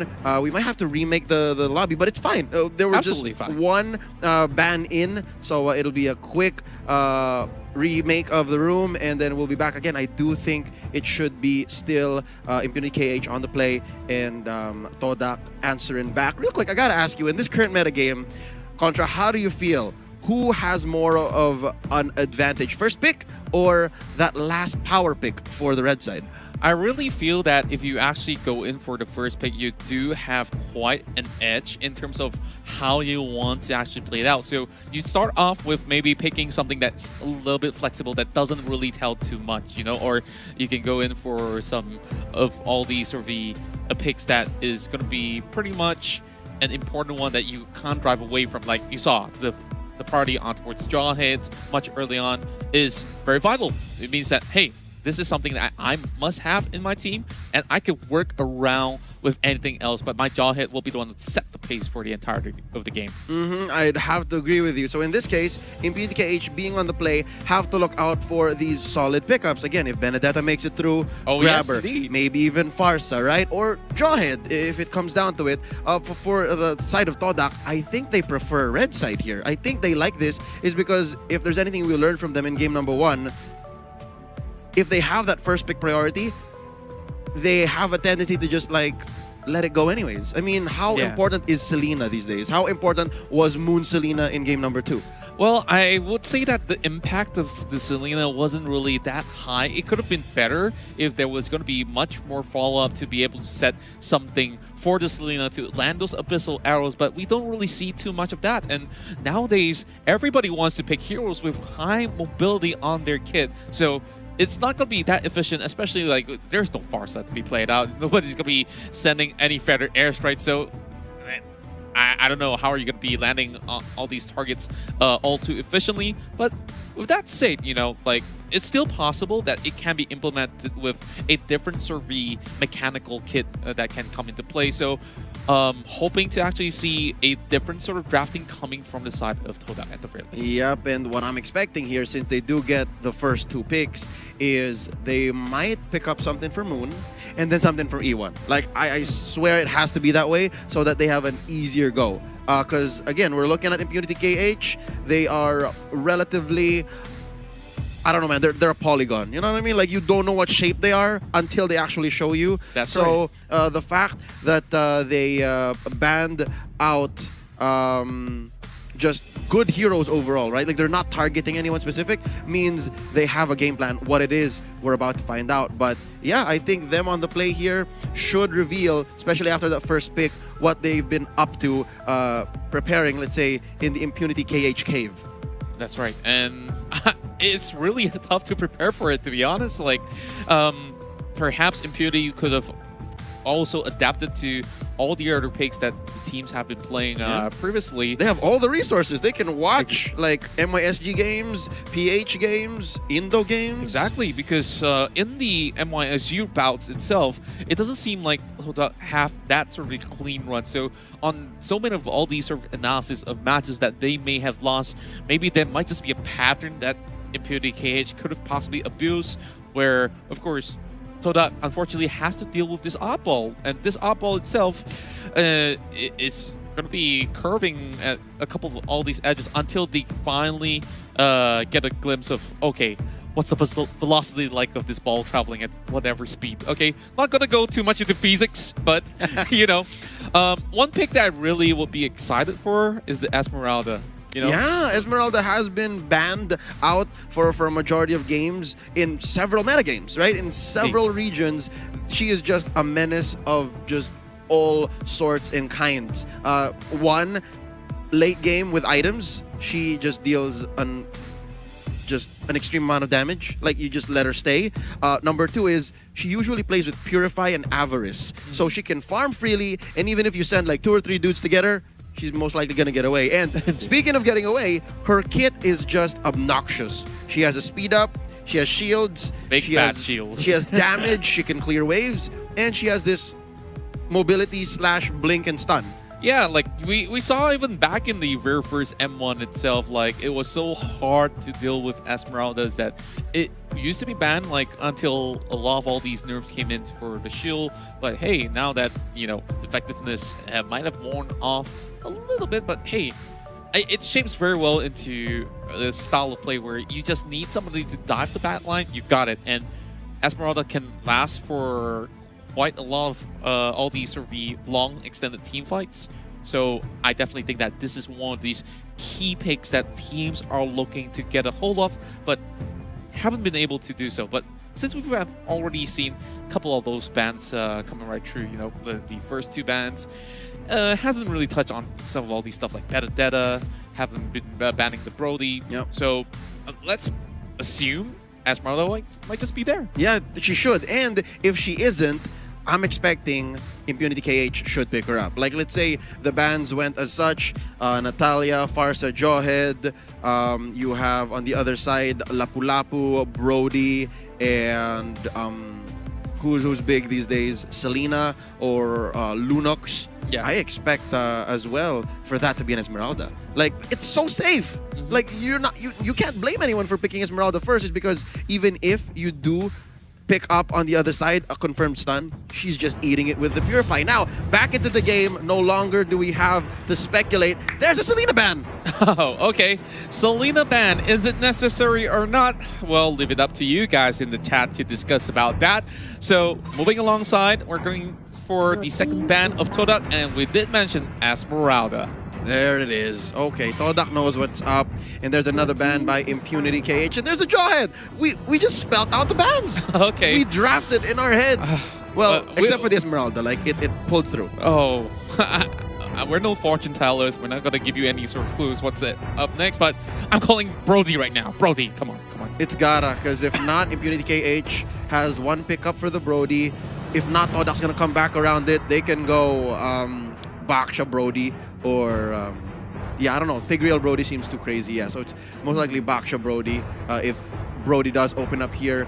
If you are, though, what's Todak looking to ban? They were afraid of the Cho earlier. So if they plan to keep the Brody open and Impunity KH goes for the first pick Gambit, then that just opens up the metagame for Todak. Like, they have so many choices. They indeed do have the Benedetta, there it is! The Benedetta being banned away, and we are talking about a potential opening for Brody. Opie my guy did not even think about anything else. Not even blinking. Brody. Yeah, exactly how it went. We're actually sitting pretty much on distance between LaFell, and we can just see his eyes just blown wide open, and he just went blinking. But hey, back to it's the pig.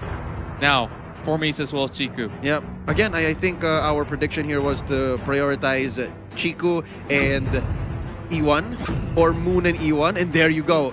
Okay. Wow, Matilda. I love it, Matilda. You did pop me the question that will we ever see a Matilda coming to play?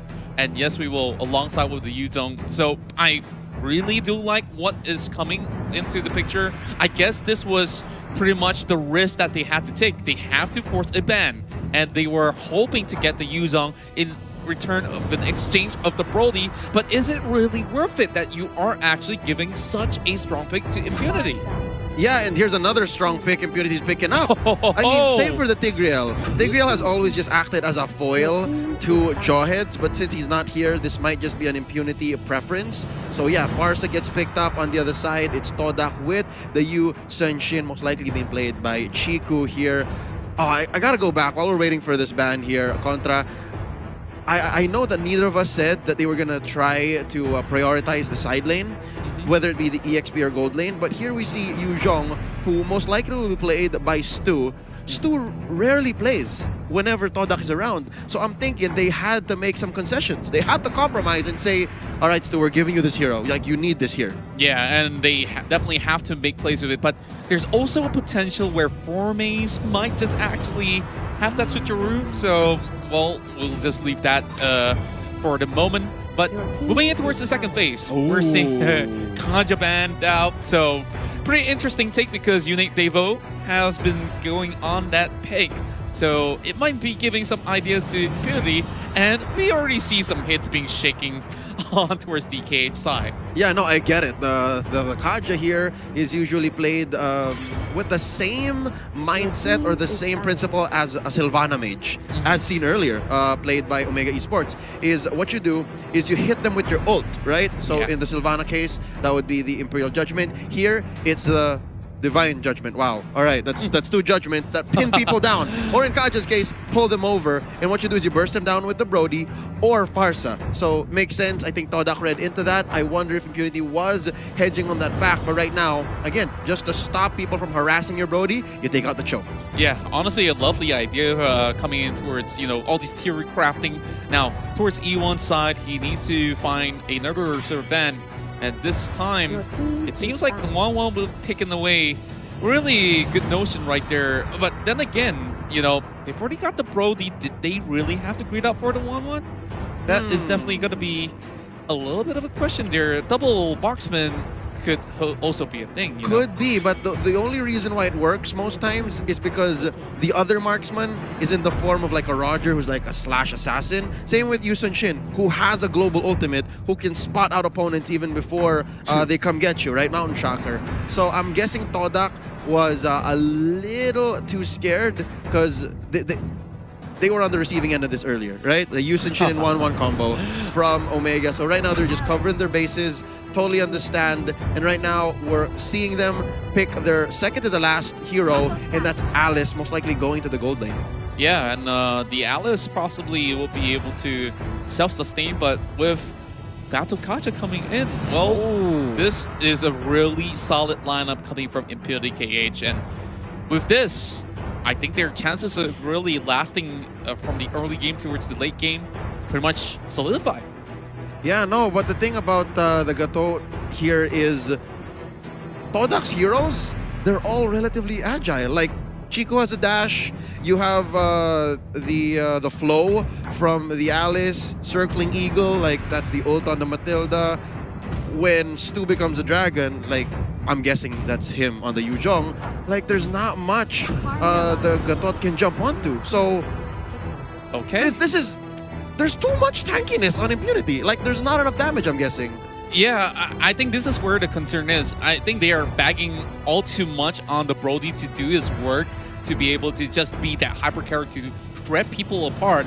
And all they have to do is just to keep him relatively safe. So that's the job of the Gatakacha, or if there's any sort of opportunity, they will dive all the way to the bat line. But, well, Seo Baby has definitely had the very interesting final pick right there.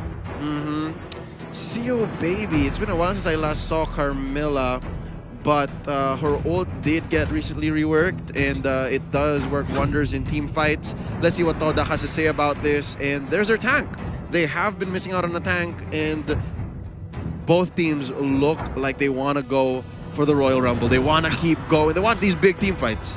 Yes, indeed. And I'm looking at E1 right now. I believe that will be an Atlas that's coming online for them. So let's talk through, because Fatal Links, to be pulling them into each other, it's going to be quite hard to actually set that up. Hold up. This feels like the Todak signature all over again, man. It's like, okay, so we're looking out for the Avatar of the Guardian. If Impunity KH pulls that off, then we have the Fatal Links to counter back. It's good, like, in perspective. It's good thinking about it, like theory crafting. But again, it feels so reactive.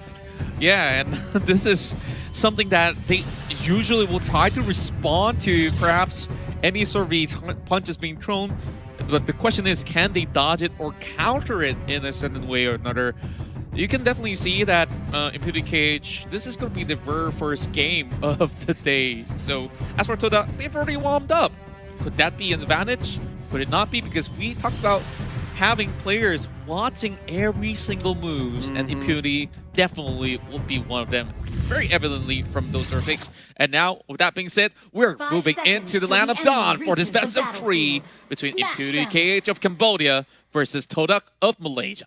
Here we go. That's Seo Abby with the Avarice on this Carmilla. So I'm guessing he's just going to try and pin down. Oh, interesting. That's a fight that can go on forever. Oh. Carmilla versus Alice. Oh, yeah. Like, now that you actually pointed out, it makes certain sense, but how long can they go for? Like, this possibly will be quite tough to tell who's going to be able to take the cake. It really boils down to whoever will be able to chime in, coming in for those sort of ganks, right? Yep. And now over on towards, you know, the lanes where we see Gato fighting on towards the Yuzong.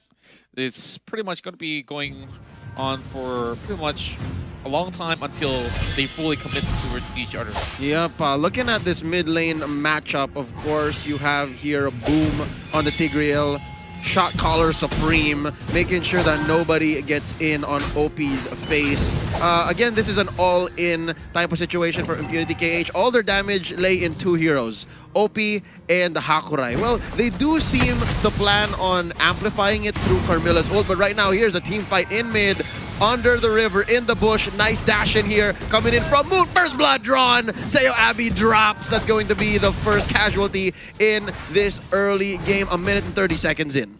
Oh, that was a little bit too quick for my liking. But hey, pretty much great work coming from Toda to be able to really catch him out just in time. Over the top side, it seems like a very hot shove coming from the Yuzong, and they are already going on a certain sort of reset. River crap being contested here, but nothing too much to actually get out of it. Oh, is that a steal?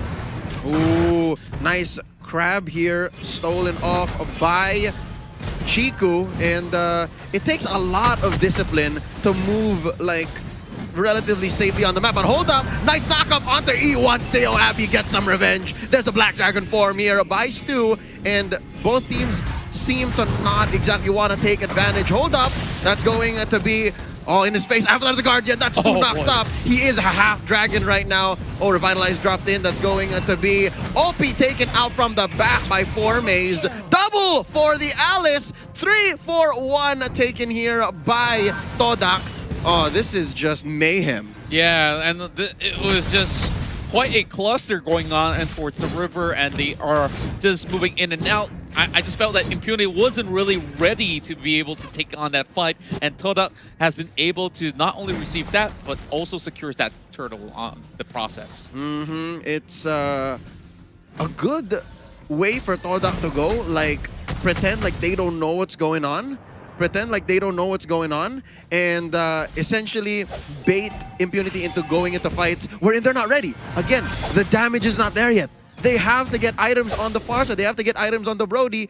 And even if they have this wombo combo of the Carmilla, the Gatot, and even Boom setting things up, it's just not enough. Yeah, it's not enough. They need time. Oh, what a great link coming in towards the fight. And it will be another kill coming from Formaze as well. They're chasing right in, but OP will be able to take out that Yi Shunjin. Ooh, the 1-for-1 trade. Chiku for a boom.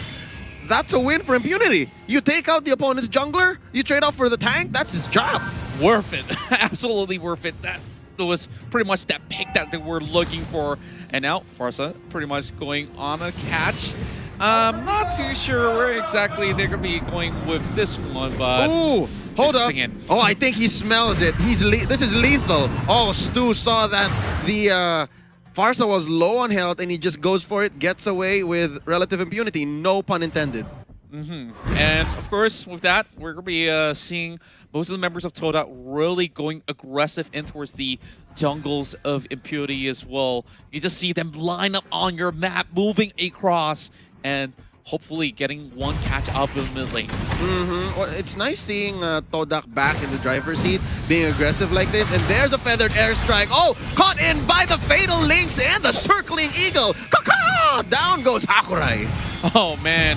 I'm pretty sure that he didn't really see the eagle flying right through. And, well, there's going to be more strikes coming in the way. But right now, Toda so up ahead in just less than 5 minutes. They're still looking to crush in some of all the sort of the first turret on the process, but it's going to take a little bit of time, but there's a little challenge over on the turtle. Here's Chiku now going for this turtle, I believe the second of the game. Picks it up, and I think he's ready for another fight. Oh, Avatar the Guardian coming in. That's going to be Naker. He's looking low. Seo Abby as well, but they take out Moon first. It's Formaze. He's still looking okay. Chiku trading out. It's a 1-for-1. That's right, and, well, they've been taking a lot of all these survey fights that were a little bit unnecessary. Oh, okay. Oh, that didn't look all too good. Yeah, Naker was a little too out there, but I guess they get one in the form of Formaze. Yeah, and now, a little bit of that process, we do see a great Fatal Links that sets up that mega kill for Stu. And Stu looking absolutely hot 4-0. Better airstrike, and it will seal the deal onto E1. But Stu's just got away with it anyways. 4-0-2. Imagine the stacks on the Festival of Blood, ladies and gentlemen. This is Seo Abby trying to do some damage control, clearing the waves. Oh, that is a huge wave. That's 2 siege minions.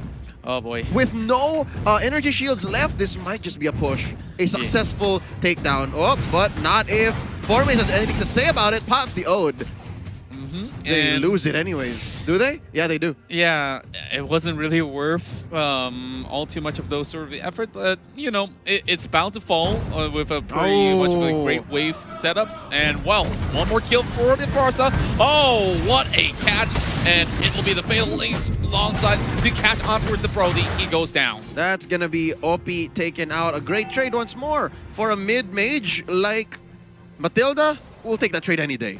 Yeah, I definitely think that this is definitely worthy setup. And E1 this time, a better gameplay. Like, he's being so proactive across the map, and he's been looking out for OP. And this was the problem when we talk about Impurity KH. You mentioned not enough damage output in the early phases of the game. They back too much on towards OP. If they lose OP, that's it. Yeah, even if, let's say, you have Hakurai on deck, Hakurai has just one escape plan. It's the Wings by Wings. After the Purify and after the Wings by Wings, you still could possibly have Moon on your back. You still have the Dragon on your back. And Formaze can just blood flow into your face. Blood out, call it a day. Like, that's exactly what Todak has been doing the past 7 minutes, 30 seconds. Sitting at a lovely 12-6. That's, what, ×2 KDA on your opponent. So Impunity KH, yeah, they're losing the map, man. Look at it. It's mostly red. Yeah, and this is definitely pretty hard for the side of Impurity to honestly plot out any sort of the plan B at the moment, but they're trying to stall as long as possible, because if they do hit the late game, get all these items up online, then they might just be able to actually stand a sort of chance to really hold Toda back. And judging from the aggressive plays that they've been making, they might just actually open up a little bit of room for mistake. Look at this. baiting it out for Maze, pushing Seoabi back, taking down that tier 2 turret down bottom, and there's a big team fight in mid. Oh, here we go! Moon takes one down. That's going to be another. It's trading out for E1 for OP. Still a good go for Todak, and it looks like they want to back out. There's a Mountain Shocker pushing back the rest of Impunity KH. Oh boy. And Todak is just pressing on the attack. They're going for the dive and straight for the Barca. Chico is stuck, but he does not really care. He won't be able to escape whatsoever. Or Mace going in as well. And that's what I'm talking about. See that Chico was able to go behind the base, go into the wall, and be relatively unpunished. It's because they took out the 2 damage dealers, OP and Hakurai. What are 3 tanks gonna do with a YSS behind your base? Nothing. They stare at him. Yeah, like they're just basically tickling him for a little bit. It's like, okay, are you guys done yet? Just hop right over the wall. I got my dash. I'm out. Yeah. Oh. All right. So Impunity KH.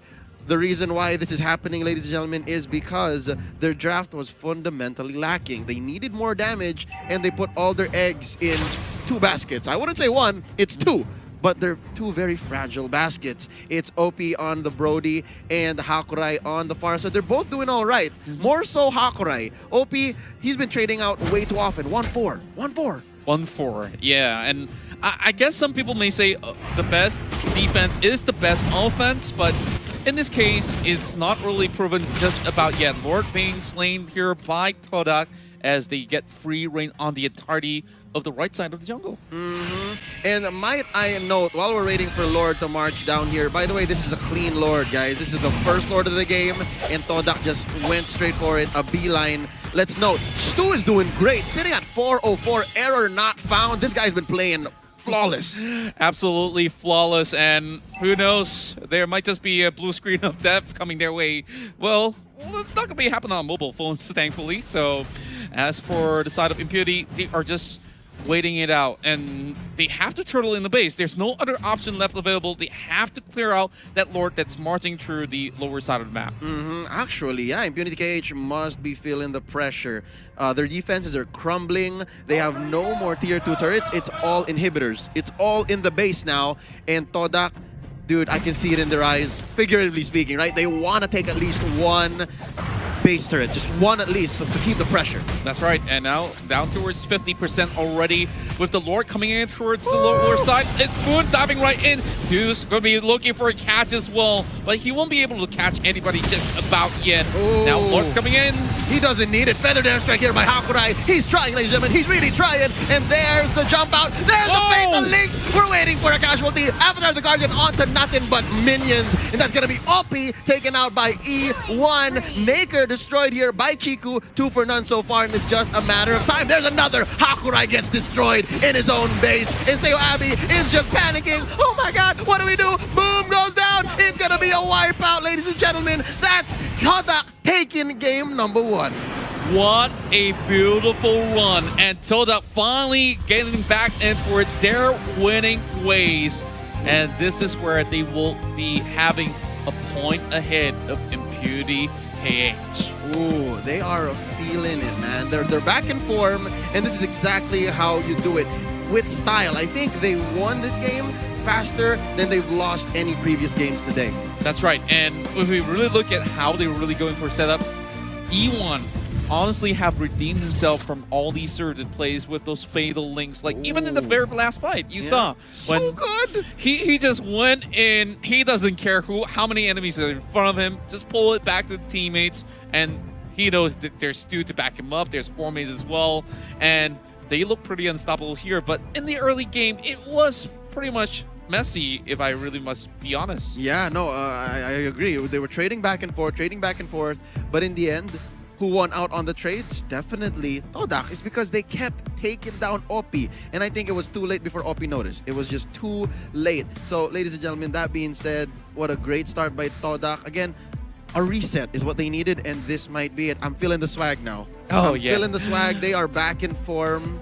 They are just getting there, and yeah, I think it'll take a true analyst to exactly break down what's going on here, right? Yep. But before we move on, ladies and gentlemen, we would also like to thank Atumi for being a partner sponsor in M2 as the journey to become the champion of M2 has been perfected with the latest Tumi luggage and backpack. You can bring your gear anywhere with you safely without worry. Be sure to check out tumi.com/esports to perfect your own journey and enjoy the M2 competition. That's right. Remember to also visit their website out there, and of course, it's already written right down below if you guys miss it. Don't worry, we'll keep you guys in check once again. So with that, of course, all our players are currently playing in Shangri-La Hotel in Singapore, and to keep our players safe and protected, M2 has partnered with SUTL to ensure the event venue has been coated with SD Pro, an antimicrobial self-disinfecting coating that eliminates bacteria as well as viruses 24/7 for 180 days. So pretty much everyone here is going to be having worries-free of the pandemic. So to find out more about what SUTL and Finatic offers, visit sdst.com. And for the fans at home, I know your bodies might be ready for the matches. We've had 3 so far, this one currently ongoing. Let me ask you, are you ready for more? Throughout the tournament, we'll be announcing various giveaways for Razer gadgets, all right? M2's official gaming gear partner, Razer, once more, thank you so much. Keep your eyes and ears peeled. So, that being said, it's just a matter of time before we throw it over to Lafel. He will be breaking down and explaining to us exactly how Todak got back into shape, how they figured out how to take down Impunity KH so fast. Lafel, tell us, how's it going? Hello, thank you very much. And yes, my name is Lafel. I'll be doing the analysis for this game. And thank you, Razer and Tumi. You guys have been great. Now, looking back at the drop, as our casters have said, Team Impunity KH, they didn't have enough damage. And you know what they say.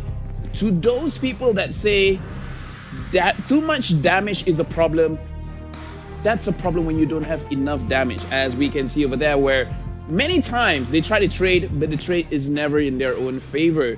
And Team Todak, I like how Leo phrases it. They needed the reset, because we definitely can see it against Omega. It almost seems like they were being too respectful towards Omega, not taking any risk, trying to play a little bit more safe. But against Impunity KH, we can see that them letting loose. A lot of rotations going on, Stu even pushing way behind the enemy backline, and then forcing everyone to go there, and then he can just Black Dragon away, or even in certain situations, he chose to get a kill first. And throughout the entire game, he did not die. So Stu definitely stepped up a whole lot compared to the game against Omega. But again, this is just the first game, where Impunity, this is their first game, so probably a little bit nervous. So, but we can definitely see them go a little bit more aggressive after this. But right now, let's look at the itemization between both of these teams to see what they are packing. Right now, look at the itemization on Impunity KH. As we can see, OP and Hakurai are the only ones with damaging items, where OP managing to get his Blade of Despair, and Hakurai, even though he is a damage dealer, he doesn't have those bursty items yet. He has the Necklace of Durance to slow down the healing from Team Todak, but there's no burst anywhere coming from Team Impunity KH. Whereas Team Todak, Stu, he has 2 damaging items. He has the Hunter Strike, and then he has the Bloodless Axe, so more damage, and he has 2 defensive items, making sure that he can sustain in the front line quite a long time. And Moon debuting the Matilda on the M2. He performed very well. There were a few mistakes, but otherwise, it's all good. Team Impunity KH, 3 players were holding on to defensive items, and the secondary damage, Hakurai with the Farsa, did not have any kind of burst potential, making it very difficult for Impunity KH to win any sort of team fight, even if they had a good setup. Even if there is a 5-man implosion, it's not gonna be enough, because there's no damage gonna be backing it up, and then E1, he can just counteract with the Fatal Link. And right now, the MVP of the game will be going to Stu with his Yuzon with a KDA of 605. He has played 3 heroes so far, and this is the itemization that he has.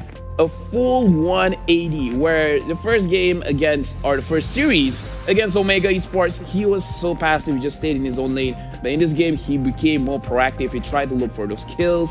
He went for any opportunity that he could find for himself, as well as follow up on the opportunity that was presented by his teammates, either in the Indonesian by Formace or E1. So definitely a good reset by Team Toda, but we have to see whether they can keep it up, or Team Impunity, Team Impunity, they have to realize their own mistakes, right? They have to understand that a lack of damage will prevent them from having a good early game and mid game. In the late game, a full team fight situation, sure. Tanky compositions are very annoying to play against, but it does not give you a solid victory, especially with burst heavy heroes, but they don't have burst damage. But either way, that is the first match. We will go back to our casters for the rollout game for the second match of the day to see whether Team Toda will be able to end it out or Impunity will be able to push forward. Let's go back to the casters.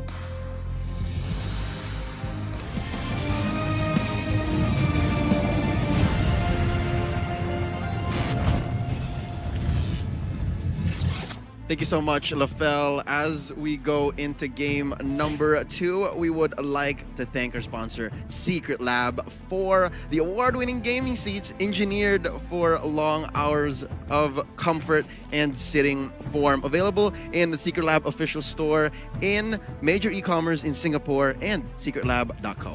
That's right. And of course, we will not want to forget to thank Singtel as well as a partner in esports to unlock lag-free and ultra-fast gaming experience with Singapore's fastest 5G network. Keep calm and get the edge you need on the road with the MIGDIC in MLBB with Singtel, the Singapore's fastest 5G network. At your service, back at the caster's desk. My name is Leo, joined here by Contra, and my guy, it has been quite the series, quite the day. We've seen ups and downs, specifically with Toda. Yeah, and of course, this is going to be a little bit of the rising action that we are seeing after quite a hard fall, as we are talking about a team that has achieved a third place finish in the previous World Championship. Of course, that have given them a huge blow on their confidence, and they're just clawing their way back up once again. And Impunity KH, honestly, they were looking pretty good in the first 5 minutes of the game, and yeah, after that, they just shaked out. Yeah, there was just so much going on. So the fact that in the early game, they were picking fights was already surprising, right? First off, as Lafel said, the damage just wasn't there. I'm glad that the analyst kind of agrees with us. I mean, between a Brody and a Farsa, there just really isn't much, right? And then on the other hand, you look at Todak, and I'm glad that, again, as champions, this is what we expected, that they have the fighting spirit, that you can't take the fight out of the kid, right? It's not the amount of...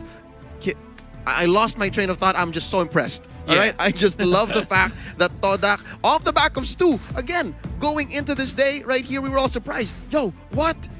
It's not X-Ray playing, it's Stu, and here he's the MVP. Yeah, and I guess it's kind of like a sword and shield kind of sort of the way that they are crafting how the players are going to be playing in their roster. So with X-Ray being the shield, this guy is the sword. You could definitely see it in his Yuzong plays. Like, he plays a little bit more offensively so that he could possibly get all the way back in and just disrupt the enemy lines all too confidently. And what we saw was just a tiny example of what Stu can offer on the team. Oh yeah, I'm so surprised, by the way, not just how great the Yuzhong was, but because, as you did say, how aggressive he is. More on that in just a bit, but for now we were pleased to announce the launch of the new anniversary season of Magic Chess, Blazing Hammer. The new adventure will officially begin on January 30th. It can't hit January 30 soon enough, all right? It just can't. New upgrading system, blessing, new little commander, and map, all synergies revamped, and free trial of advanced skins await you. Once more, January 30th, couldn't come any sooner. We're calling this Battle Night, and when you log in, you get a free skin. That's right, and it's a permanent skin. That's the best thing. Like, you're tired of all these sort of chests giving you 7 days? Nah, fam. It's all about it's the all drip. about, yeah. all the swagger that you can get out of that. So we have our game ready for game number 2, as we're going to be hopping in towards the picks and bans in within 30 seconds or so. Woo! So we've talked about this Brody and how scary it can get, but it's not invincible, as we just saw. The game being dropped by ImPunityKH. It still needs a little bit of time to ramp it up. So if they do get the Brody again, how should they draft it in such a way that the rest of the teammates actually can pack a punch alongside with the Brody? They had the right idea, right? They took out the Cho, they have the Tigreal, they made another target in the Farsa, but I guess it just came down to the playstyle. Again, they were picking early fights when they shouldn't have. They played a very eggs in 1 or 2 baskets. So yeah, you take out one, it's just harder for the other. And in this case, it was Hakurai who survived a little bit more, all the while OP kept on dying. Again, at some point it was 1 in 4 for this Brody, and that's miserable. So right now, we are seeing how exactly ImPunityKH is going to get back on that horse and ride it out to a forced Game 3. Clutch it out, or will Todak just call it a day and say, you know what, we are still the champions. We still finished 3rd in the last Worlds. Let's go back into shape. Here we go. Game number 2, ImPunityKH on the play. Todak answering back. This draft looks very familiar, but now, check this out, Contra. ImPunityKH, they respect the build-up. Yeah, and not only that, they also respect Moon's pick of the Selena.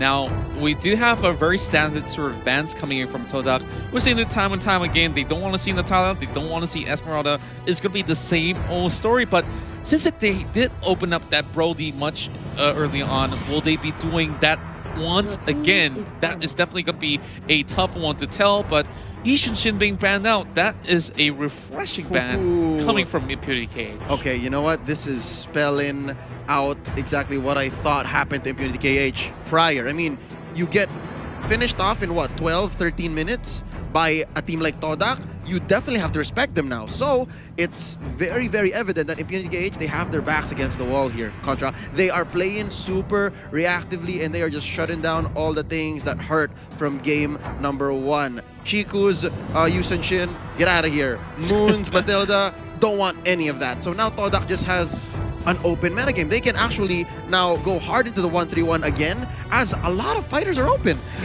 Oh no, Esmeralda just got it out. You have the Tams, you have the Yuzhong. Stu can have his Yuzhong again. Yeah, like, they can do whatever they want. This is the reason why they actually prefer the red side. And like you mentioned, like, maybe sometimes the blue side does get, you know, the party pick itself, but hey, if you actually get 2, it will matter more. Yuzhong being stolen away. This is something that perhaps the side of Todak did not see coming. That's how much Impunity respects Stu. Ladies and gentlemen, Stu has entered the building. Well, he's been in here for quite a while, but y'all know what I'm saying, right? Todak picks up a couple of strong picks as well, of course. Lapu, and now they have their hands on the Brody, who's still open, Benedetta. Yeah, I'm definitely seeing that Benedetta coming in shortly, and this will definitely still work very well since they've already got pretty much Yuzhong secured. But any sort of pick that they should have actually gone in for the marksman role in particular before they actually go towards the ban phase, because they've already got the Brody on the side of Todak, so they either have to ban mages or so. Gato Gacha? Oh, okay, I see. All right, so there you go. You're looking for a marksman. They gave you the Claude, and they just really seem to like the Gatot. Yeah, like, they have been locking it in a couple times, but we did see Avatar of the Guardian not really hitting the mark a couple of all these sort of team fights. Well, to be fair, the last big ticket, Avatar of the Guardian, he tried. They got all Fatal Links away. Right? And there you go! True. There you go! I don't know. That's the answer. I don't know if this is exactly just the best counter against Gatot, or E1 is just in an Atlas mood. I guess it's a little bit of both, because E1 is really feeling it on the Atlas, and I felt like if Impunity were to give respect in terms of ban, like, there's a lot of priority on all the other sort of roles, but they absolutely forgot it's E1 that sets it up. Yep, and now I think ImPunityKH has made a decision. You know what? E1 has his hero. Let's not touch him. We have to now watch out for Moon. And look at this, man. possibly 4 out of 5 bans might be against Moon. You have the Selena, you have the Matilda, you have the Luo Yi. Would not be surprised if that 5th one was maybe a Farsa or a Lunox or a Chang'o. Like, these are all good heroes that Moon can still pick up. And Impunity KH has all the control, and let's see, it's a Farsa. Oh, yeah. That Farsa, I feel it's definitely something that Todak does play from time to time, but honestly, there's still more in the arsenal that they could honestly go for. And remember the last game, there was also that sort of respect ban towards the 1-1, which was relatively interesting. I honestly don't think that they do need a 1-1 in this sort of scenario, because Todak has already got that Brody. It's still going to be pretty much relying on those golden EXP in that sort of sense. Yeah. So 2 more picks coming in from Todak to be able to set things up, but that mage pick is going to be what tells us about the entire draft of Todak. Yep, I'm guessing it should be a side laner first, is because the mid lane hero is what's best used to counter, but I guess they'll switch it up. I think there's enough information to say, you know what, Kagura's great here. It's good control for mid, gives even OP on the Claude a big headache. So yeah, Impunity KH here, they're looking to round it out. What do they need? They need more damage. Oh no! This has to be damage, but even if this was damage, Contra, they still made the same mistake from game 1. It's still a very blunt lineup. I'm not really feeling it from the side of Impunity KH, but... Hold up. Except it's a Veil. All right. Veil, okay. I might eat my words, because Veil is a glass cannon. That's right. He literally is the definition of just damage. Yeah, so I guess they really have to find a way to keep him protected. That's where the Gato Gacha actually comes right in. And Hilda to give another different layer of defense where Seal Baby could just easily cut across to enemy lines to be able to set things up perfectly for OP. But if you look at Todak's side exactly, we do have the Fatal Links to be chained up with the Yin Yang overturn, and Benedetta could easily go in for the final blows. Oh man, this feels so weird. Why did Benedetta have to wait all the way into the 5th pick, man? Yeah. Like, did they absolutely forgot that this pick was available in the get-go? But of course, understanding that they went in for those priority picks. Now, it's time for us to tell, can Impunity actually challenge the 3rd place finishers of M1? Told out right here. Can they clutch the game 3? That's going to be the question of the day, of the hour specifically, because right now we're going into game 2 in this best of 3. Here we go. Ladies and gentlemen, if you are from Cambodia, if you are from Malaysia, your countries, your teams need you right now. Show some support, share the stream, give some love over to Boom and the guys over here to E1, who's feeling his Atlas, by the way. That was so well read. That was so telegraphed. Like, all right, you want the Gatot? Okay, fine. I'm gonna get you with the Fatal Links once more. Yeah, he's basically diving right in with his Atlas. Now, back towards the Land of Dawn. We'll see if there's gonna be any more big dives, and hopefully nobody fumbles for getting into its deep waters. So, with that, we're going to be seeing whether or not can Impunity keep up the pace as Todak finally finds their form. Here we go. Again, I think what really changes the formula here for Impunity is the fact that they picked up the Veil. Veil literally has no way out. That's why he has to pick up the Flicker. But with that being said, I think the combination of all the winds, man, the blades, the storms, I think it's enough. Because again, he's literally just damage on a stick. That's all this hero is about. So Todak have to watch out. I think they have a solid plan, especially with Moon. Like, Moon can dodge those wind skills from our good friend Hakura here. Yeah, and right now, very good defense coming in from Todak as well, blocking the entry points from members of Impunity to reach the camps. Boom getting flushed away, just soaking some damage, but you know, nothing too much for him to worry about with some regens coming up. So, Boot's already being purchased by the Ruler, and well, Stu just taking his time out as he gets zoned a little bit. Yep, Forme is trying to secure his own... No, wait, he is invading! Wow, Formes went deep! And Nager saying, hey, get away from there. This is my orange. This is for OP. Get out of here. Yeah, he immediately went off, but... Oh, Boom.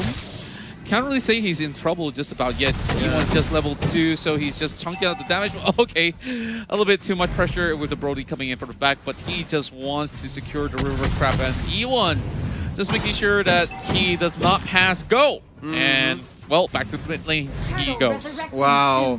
Boom is making a figure 8, not just across the river, but everywhere. This guy has been everywhere, literally. E1 looking like he's in pain. There's the Blazing Duet by OP.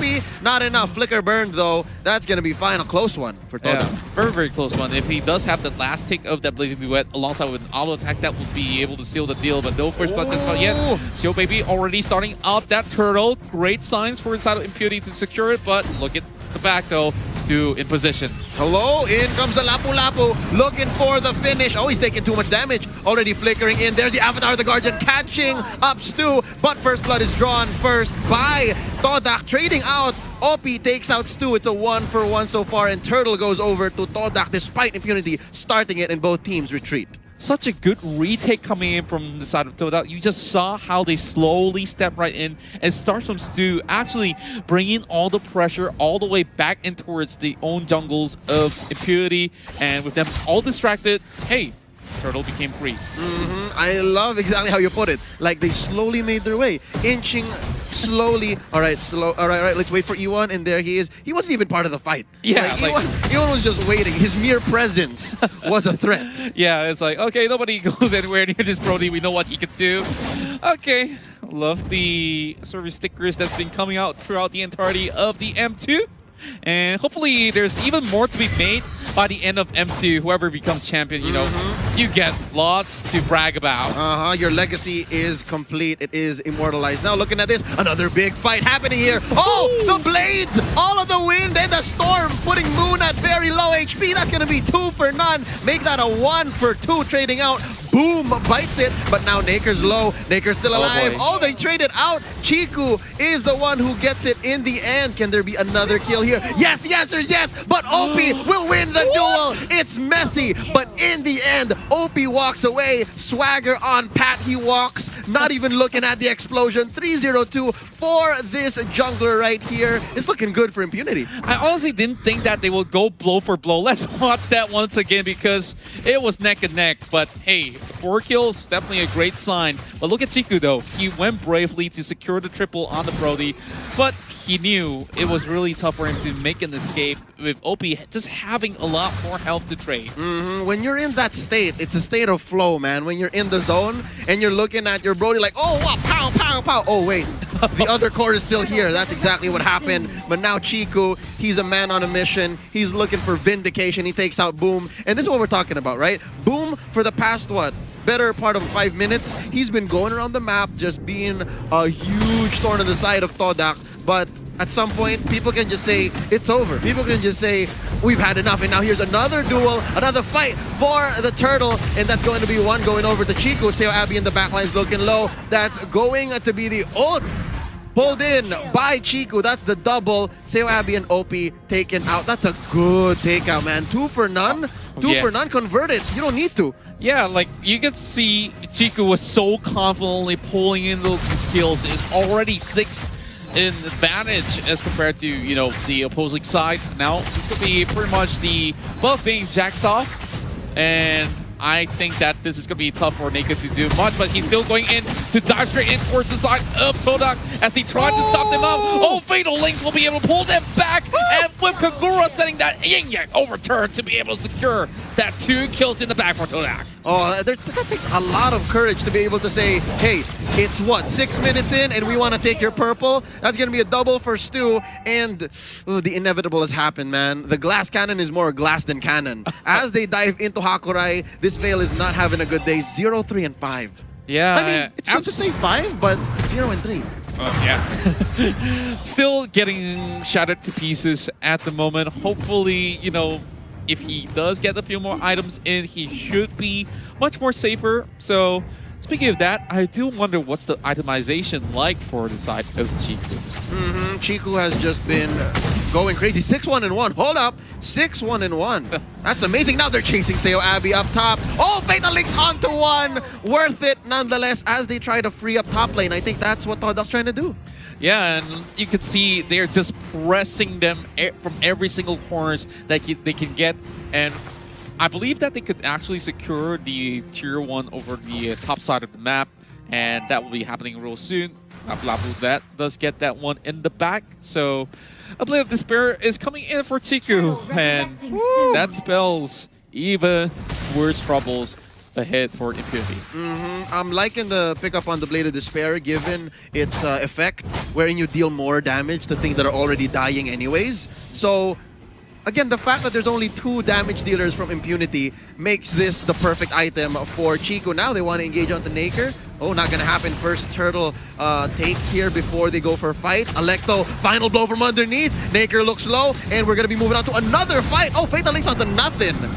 Oh boy. But they get him anyways. Naker goes down off camera, and E1 bites it. Seo Abbey is here to make him pay. That's another. So far, 2 for 2. It's okay, Impunity. It's getting what they can, but it's a little messy on the side of Todak as they force this mid lane push. Yeah, they are forcing a cross map play, and it does seem a little bit of the hecticness across the map. But hey, at the very least, Todak still walk away with another turret in the back. So that 2-2 trade was actually very much worth it. So more map control coming in for Todak, but this is where Naker is hoping to make a play, but Chiku is still going to be the main. Oh, that was close. Oh, Contra, let me say, this is how ahead Todak is, all right? Chico is all alone, and he's facing down against 3 big bruiser boys. Well, 1 lady, right? Hilda was there. Of course, you have Naker and Seo Abbey. And the thing is, man, check this out. The thing is, he was so bold to say, all right, let me put some marks on y'all, torn apart memory, and then I'm out. Like, he doesn't care, and he knew that he could get away with it.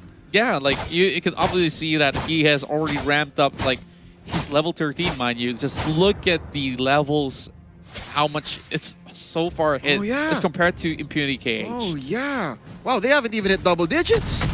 Yeah, and I don't think that they're ready for any sort of battle right now, because for the average levels for Todak before they hit those double-digit mark, so it's gonna take some time for them to be able to get anywhere near Chiku. He's already level 14. Just takes one more level, and yeah, that's it. He's reaching his final peak. Form. Yeah, his final form. So yeah, the thing is, Chiku just recently picked up the Queen's Wings. So all the more he can be bold, all the more he can be brave and say, "Hey, boom, Naker, Seo Abbey, come on, fight me." Like, I'm fine, but I think up next in his priorities would be a River Crab, and of course maybe even Solo Lord.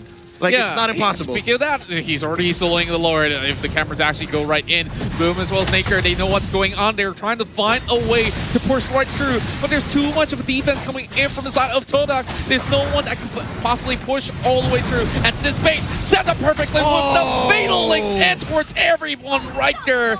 3 of the members of Impunity escaped, but they left with nothing in the back. Oh no, OP misclicks the body of the battle mirror image, and he just goes ahead and blinks right into his death as Todak, not even needing the Lord, penetrates down mid. Boom gets hit by a 1-man Fatal Links. Down he goes. Chico is just godlike. Hakurai can do nothing but watch. He has survivor's trauma now. Indeed, and well, with the flame shot to clean it all up, the Avatar of the Garden will not mean too much as the rest of Imperial members fall flat. A couple more taps will do the trick, and Todak will be able to make a splash of a comeback 2-0. Ladies and gentlemen, Todak is back. Todak has just swept Impunity KH, and it's a little odd to say, but it's very similar, game 1 and 2. Yes, in a very convincing fashion as well, but this time even better. Like, you just see the confidence that's oozing out of every single one of these players after that first win. Yeah, it was pretty much a couple of brews that they have garnered along the way, but game number 2 has displayed that, hey, this is how you Brody. Yep, this is how you Brody, and this is how you Atlas. There were no regrets coming in from E1. I'm not sure if there was enough of a close-up, but his eyes said, I told y'all. I told y'all, like, this is how you do it. And not a single Avatar of the Guardian was used to great effect. And I'm not sure if it was because of just good positioning, or if Impunity KH themselves, or specifically Naker, was just not in the zone anymore. Like, I think after that quick finish in game 1, there was way too much for them to deal with. Yeah, and in terms of the draft, I honestly think that they could just possibly fix up some of the bans that they could use. You know, like just targeting based on your game one is not exactly the sort of game plan that you are trying to get ahead of your enemies. It just shows that, oh, you are worried about this sort of the player, so you try to actually ban away whatever you just saw. But as a professional player, you just have a plethora of options out there that you can pick from, and it's evident that, you know, Todak has got great plan Bs. Yep, so that now gives us a better image, right? A better image for Impunity to do better. All right, so ladies and gentlemen, right before we throw over and try to understand the game through the eyes of our analyst, we would like to remind y'all to catch the live streaming of this mega event, Mobile Legends Bang Bang M2 World Championship 2020, held in Singapore's very own Shangri-La Hotel for free on MeWatch from 18th January to the 24th. A total of 12 teams from 9 countries, including RSG and EVOS SG from Singapore, will be competing for a total of 300,000 US dollars. That's right. 300,000 big ones. And of course, if you're from Singapore, you already know, show some support, show some love for your teams in the group stage. My name is Leo. Once more, this is Contra, and we're going to be throwing it over to our analyst, Lafel, to break down this match. All right, thank you very much. And that was an exciting match. However, I will not say that Todak won it very, very cleanly, because they have made some mistakes. And Impunity, they tried their best to really cover on those mistakes, or I would really, really say they try to capitalize on the mistakes.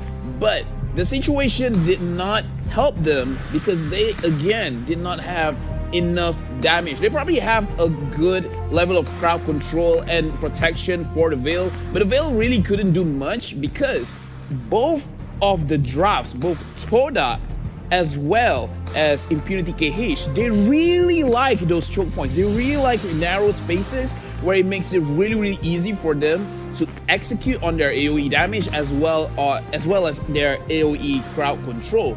But the situation is, during the early game, Todak really did not try to go that aggressive, which can be a good thing as well as a bad thing.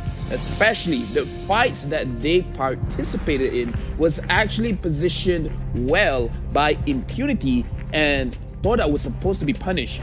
But the situation is just that the Veil did not have enough damage to really capitalize on any of those mistakes. If he did, then Team Todak would have lost their early game, and then maybe losing a little bit in the mid game. But either way, let's look at the highlights, where we can see Chiku is much more comfortable with the Brody.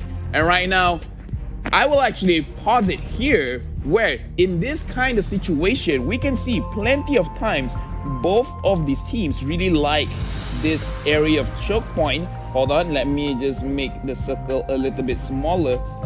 Like these areas of choke points, where in these particular areas, it's very, very easy to hit the Fatal Links, it's very, very easy to hit the Windstorm, as well as the Yin Yang Overturn, and every other ability that they have that really helps in this closed space. Now, earlier in the game, Team Impunity, they actually positioned a little bit better, as we can see over here, where a lot of healthy blue and green HP bars are around, and the red HP bars are actually quite low.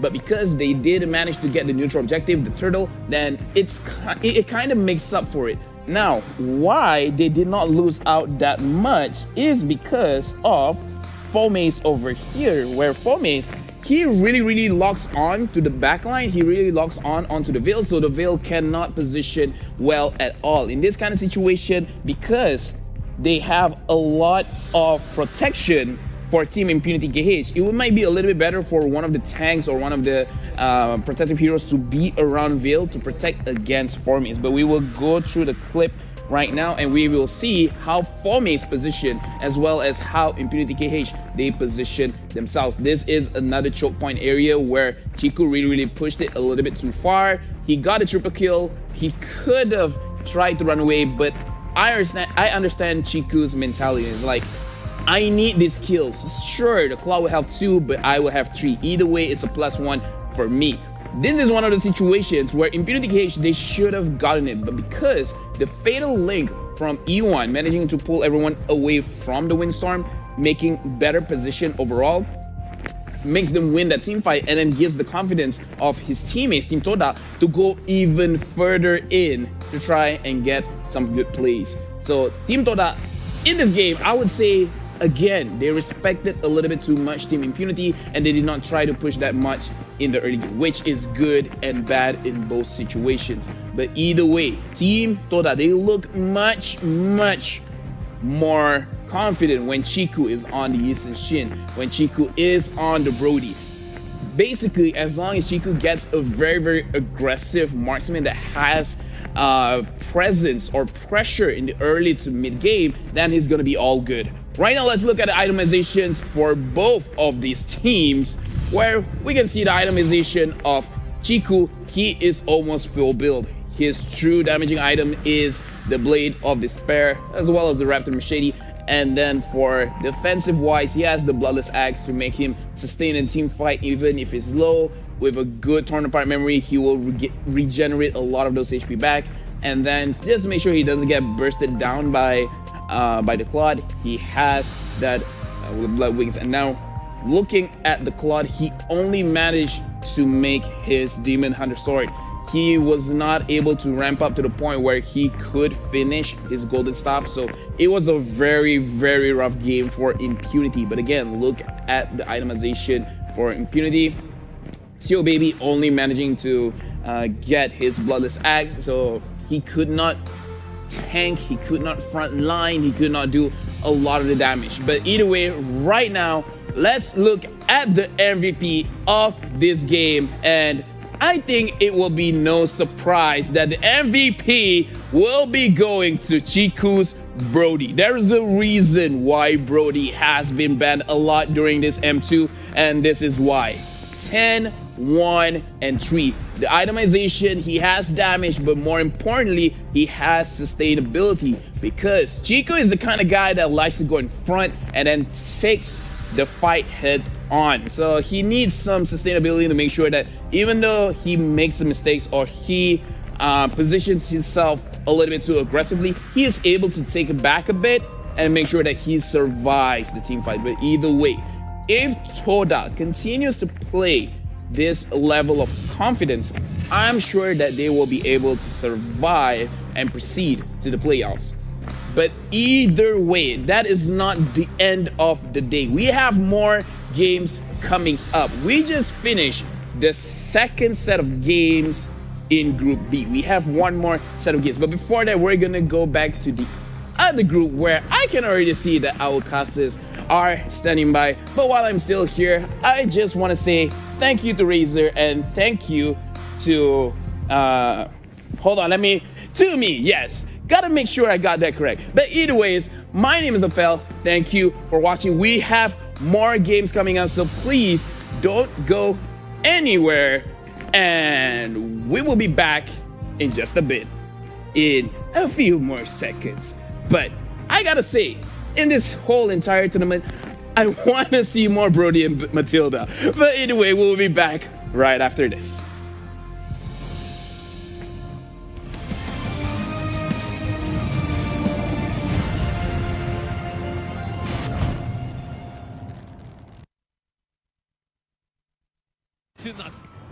Ladies and gentlemen.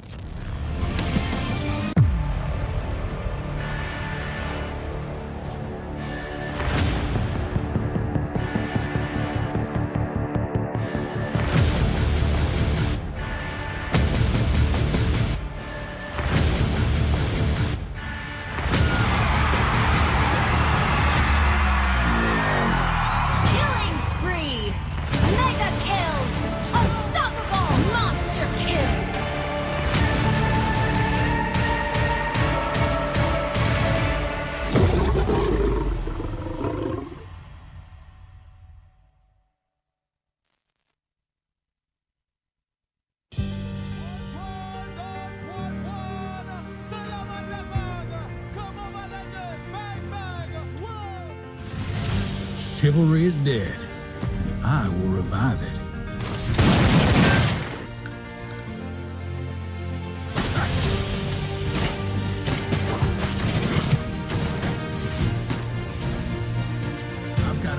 with your name on it.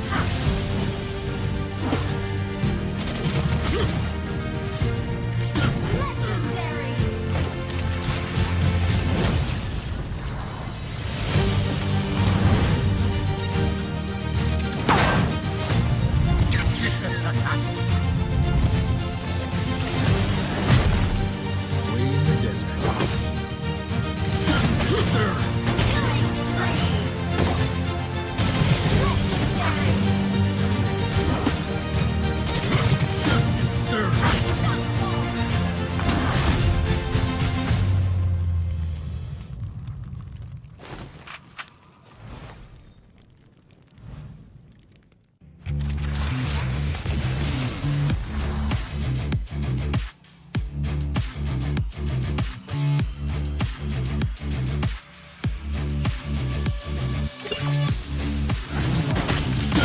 Sir.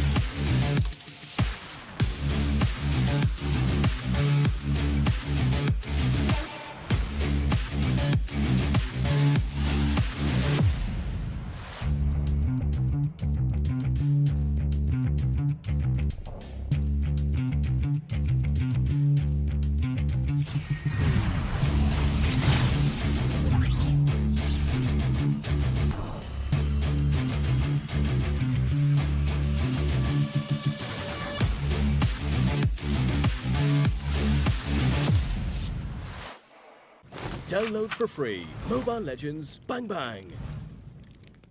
Welcome to Mobile Legends!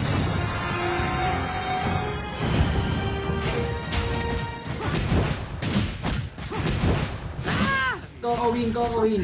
My chicken win. A knockout! Victory! Huh?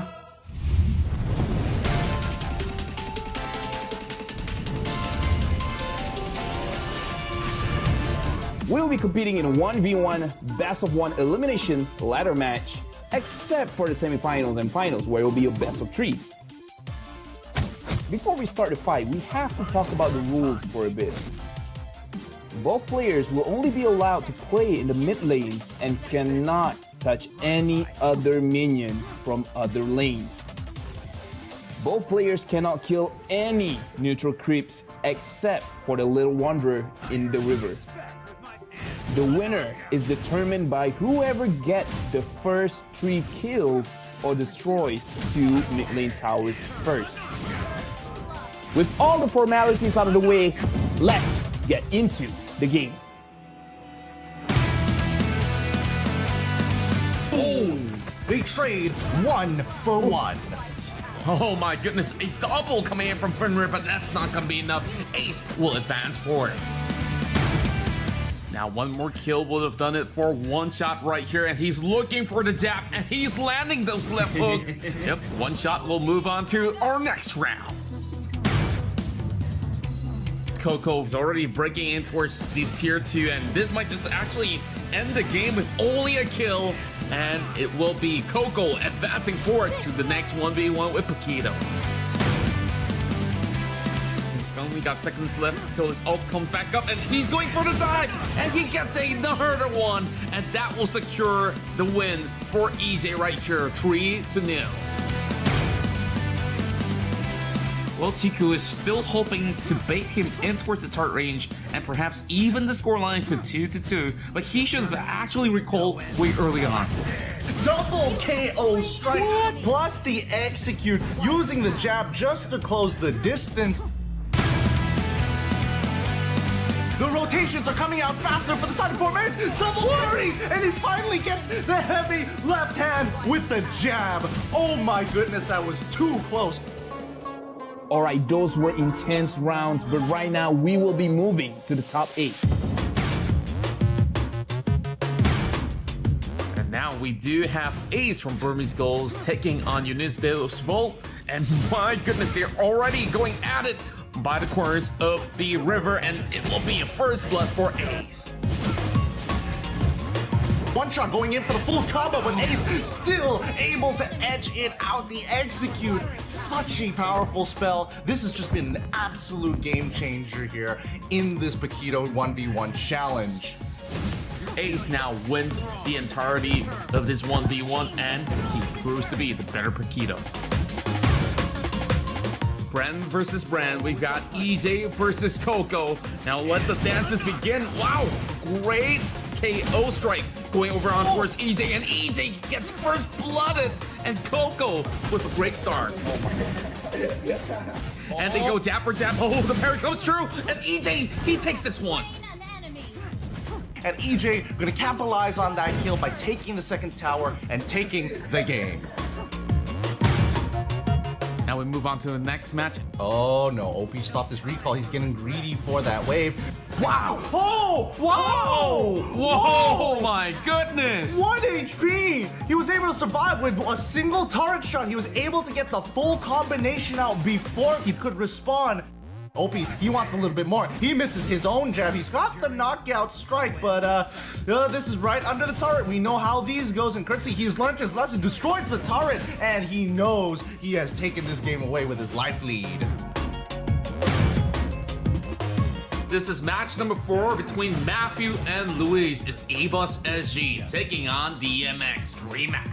Low 5 for Matthew right now. He's got parry up as well as the jab. He can actually set up a dive. He's got the execute going, and this will be first blood headed towards Ebus SG Matthew. All right, now Matthew's coming in. He's already been zoning out Luis. He took a little bit of a bad trade, but he's still a level up, and he has the item advantage. Indeed, and now it's going to be a little bit of the moves coming in. Jabs landing off with his ultimate, finishing off the member of DMX, and it seems like Ebus SG will advance forward. The hero is actually really fun. I was quite surprised how fun it was. The combos and the element of surprise. So I think like even the game that lost to Curtizi, he came the brush and he just comboed me. I didn't expect it, and I think in general the hero has a lot of potential, and even for like casual viewers, I think it will just feel very satisfying in general. Nhưng Thali hero nên bốn với hiện tại đây thì các skill với hiện nhảy chứ kia nhảy hay ta nhưng cái tập skill của hero nó tăng về thay trên mà phải mấy chân cả còn một hai bẻ này thấy auto bẻ thì hero mình vậy đây tôi sẽ đặt nhóm hero nó trên cho trình skill với lọ phòng tha bây giờ combo tôi thấy skill với lướn hay đừng combo tới stand to lại trên. I think it's hard, yeah. I feel Paquito is a very fast-paced hero. He requires a lot of mechanics. He won't be a very simple hero for most players. Paquito has this passive where when you hit 4 bars, you're changed to a different stance. And every time you change to a different stance, your whole skill will reset. And you have to take note of the cooldowns also. So it's not very easy to just tap and play it. To find out who will be the champion, don't forget to check out our next episode of the Paquito Challenge.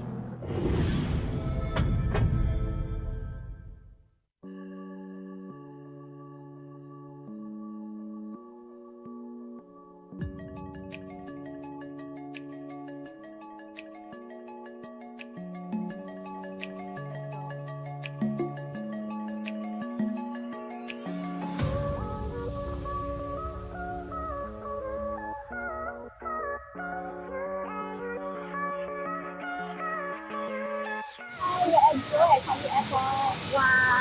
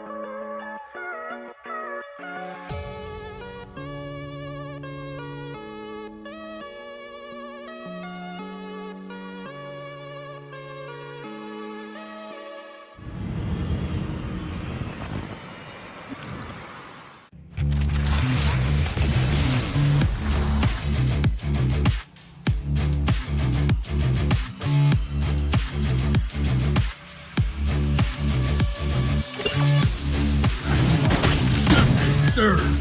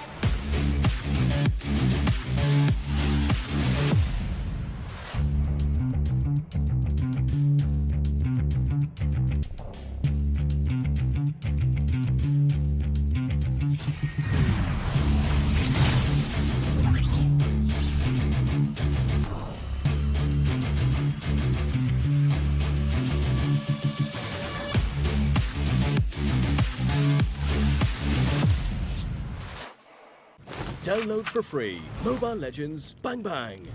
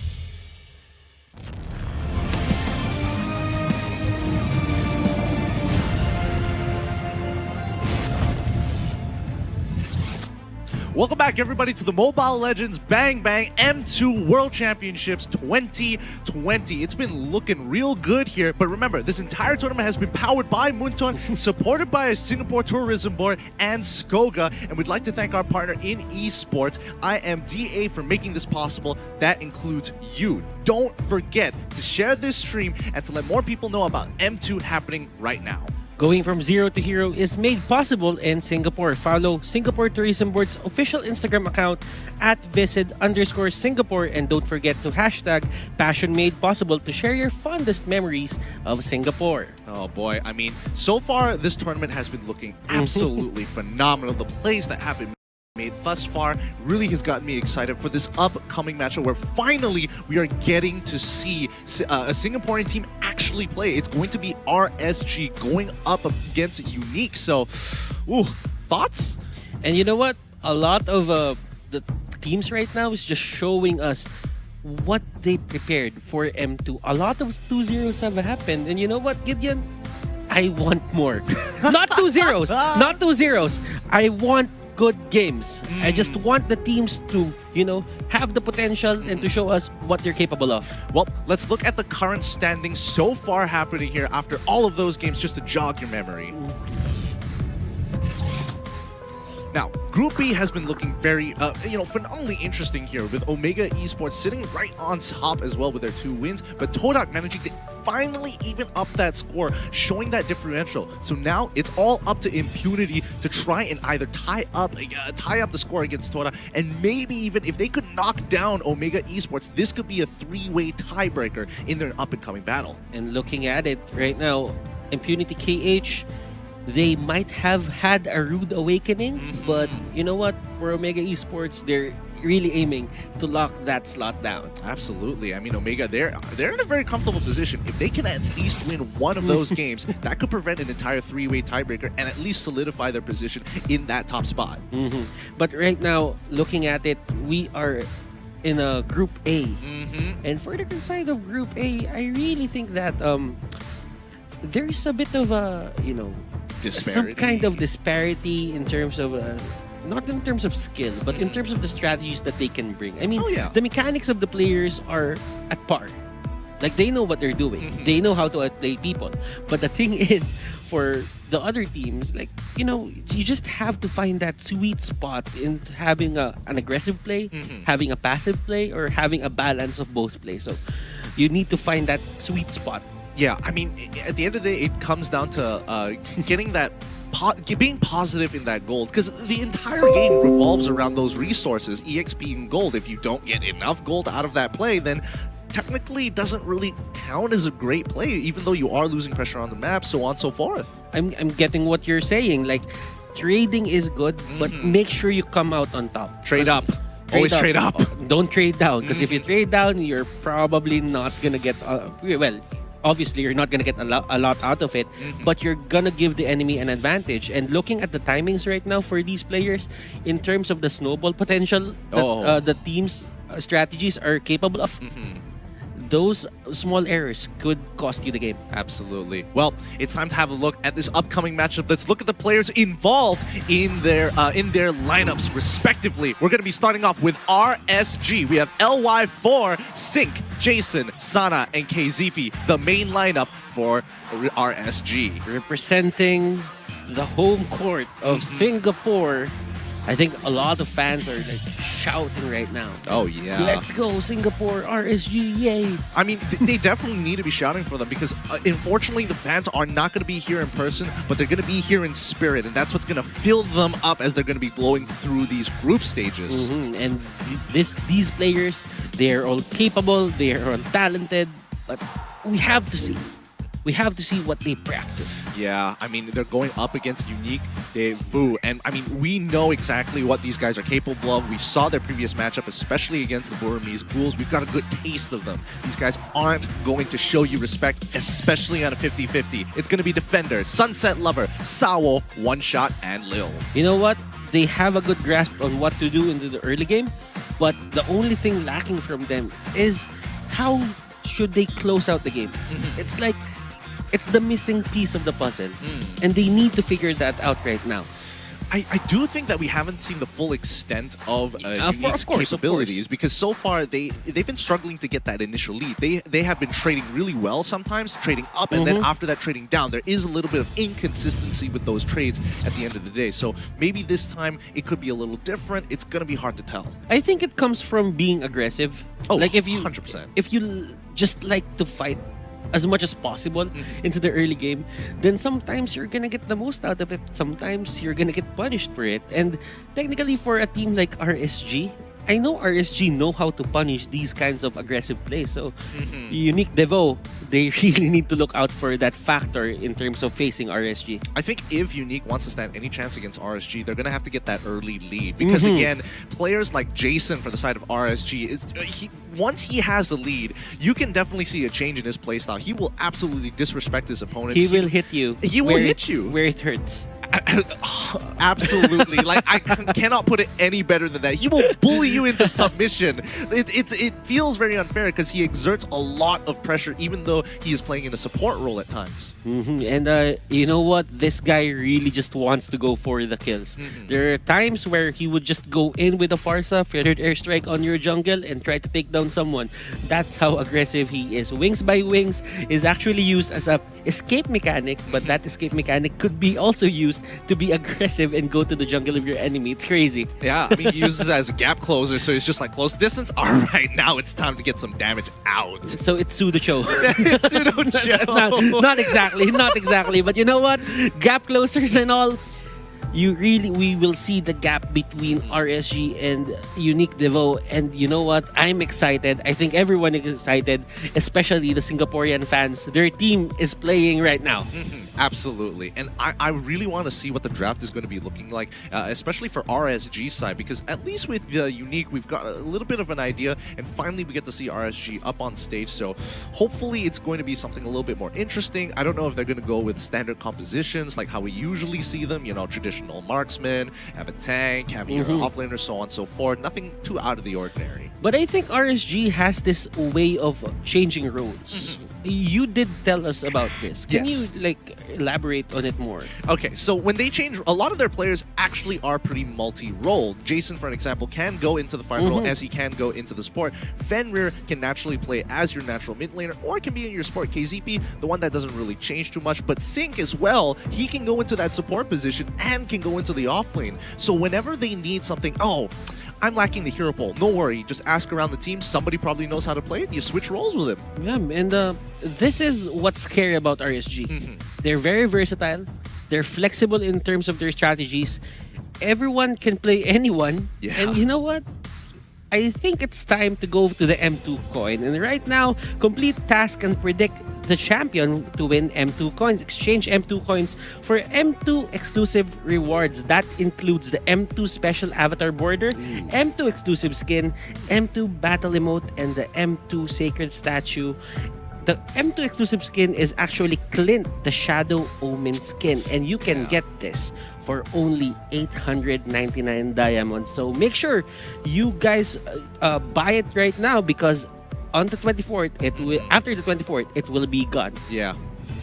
899. I'm still sales stalking you right now. 899. Gideon, 899. It's jarring. It's a lot of diamonds, but that skin looks so good. The animations are sick. He looks like, instead of a cowboy, he just looks like an absolute nasty bounty hunter, like a bounty hunter looking for demons, like just an absolute monster. In that, I don't know. I could keep raving about this skin forever. But coming into this particular game, do you have any expectations here for yourself, Butters? I mean, Unique Devo, they found out what it takes to actually fight in the Southeast Asian country, as against a Southeast Asian country. So I'm thinking maybe they have a way to, you know, just gauge a bit and try to, you know, have a good look at what should they expect coming out from RSG. And I think right now RSG, they're just gonna be RSG. they're just gonna bring themselves to the fight, and when they bring themselves, they're just gonna bring their A game. And you know, Unique Devo, they should look out. Yeah, I do think that RSG is going to definitely be a lot more favored in this matchup. But I don't know. You know, I feel like Unique, they might have something up their sleeve. But it looks like the ban picks are ready. Let's see how this is going to go down. We have Unique Devo on the blue side with RSG on the red. Selena and the Brody, what are your thoughts on that? Unique Devo, I think they just don't like the Brody at this point.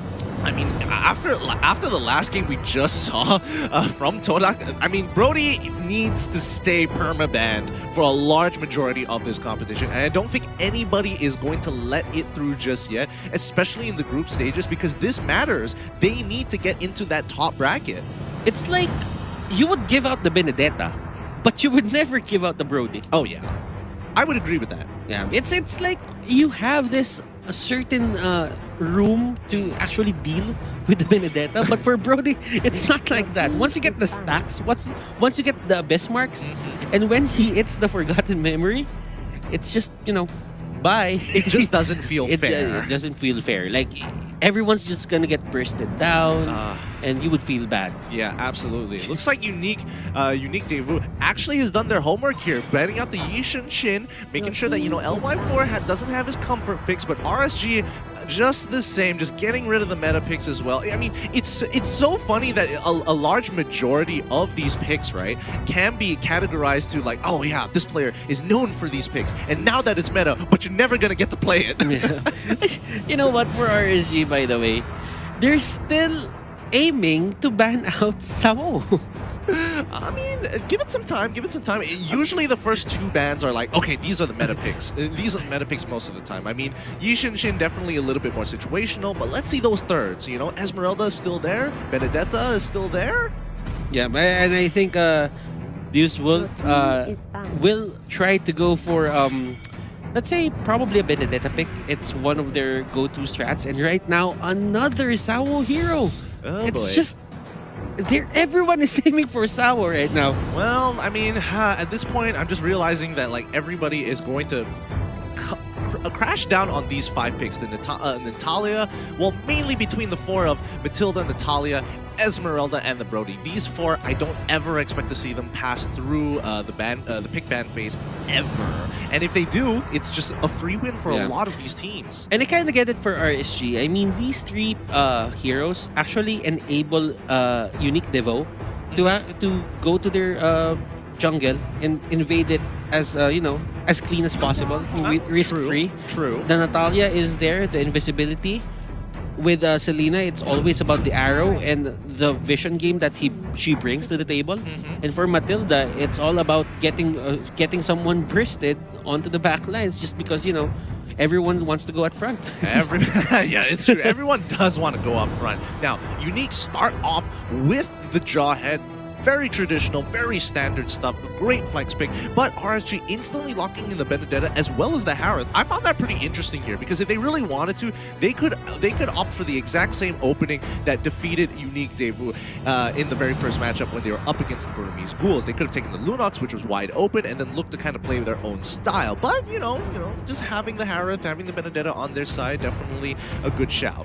Yeah, but I think just because of the bans here that happened for Unique Devo's side, it's safer to go for those 2 picks because there's a kind of bit of a lack on supports right now. But then again, if you look at it, LY4 and Sync probably got their heroes locked now, so they could just play with a certain set of heroes that Jason, Sana, and KPZ needs. Yeah. And that's a Louis. Yeah, that's an interesting priority coming out from RSG. It looks like they want to get their support down as soon as possible. Loyi, some great wave clearing, and I think this is a good idea, mainly because both Harith and Loyi, great wave clearers. Yeah. Especially at level 1 to level 4, they have no issues whatsoever. But if we're looking at Unique Devo's composition right now, they don't necessarily have that kind of push. Yeah, and looking at the bans right now on how like RSG drafted this for their first 3 picks, they looked at the biggest hero pool right now. The biggest hero pool right now is probably the tanks. And you know what? They stole that Louis support, which is they're good at that. They're good with that. They got one of the best supports right now, or mid laners right now in the meta. And you have your off lane, go XP lane. So they're just getting those heroes that they need to secure, just because a lot of heroes here are getting banned by Unique Devo just because they don't like them. Yeah, I mean, it is very responsive, I will admit. Now, Unique, they're getting rid of the Ling here. Kind of rather interesting, but you know, at least they're minimizing the possible risks, possible risk of RSG opting to say, hey, you know what, our flex pick of Benedetta, we can force her into the offlane and we can take an assassin for ourselves. So this kind of narrows it down, making Benedetta, all right, you're either one or the other, okay? You can't flex both of them. Yeah, and this could still be a Harith Golden. I'm not taking it out of the equation. This could be, you know, a setup for probably a Lance. Who knows? I mean, setup for a Lance. That could be. is possible. It could be, because an XP lane Benedetta isn't that bad. Yeah, I would say XP Lane Benedetta isn't too bad, and I think they're just watching out for the matchups here. Well, Unique, they get rid of the Kai, while RSG is going to be taking out the Cho in the process. Red side is going to have priority pick for the second pick, and it's going to be Sylvana here. A lot of magic damage coming out of RSG. Okay, so they got their tank, and against 1-1, it's not really, you know, the best, because 1-1 can cleanse his, you know, Imperial Justice innately. Yeah, I mean, the Purify is just a really powerful battle spell to get out of these like hard-hitting CCs. So let's just have a look. Let's see what Unique is going to be opting to go for here, because they've got some really hard lockdown, like single target lockdown with the Divine Justice and the Unstoppable Force coming in from both Lil and Sawo on Jawhead and Kaja respectively. And right now, it's Unique Devo's time to go for their 2 picks, and they really like the Thams, they really like the Roger, and they want... Ooh! Ooh, all right. Okay, so right now, RSG showing us new stuff. It's a Hanzo, ladies and gentlemen. Yeah, you don't get to see Hanzo that often, but this will be fun. This will be really, really fun. I would expect Hanzo to be going into the jungle, which means LY4 on Harith as well as Sync will be going in towards the side lanes here. Mina and Kizipi and as well as Sana will be taking care of the mid lane. Yeah, I mean, right now, this is going to be a Harith side lane, and these are your players for match number 4. This is game number 1. Remember, guys, every game in the group stage, aside from the tiebreakers, are best of 3. So, Unique Devo versus RSG, and we will head on to the player camps, not the Land of Dawn. Yeah, I mean, they're going to be loading in real quick here. So let's just see how this game is going to be turning out. Whoa, some really exciting stuff. Hanzo of all picks. Let's see how fast he's going to be able to hit that level 4. He should be able to devour a lot of those jungle creeps before his opponents. And arguably, they might even decide to go for an invade to steal your opponent's buffs real quick. You know what? Jawhead and Kaja has these gap closers to get close to a normal hero. But if you're Hanzo, it doesn't matter, right? It doesn't matter because they have to go the extra mile. That's so true. Oh, so boy. How does this work? I mean, for Jason right now, he is in the mid lane, and this is what we're talking about earlier, the versatility, the flexibility of these players to just, you know, move in and move out of roles. And how do you go and annoy a Hanzo when you come there and the monster is gone? Absolutely, he just devours it instantaneously. He's gonna get the XP a little bit later. He's hitting level 2, and he sees this go down and realizes, oh shucks, I guess I gotta get out of here. Already blows his flicker super early on. And looking at it, ladies and gentlemen, this is a very smart play coming out from RSG. Intelligent play, to be exact. Now, onto the top lane, we do have but onto the bottom lane, there is a fight happening. Sync and Defender going at it, and look at this. Execute will be used, and that is going to be first blood going to Sync. Sync played that perfectly. Like, he was waiting for that revenge to actually end up before going back into the fight. And unfortunately for Defender, he should have kept pushing. He should have kept pushing his luck there, because again, he did have that multi-size. If he could proc that passive maybe one more time, there is an opportunity to go back in. However, just having Execute as a battle spell, real nasty. Jason already level 4, trying to punish Lil as hard as he can, goes back, especially when he's in that when he's in that spirit form. It is a problem. It is a big problem. And right now, you don't have the capability to contest this just because they're faster than you. Hanzo is not the same as your typical jungler. He really isn't. He really isn't, which makes a lot of things tough. Now, Turtle is back up, and this is going to pose quite a number of questions. Jason, once again, just going out and just harassing as much as he can before he just goes and devours his next buff. And this time, it's going to be the purple buff. And it looks like Unique are gathering, ready to try and jump onto this Turtle, but they know that RSG is just waiting for them, so they aren't pulling the trigger just yet. I mean, for Jason, he can use that spirit to, you know, harass, get information where the enemy is. Yes. There's a lot of utility on that spirit, and a lot of people are looking at it and just say that, oh, it has high damage. But as long as you can get info, that is good in itself. Yeah, and plus, again, the movement speed is great. This is just way too many benefits. But what does Unique Devu do here? Right now for Unique Devo, they should just play their own game right now. Do not look at the things that you cannot answer, but Sync. He's going in pretty hard. He chunks him out. Oh, Lil finding a pick onto Sana here. Gets ejected under the turret, but they're able to flicker out of there. Jason going in hard. Can he find that first blood? Yes, he does. Onto Defender. He goes down. And ooh, boy. Looks like the chase was ready in RSG. Fast on that rotation. The variety of picks that are happening right now for RSG is real. And LOI4 is still on the top lane. Sitting pretty there. He's not needed at this moment, and he can just get the items, get the gold, get the XP, and just fight when he can. Yeah, they are just playing this really well. Oh wait, Divine Judgment actually being used, but Jason getting... I mean, it's not really going to matter here, but on top side, LY4 actually getting picked off there, and unfortunately, we just missed that. Oh no, Defender, he walks into an absolute fiesta here. He shouldn't be there, and he immediately regrets leaping into his own death. The trade on the other side of the map, and you know that RSG won't take a trade down for an answer. They will just go in. They will try to make things equal. And right now, onto the bottom lane, the difference is there is a Jawhead defending on that lane.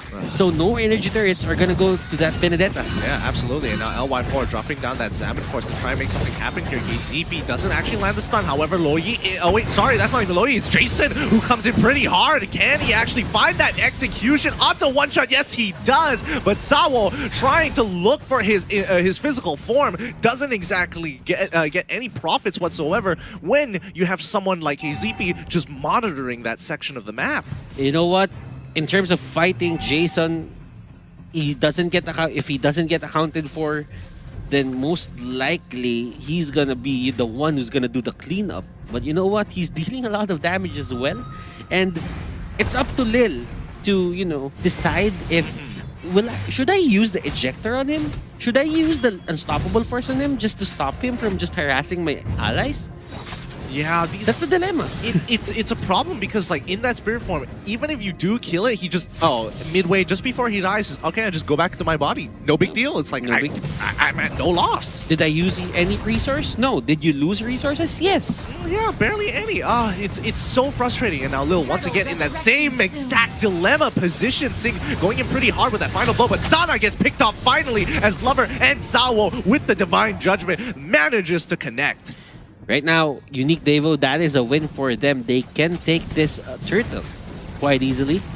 And let's see if Jason has an answer to this. And it's like RSG knows that they lack one member, so they're just gonna, you know, give it to them. Doesn't matter right now. Yeah, as of right now, it doesn't matter. They don't have their big ticket items. And, oh, Jason still getting some good damage onto their Roger here, onto one shot. But the gold is absolutely... Actually, Unique is up in gold because of that turret as well as the turtle play. But there is actually a lane swap, by the way.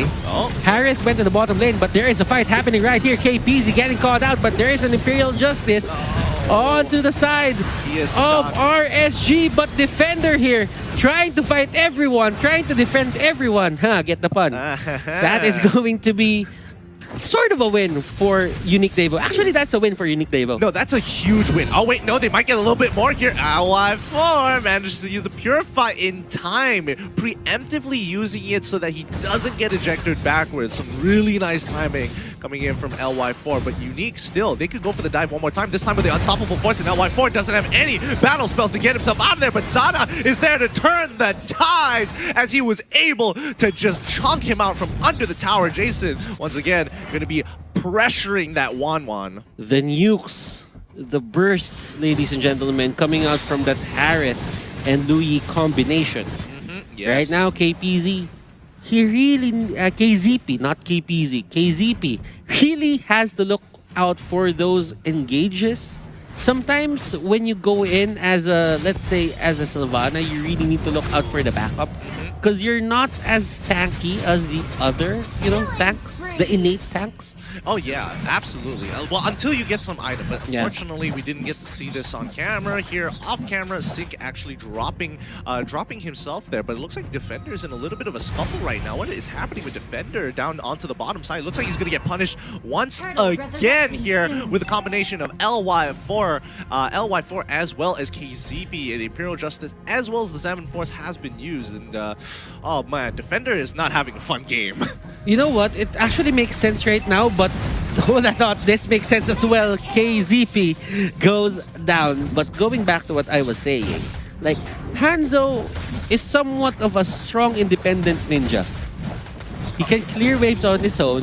He doesn't get into danger as much because you don't really have to go in or dive in for those monsters, for the jungle monsters. So that means KZP and Sana could focus on the other lanes. Yeah, that does allow him to focus on the other lanes, and oh yeah, no, that you're absolutely right. He is an independent hero who can hold his own as well as the lanes. Oh boy, LY4 gonna be jumped and pounced on. So much damage, but luckily was able to get some backup here. Oh boy, the Autobots really rolled out this time as they're gonna be fighting right under the sun. The Imperial Justice actually landing on the Defender. He goes down, and unfortunately, that's also gonna be Sawo locked in place. One shot is under fire here. Jason trying to make it work, but unfortunately he's in spare form. He loses absolutely nothing, and he's crystal clear. You know what? The Avengers assembled. They were there. They were the get backers, and they got back the ones who took LY4 out of his lane. He didn't necessarily go down, but still, that was a great move coming out from RSG, utilizing the diversion from Louis and making the most out of that converge that unique Juice Wolf did. Oh, KCB finding another pickup with the Imperial Justice and taking him out instantaneously. KZP just opening up unique Devote like a can of beans. Sunset Lover, though, still getting items, and that Divine Judgment is a game changer, ladies and gentlemen. Sunset Lover gets stunned. That was a waste, but right now Sunset Lover has actually has a way to fight against the Hanzo, but Sync getting caught out. And you know what? Right now, I think RSG is, overstaying their welcome and trying to, invade as much as possible. It's not really working for them right now. It really isn't, and at least for Sunset Lover, he's having a much easier time kiting around Jason. And I think, that's just what's keeping him alive for a large majority here. But RSG, I mean, they are trading kills back and forth, even though when they make a good play and get ahead, they somehow just shoot themselves in the foot and fall backwards with the help of Sawo seeing the opportunity. Right now, Jason going for that split, and look at the damage on the turret. They cannot do anything about it, and he always has this one rocket that follows him around. Just because of that Johead. It doesn't matter, but KZP here, missing the Imperial Justice. KZP, very tanky here, but will it matter though, as he will go down? Oh no, he doesn't! He actually takes down Sunset Lover with the help of that Louis, and Lil trying to get away. The flicker is there. Sawo. Damage is not enough. Damage definitely wasn't enough. Oh my goodness. I didn't expect Sana to do that much damage to Sunset Lover. He lost like half of his life in a single combo, and he wasn't even done yet. I mean, if you could see the Louis where the projectiles are going to come from, it's easy to dodge. But when the Louis, positions himself properly, that's the time where you should actually get, a bit cautious about it, because the burst down is going to come. A lot of the skills are going to come out of that Louis, and you are gonna feel it. Oh boy! I mean, what does Unique have to do at this point in time? Because they are just losing. They've lost a number of turrets at this point. Lord is starting to come up. What options do they have to actually crack open RSG to get ahead in this game? I think they should try to find Jason now. Oh, I mean, they have the capability to find Jason. They even have like a Roger with items right now, so they can just do that and make them look out after Jason. Oh, wait. Speaking of which, exactly what you just said. One Shot tries to go for it. He tries to live by his name, but unfortunately, he gets a little too far. With the help of the rest of the RSG members, they lock him down. I guess it could be, a miscommunication. He went in without his allies. His ally should have been near, or someone should have engaged on the side of Unique Devo.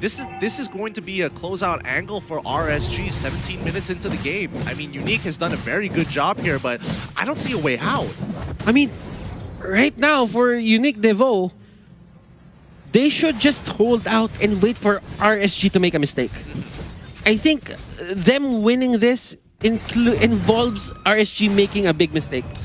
Yeah, I would definitely agree, and I think their win cons, we got to think about their win cons as well, because right now they're just wasting a lot of their ultimate abilities onto Jason when they really should be looking for LY. They should be looking for LY4. They should be using the ejector onto Jason and looking for a potential stun on other members of RSG. Now, Sunset Lover has all the items in the world, but you know what? Jason just goes for Sunset Lover. He dives in for Sunset Lover. And Sunset Lover, even if you have all the items in the world, if you have a scary ninja that hits hard in front of you, you will just run away as well.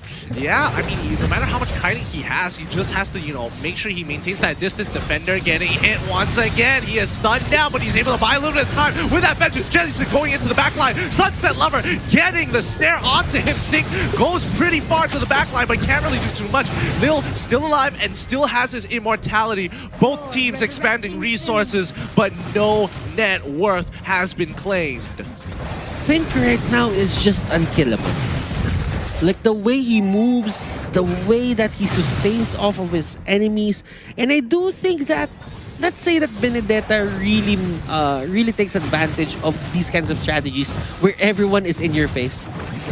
Like, you get a lot of HP just by using one skill. Oh, you get quite a bit. Oh, wait, hold on. Jason has already been, his spear point has been taken out, but that backline is going to be in trouble. Salvo, he goes down, comes back up, flickers over the wall, but the backline, it's not breaking. KZP is holding it. Defender can't break through. He's trying his absolute best. They find Sync. That's going to be one, but they've already lost Salvo in the process. KZP now is going to be the next to fall, but Jason, he's running for Sunset Lover. He can't get Sunset Lover again. LY4 continues to push on with his Examine Force, but it isn't going to be enough. Diversion. Does he take it? Sana takes it. Lil, are they going to bother breaking it? Oh, no. He does miss that last ability, the last shot, but now they're going to go for an end angle here, trying to break it once more, and there goes the Crystal. GG. Well played, going over to RSG. And Jason, the whole game was unaccounted for. Oh, yeah. They were using a lot of the resources that was supposed to go to probably the Harriet, probably the Benedetta, but they were forced to. Why? Because it's a threat in its own. It's something that I think you just have to believe in Sunset Lover to be able to kite that out single-handedly. Because again, it isn't too difficult to do it, but with the amount of pressure that Jason is exerting, especially when Sunset Lover has to figure out a way to dance around everybody else on top of Jason, because we saw Benedetta jumping in the back line a couple of times, and I think that alone would have, you know, put a lot of fear into Wanwan's heart. And you know what? Sunset Lover had a very good performance that game. It's just that Jason will chase down after you. Yes. Then after that, if it doesn't finish the job, there is going to be Sync going in with the Electro Final Blow. And you know what? The gap closers are real. They are. The backline isn't really a backline anymore. It's more like, you know, a pseudo frontline. A pseudo frontline. If that makes sense. No, I totally understand that. I do think that, you know, the Roger pick, he went in a little hard onto that backline. I think they should have just played front to front as much as they can, keep hiding it out, and I think it might have been a little bit better. But with that being said, we've got to talk about some of our sponsors here today. We would like to also thank Tumi for being the partner of sponsors in M2, as the journey to become the champions of M2 has been perfected with the latest Tumi luggage as well as their backpack. I mean, if you check social media, they look phenomenal. It looks sleek, it looks clean, it looks great, and you can bring your gear absolutely anywhere with you safely. So don't worry about any of that. But be sure to check out tumi.com/esports to perfect your own journey and enjoy the M2 experience. To keep our players safe and protected, M2 has partnered with SUTL to ensure the event venue has been coated with SD Pro, an antimicrobial self-disinfecting coating. That's a mouthful. But that eliminates bacteria and viruses 24/7 for 180 days. To find out more about what SUTL EnvironTech offers, visit sdst.com. Now, fans everywhere, who doesn't love some of the best gaming gear products coming out of the one, the only Razer, our M2's official gaming gear partner. Now keep your eyes and ears open because there are giveaways going on. And you guys, if you want to be able to walk away with some pretty sick Razer gear, I mean, you gotta pay attention. You got to pay attention. So keep yourselves nice, warm, and ready. But one last thing we have to say, especially, and this is limited to, and not specifically to anybody, but we got to mention them. We don't want to forget. We don't want to forget, and we have to thank PvP Esports, our partners in esports, to turn your competitive gaming dreams into reality where gaming lives. PvP Esports is Southeast Asia's one-stop platform for amateur and professional gamers alike. And finally, we have to talk about this is limited to just Singapore, Singapore, yeah. Yeah, you know, don't worry, maybe one day it'll happen to your country, but for Singaporeans all out there, if you are watching, did you know that there is going to be an official live streaming event for M2 in Singapore at the Cathay Celestial Orchard? It's called MVP, and you'll be able to catch all the M2 action on the big cinema screen. That's insane. Yeah, I mean, watching MLBB on a movie screen? Honestly, what more can you what more? You can also win attractive prizes when you take part in the activities as well as the lucky draws. MVP will be running all week long, and you can get your tickets at Cathay Cineplex website. You can also check out www.rsg.gg/MVP for more information on MVP. Don't miss out on the opportunity to watch it on the big screen, but right now, my body's ready for game number 2. Well, you know what? Let's just throw it back to our analyst. Wolf, what do you have for us? Well, Butters and Gideon Gill, we're going to be talking about Hanzo a lot in this particular analysis segment. My name is Wolf, and I'm going to be bringing you the breaks of the game for that game number 1 between UDV and RSG. I was actually surprised why the Hanzo was picked up, but let's talk about it later. For now, let's talk about the simple things on how RSG drafted this very well indeed. I think that they have understood that UDV wants to run this Jawhead, and they have run it several times in the past. And sometimes what you need to do is to draft one specific hero to kind of counter it, and that is the Hanzo. Because what can you do with your Jawhead? Who can he harass in the early stage of the game if there is nothing to harass, right? And honestly, I think the Luyi was also a very good pick in this particular game because they know that UDV likes to play aggressively. And what you have to counter that aggression is to have this very defensive type kind of hero, which was the Luyi, which punished the aggression of UDV several times in the game. There was a time where there were the lineup and the composition of UDV was really apparent. It was really apparent for us to see that they want to collide head-on. It was always head-on collision for the team from the Russian region. Why? Because they needed to go for the Roger. They needed to go in. They also need the Joy to be in there. And if you think about it, the Kaja acts as that hero that will need to get to close the gap. So they are always going in. For sure, the 1-1 is a hero that is quite ranged in a manner. But if you think about it, they still need to get into the fight. That's also true for the Thams. And all of these heroes coming out from UDV, you think about it, they all want to get into the face of their opponents. And what better hero to counter that all out with this wonderful Louis pick coming out from RSG. In fact, he participated for 17 out of the 21 kills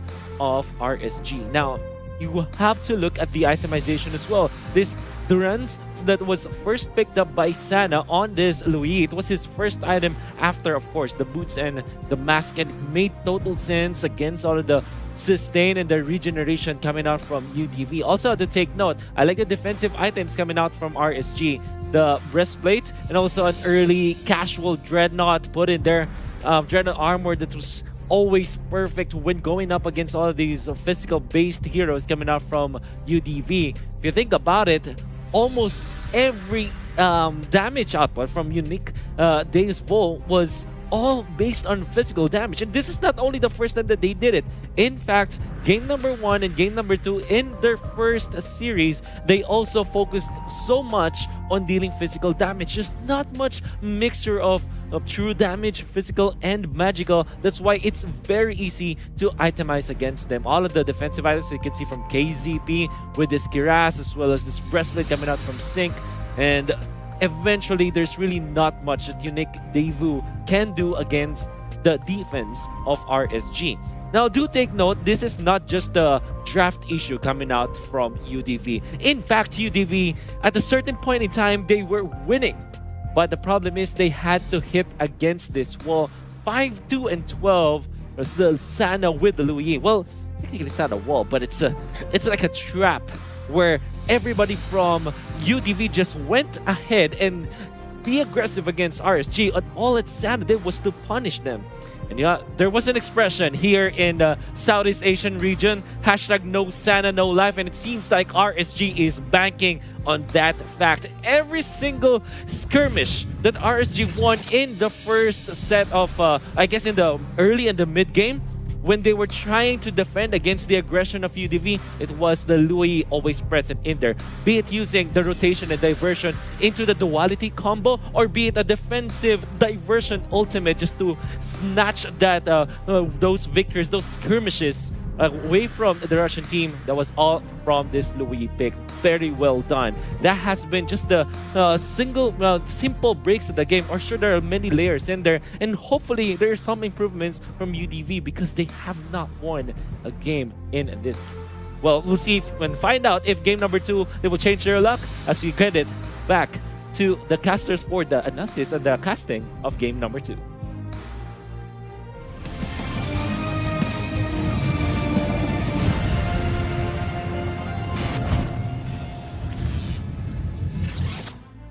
Welcome back to Game 2. Special thanks to our sponsor, Secret Lab, the award-winning gaming seat engineered for long hours of comfort and sitting form. Available in Secret Lab official stores in major e-commerces in Singapore, or visit secretlab.co. And once again, thank you, Pack Leader Wolf, for giving an in-depth analysis and giving us a very good idea of what exactly this game entailed for us in game number 1. Are we really going for this? Oh yeah, Pack absolutely. Leader Wolf. Okay, let's go for it. Pack Leader Wolf. Right now, we would not want to forget to thank PvP Esports, our partner in esports, to turn your competitive gaming dreams into reality where gaming lives. PvP Esports is Southeast Asia's one-stop platform for amateur and professional gamers alike. Yeah, I mean, we gotta thank all of our sponsors here. There's so many of them. So many. And you can't have like an absolute world tournament without, people backing it up as well. So again, thank you to all the sponsors who made this possible. As we move on into game 2 here, what does Unique UDV have to do to kind of change things up here? They need to get the upper hand somehow. Try to add more, flavor or flexibility in terms of their drafting. But you know what? Just to add more flavor, I think you have Cateye Cineplex right there. Yeah, absolutely. Now, for everybody and every Singaporean out there, remember that there is an official live screening for M2 in Singapore at the Cathay Cinelesture Orchard. It's called MVP, and you'll be able to catch all the M2 games live on the big screen on a cinema screen. If you want to have that environment, you know where to go. And what's more, you can also win attractive prizes when you take part in the activities, as well as the lucky draw. Now, MVP will be running all week long, and you get your tickets at the Cathay Cineplex website. You can also check out www.rsd.gg/MVP for more information on MVP.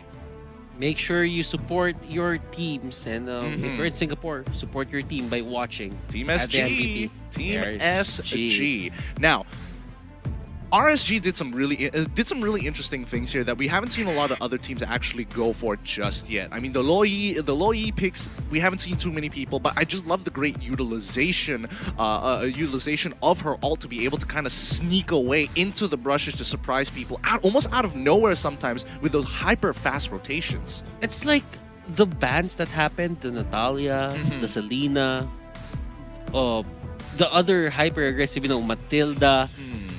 Those heroes were capable of finding the Hanzo yes on the jungle. Oh yeah, absolutely. But what happened was they banned it out. And it's like they, hid it in a way where, Todak did this. So we'll do it as well. So you know what to expect from us. But they used that to their advantage. They turned it around and they used the Hanzo to its full potential. Well, yeah, I mean, that's just the way to kind of abuse what you have. But don't forget about the Blazing Hammer, the Battle Knight. Make sure you log in on January the 30th to claim your free permanent skins. And yeah, looking at it, permanent skin, free. A lot of people want that. Oh, you made me want to say win so badly there. I was about to say, I was like, come on, just say win, don't make me do it. I know it. Skins to win, man. Skins to win. Skins, man. Everybody likes skins. Everybody loves skins. Do you like skins? Of course I love skins. I love skins. I know you guys at home, you love skins. So quick, jump in on it and be able to claim yours today. Now, I'm more interested to know about, this Thanos pickup. Why we haven't, it looks like, I feel like they're offlaners, especially for UDV. They're missing out on that Lapu Lapu love. Yeah, I mean, in a way, let's just say that some teams might have integrated Lapu Lapu in their strategy. But for the others, like, maybe they're not really looking into it. Like, I know Unique Devo really love the Tams.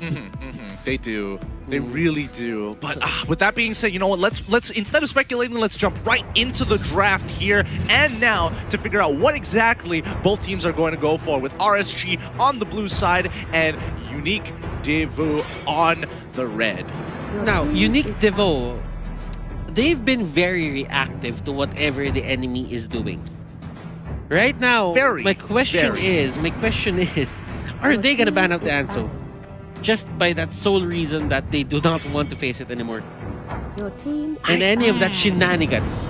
I'm not entirely sure, because I feel like RSG, the only reason why they decided to go for the Hanzo in the first place against Unique Devo was mainly because of the Jawhead pick and knowing that they would eventually go in towards that Kaja as well. Yeah, those shenanigans really set up, RSG to just have this certain surprise factor. It just seems to me that the ones who don't have the most VODs on the internet were the ones who got surprised. Yeah, and I mean, I can't entirely blame them as well, considering that, the amount of information there is out there, and also for the fact that the new patch also landed not too long ago. Adaptation can be a bit of a problem here. But you know what? I think that is RSG's way to deal with the side lane marksman. Because, you know what? They don't really have to commit a lot. They just have to scare away the marksman. And if the marksman doesn't have enough damage to take down that Hanzo spirit, then you're most likely going to have problems when it comes to the team fights. Yeah, significant problems at that. Now, looking at the draft, RSG has been able to start off with the Jawhead, pick up LY4, getting him the good old Harith on top of Sync, who is going to be locking in that Yuzong. Now, Yuzong is a good way to deal with the Yi Sun Shin. Remember, Traceless is a one-off dash. You can reset it, but it takes a bit of a, it takes a requirement to actually reset the cooldown. So for Yuzong, he has a lot of gap closers, the Black Dragon form, probably a flicker, and the jump. And the jump. I mean, just great ability, just great team fighting abilities, because all of them have a pretty significant area of effect. It's not like a single target person that's gonna get knocked up. It's a very, very versatile hero here. But UDV, interestingly enough, are bringing out the Alice, which I'm not 100% on, especially considering what the matchup is. I think it goes well, but there is no guarantee that the Alice will be able to find a lane against that Yuzong. I like the Alice pick, but I'm not a fan of picking Alice at the first phase of pickings. I totally agree. Like, same. Second phase is good, but for first phase, as long as you don't really see, a front line, go at them lineup coming out from RSG, it's like you're trying to, mend or you're trying to solve the problem even when the problem isn't there.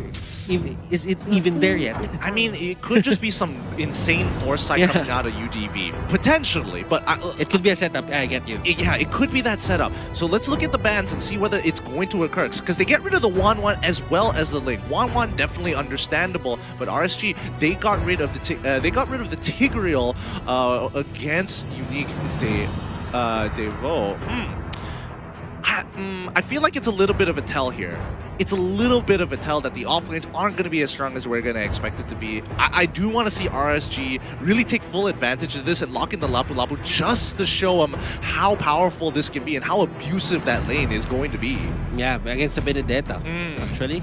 That is going to be great for them. But right now, the last ban is going to come out for the side of RSG.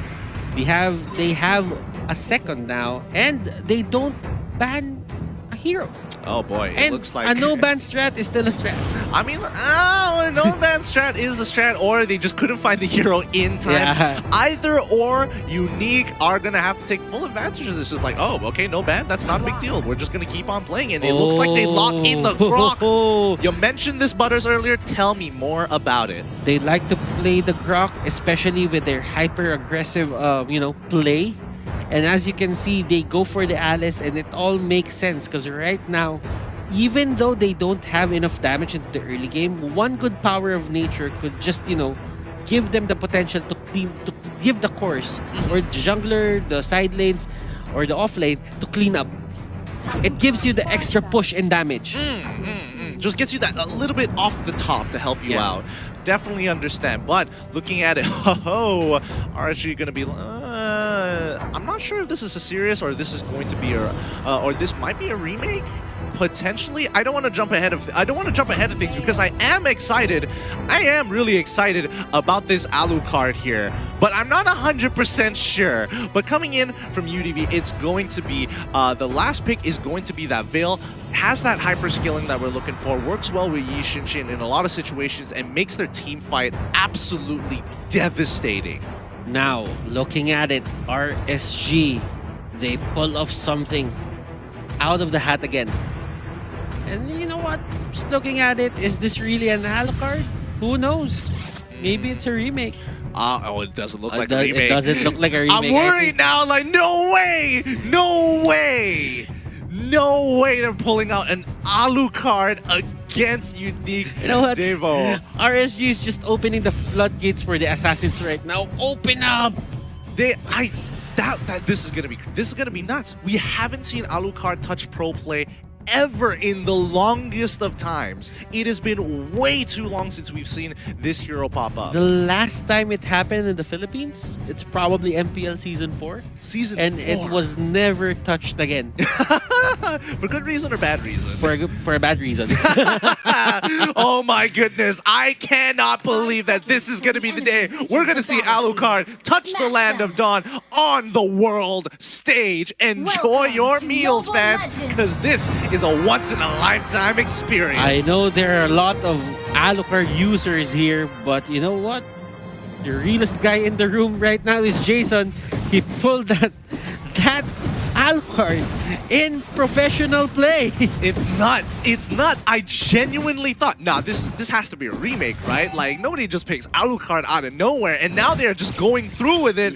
It's time. I was supposed to say that as well, but knowing them, they picked the Hanzo, so expect the unexpected. This is mad. This is mad, but let's see how this is going to be playing out. Starting off from the Soul of Lava, he's going to be pathing up in towards the Gargoyle and finally picking off on towards Purple Buff here. Now the rest of the team, especially for Unique, they're going to have to start thinking about this because, again, it takes a long time for Alucard to scale into this game being a primary damage dealer, where LY4 will take control during that mid game. And Sync Lil having a bit of a back and forth here. Like, Sync really wants to hit Lil, but Lil just, keeps the distance and tries to go for those flowing bloods. But you know what? Lil is at a bit of a disadvantage here. Oh yeah. Because he cannot get his orbs. I mean, of course, but again, it really doesn't matter. Like, like Lil can just walk up, just auto attack Yuzong, doesn't really have to interact with him, wait for the wave to push into him, and just will clear it naturally. I mean, he doesn't really have to do too much. He's at a safe distance, and he's never going to be put in any real danger until level 4. But although he's not getting his orbs, the thing is, he is still getting, you know, the gold, and he has the mystery shop on him. So that means it's his power spike is going to be a bit earlier than most. Much earlier. Oh, they found it! They found Jason! They were already waiting on towards that mid-rush, and now they're going for a full punish sync, trying to make something happen here. His passive is already active, but he might end up dying in the process. Oh my goodness, Sana was able to get the fastest feathered airstrike I have ever seen off. I mean, for Alucard, when you're hitting people, you can sustain yourself, but if you cannot move and get popped like that,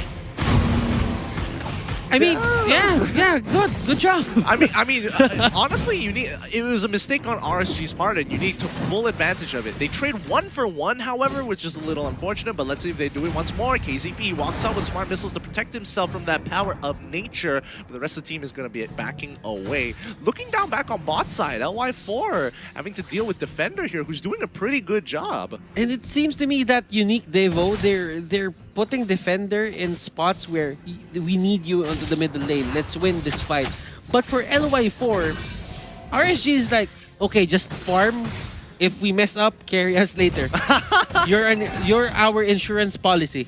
All right, if this doesn't go well, we need you to do the work. We need you to do the work. We'll help you. Oh no, Sunset Lover. He goes out of position just to make sure Jason has a bad time. Lil flickers on out of there. Doesn't want to get caught in that flame shot, but Sunset Lover now trapped in position, giving another kill.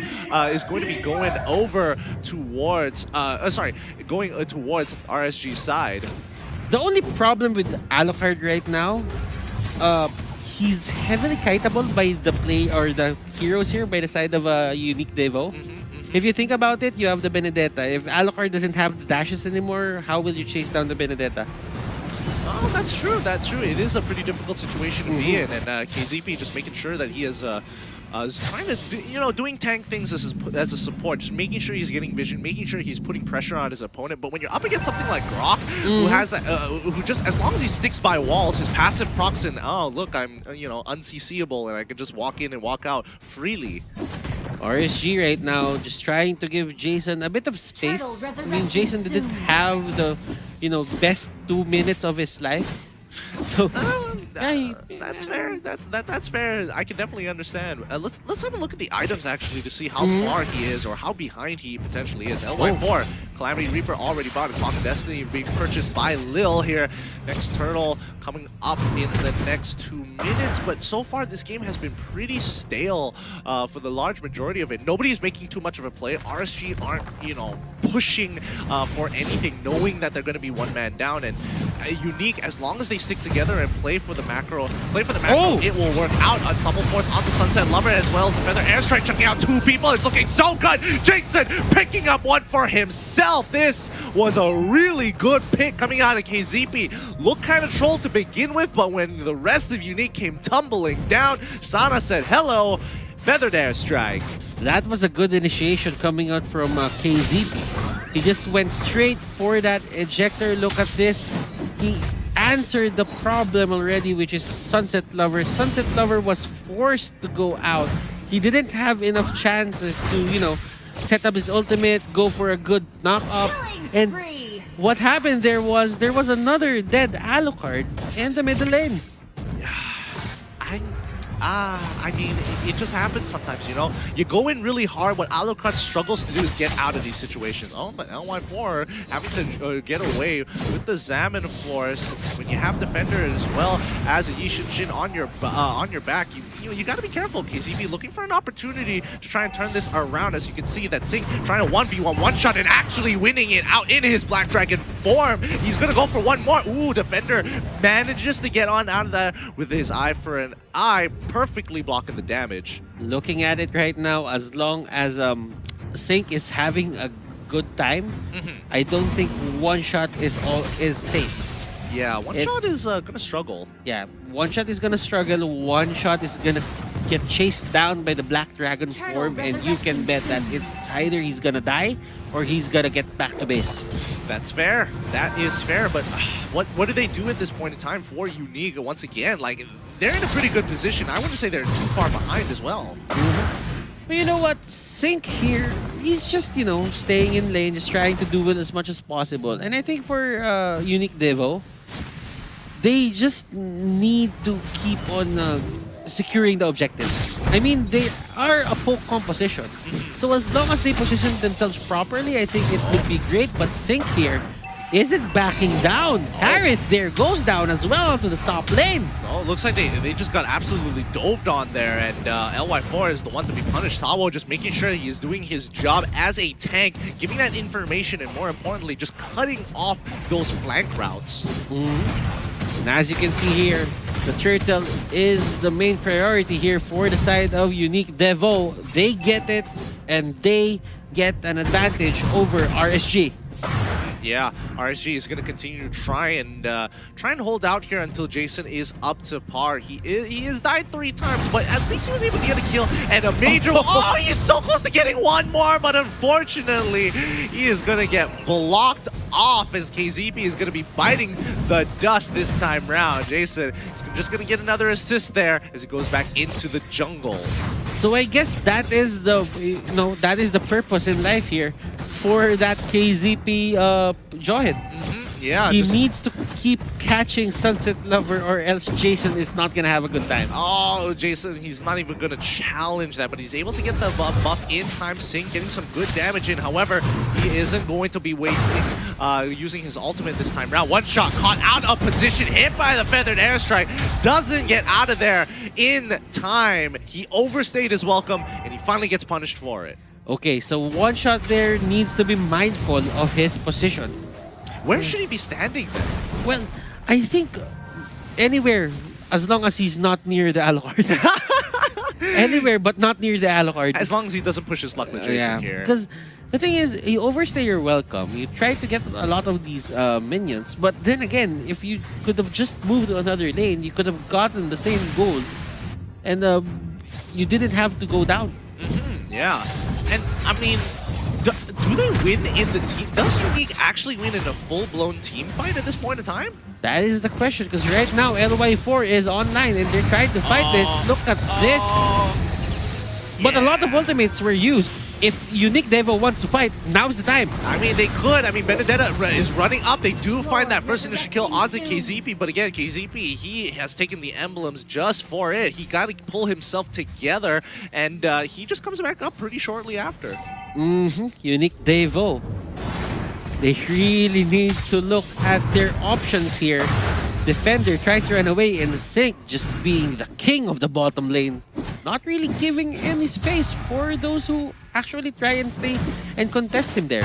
Yeah, but I mean, it's a tough one. Final blow coming out of Defender. He just wants to clear this wave and then just walk away.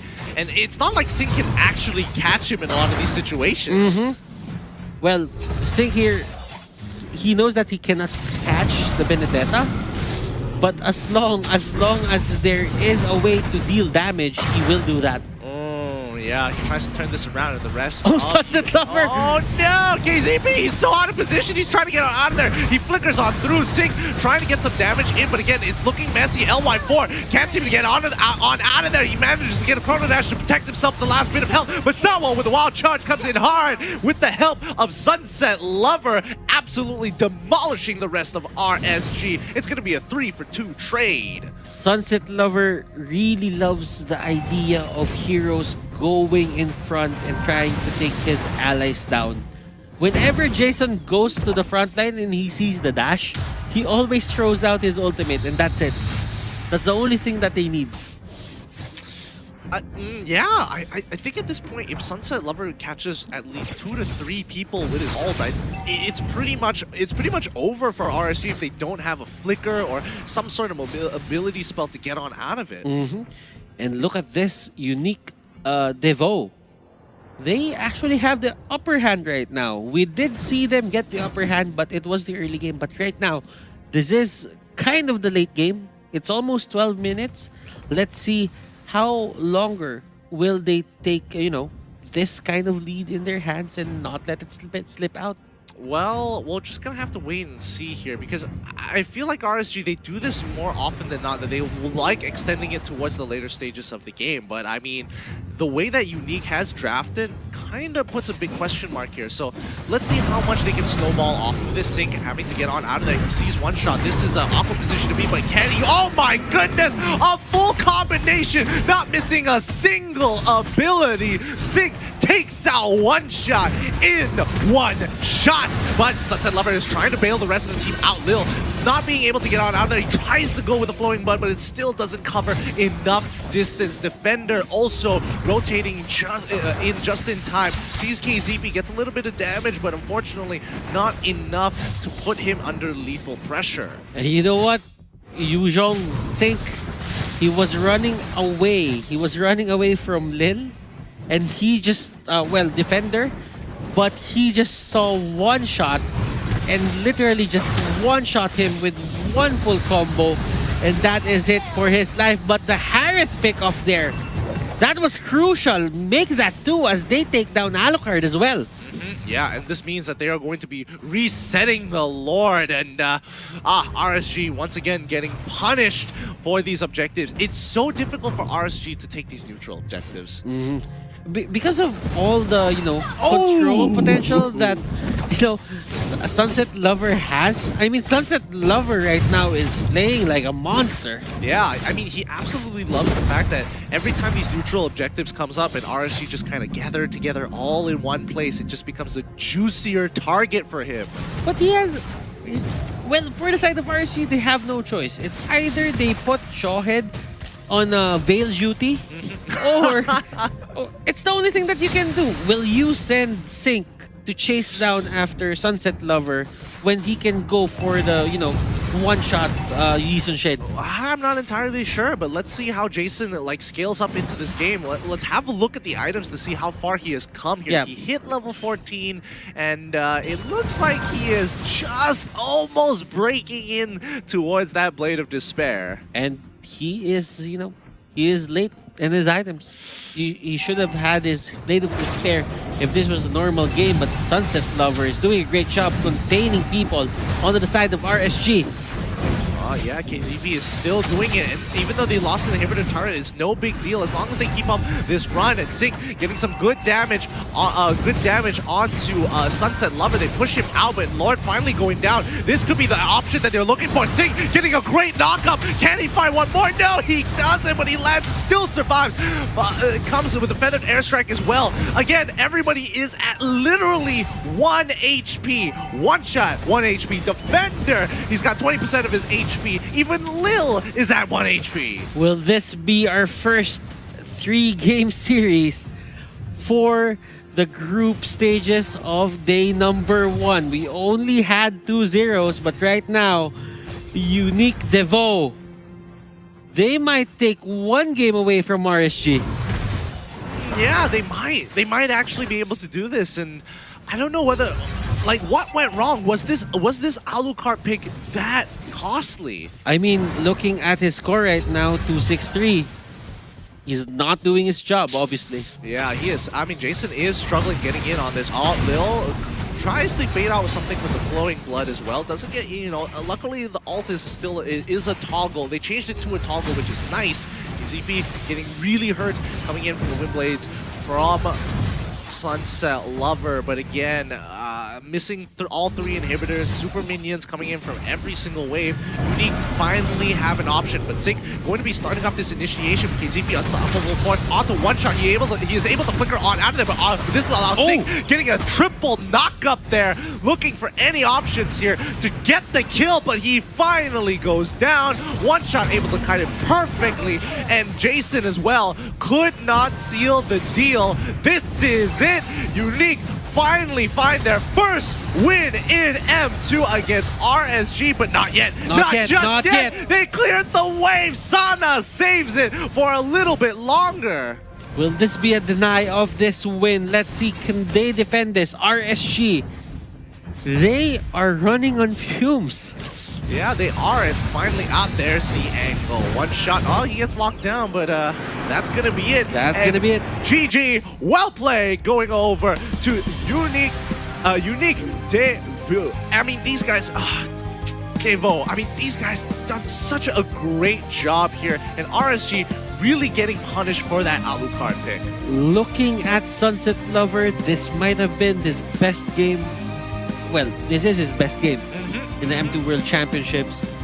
And you know what? That Veil just controlled everyone from the side of RSG. Yeah. It was like they were moving in a way that they wanted to always put the Veil in the equation. Absolutely. And I think, you know, the design of the composition also entails that they just wanted to fight. They wanted to team fight, and they wanted to team fight really hard. I mean, the Alice Wombo combos, they've got the Veil to suck them all in, they've got the Grok just to get that initiation going. Oh, so many things. So many things. And a lot of these ultimates coming out from Jawhead was used against Sunset Lover. There was a time there, I think it was like probably 5 minutes, where the Jawhead just kept on going. ZP went straight for that Veil, and he couldn't do anything. And there were times that they were successful. There were times that they were not. Yeah, really, it was a tough game. But with that being said, make sure that you guys at home can catch the live streams of the mega event Mobile Legends Bang Bang M2 World Championship 2020 held in Singapore's Shangri-La Hotel for free on MeWatch from the 18th to 24th of January. A total of 12 teams from 9 countries, including RSG and EVOS SG, like you are watching right now, from Singapore, are competing for 300,000 USD. And I know they just lost the game, but you got to support them. Support Team SG in the group stage. Yes. And you know what? We need to support our analysts as well. So, Wolf, pack leader, what do you have for us? Gotta admit, I was surprised about that transition, but I was even more surprised about this Alucard pick and the no ban strategy, I guess.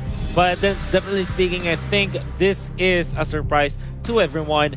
But not only that, Unique Devo just said, okay, enough of surprises. Let's look at how to actually play a Mobile Legends match. My name is Wolf. I'm going to be talking about the analysis of game number 2, where the Russians have won against RSG and forcing a game number 3 for the first time today, the M2 World Championship. Now, it's important to take note that the Harith was one of the priorities for RSG, and it made a lot of sense. One of the strongest heroes out there. You can play it in almost any kind of position, even in the XP lane.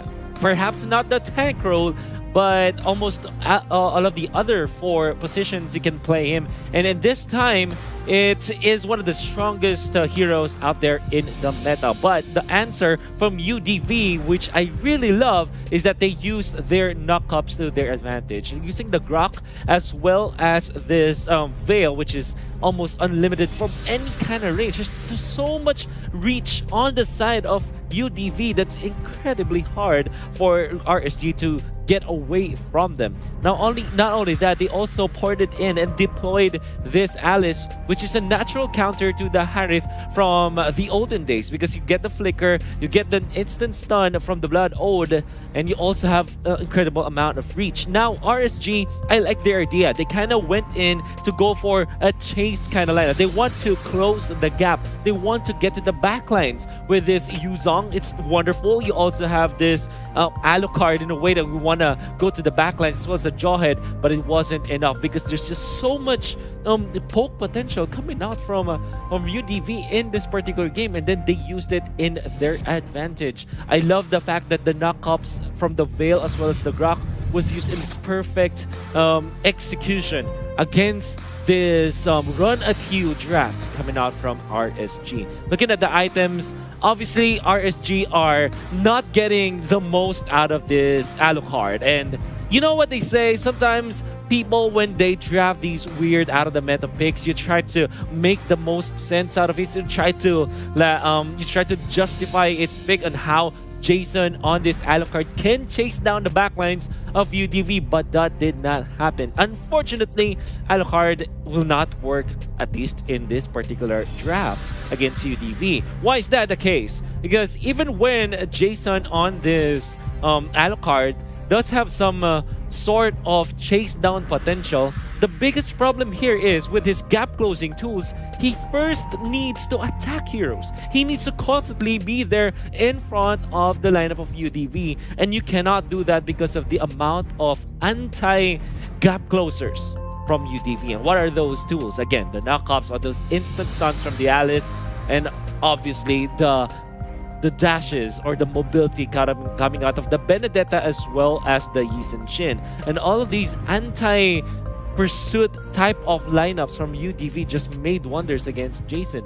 And looking at the items of UDV, I like this a lot. The Sky Guardian helmet coming out from the Grok. He knew that he is participating so much in the team fights and that his regeneration will be perfect against a non-burst type of lineup from RSG. And then you now go for some sort of dueling potential from UDV to go with late game bursts coming out from the Clock of Destiny, the Truncheon, all the jazz coming out from the magic damage of UDV. Now, what I really love about their development all throughout the M2 World Championship is that they are now mixing up the physical and damage output, unlike in their previous games.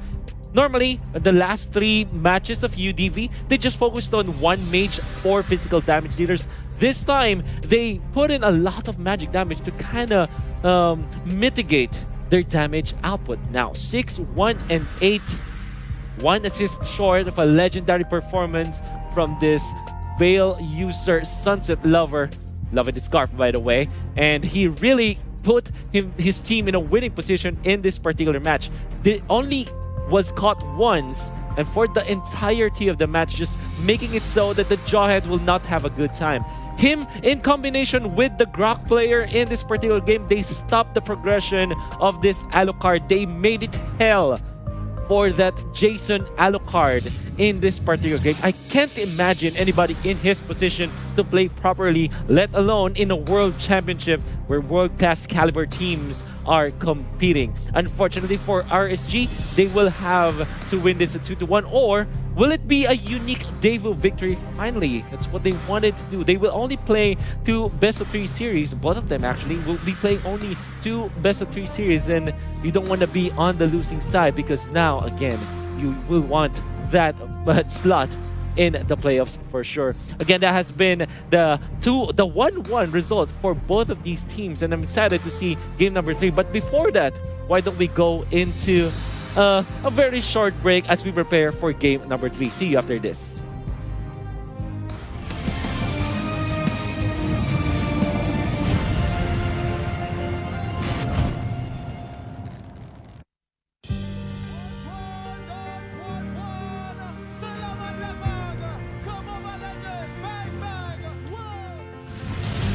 Chivalry is dead. I will revive it.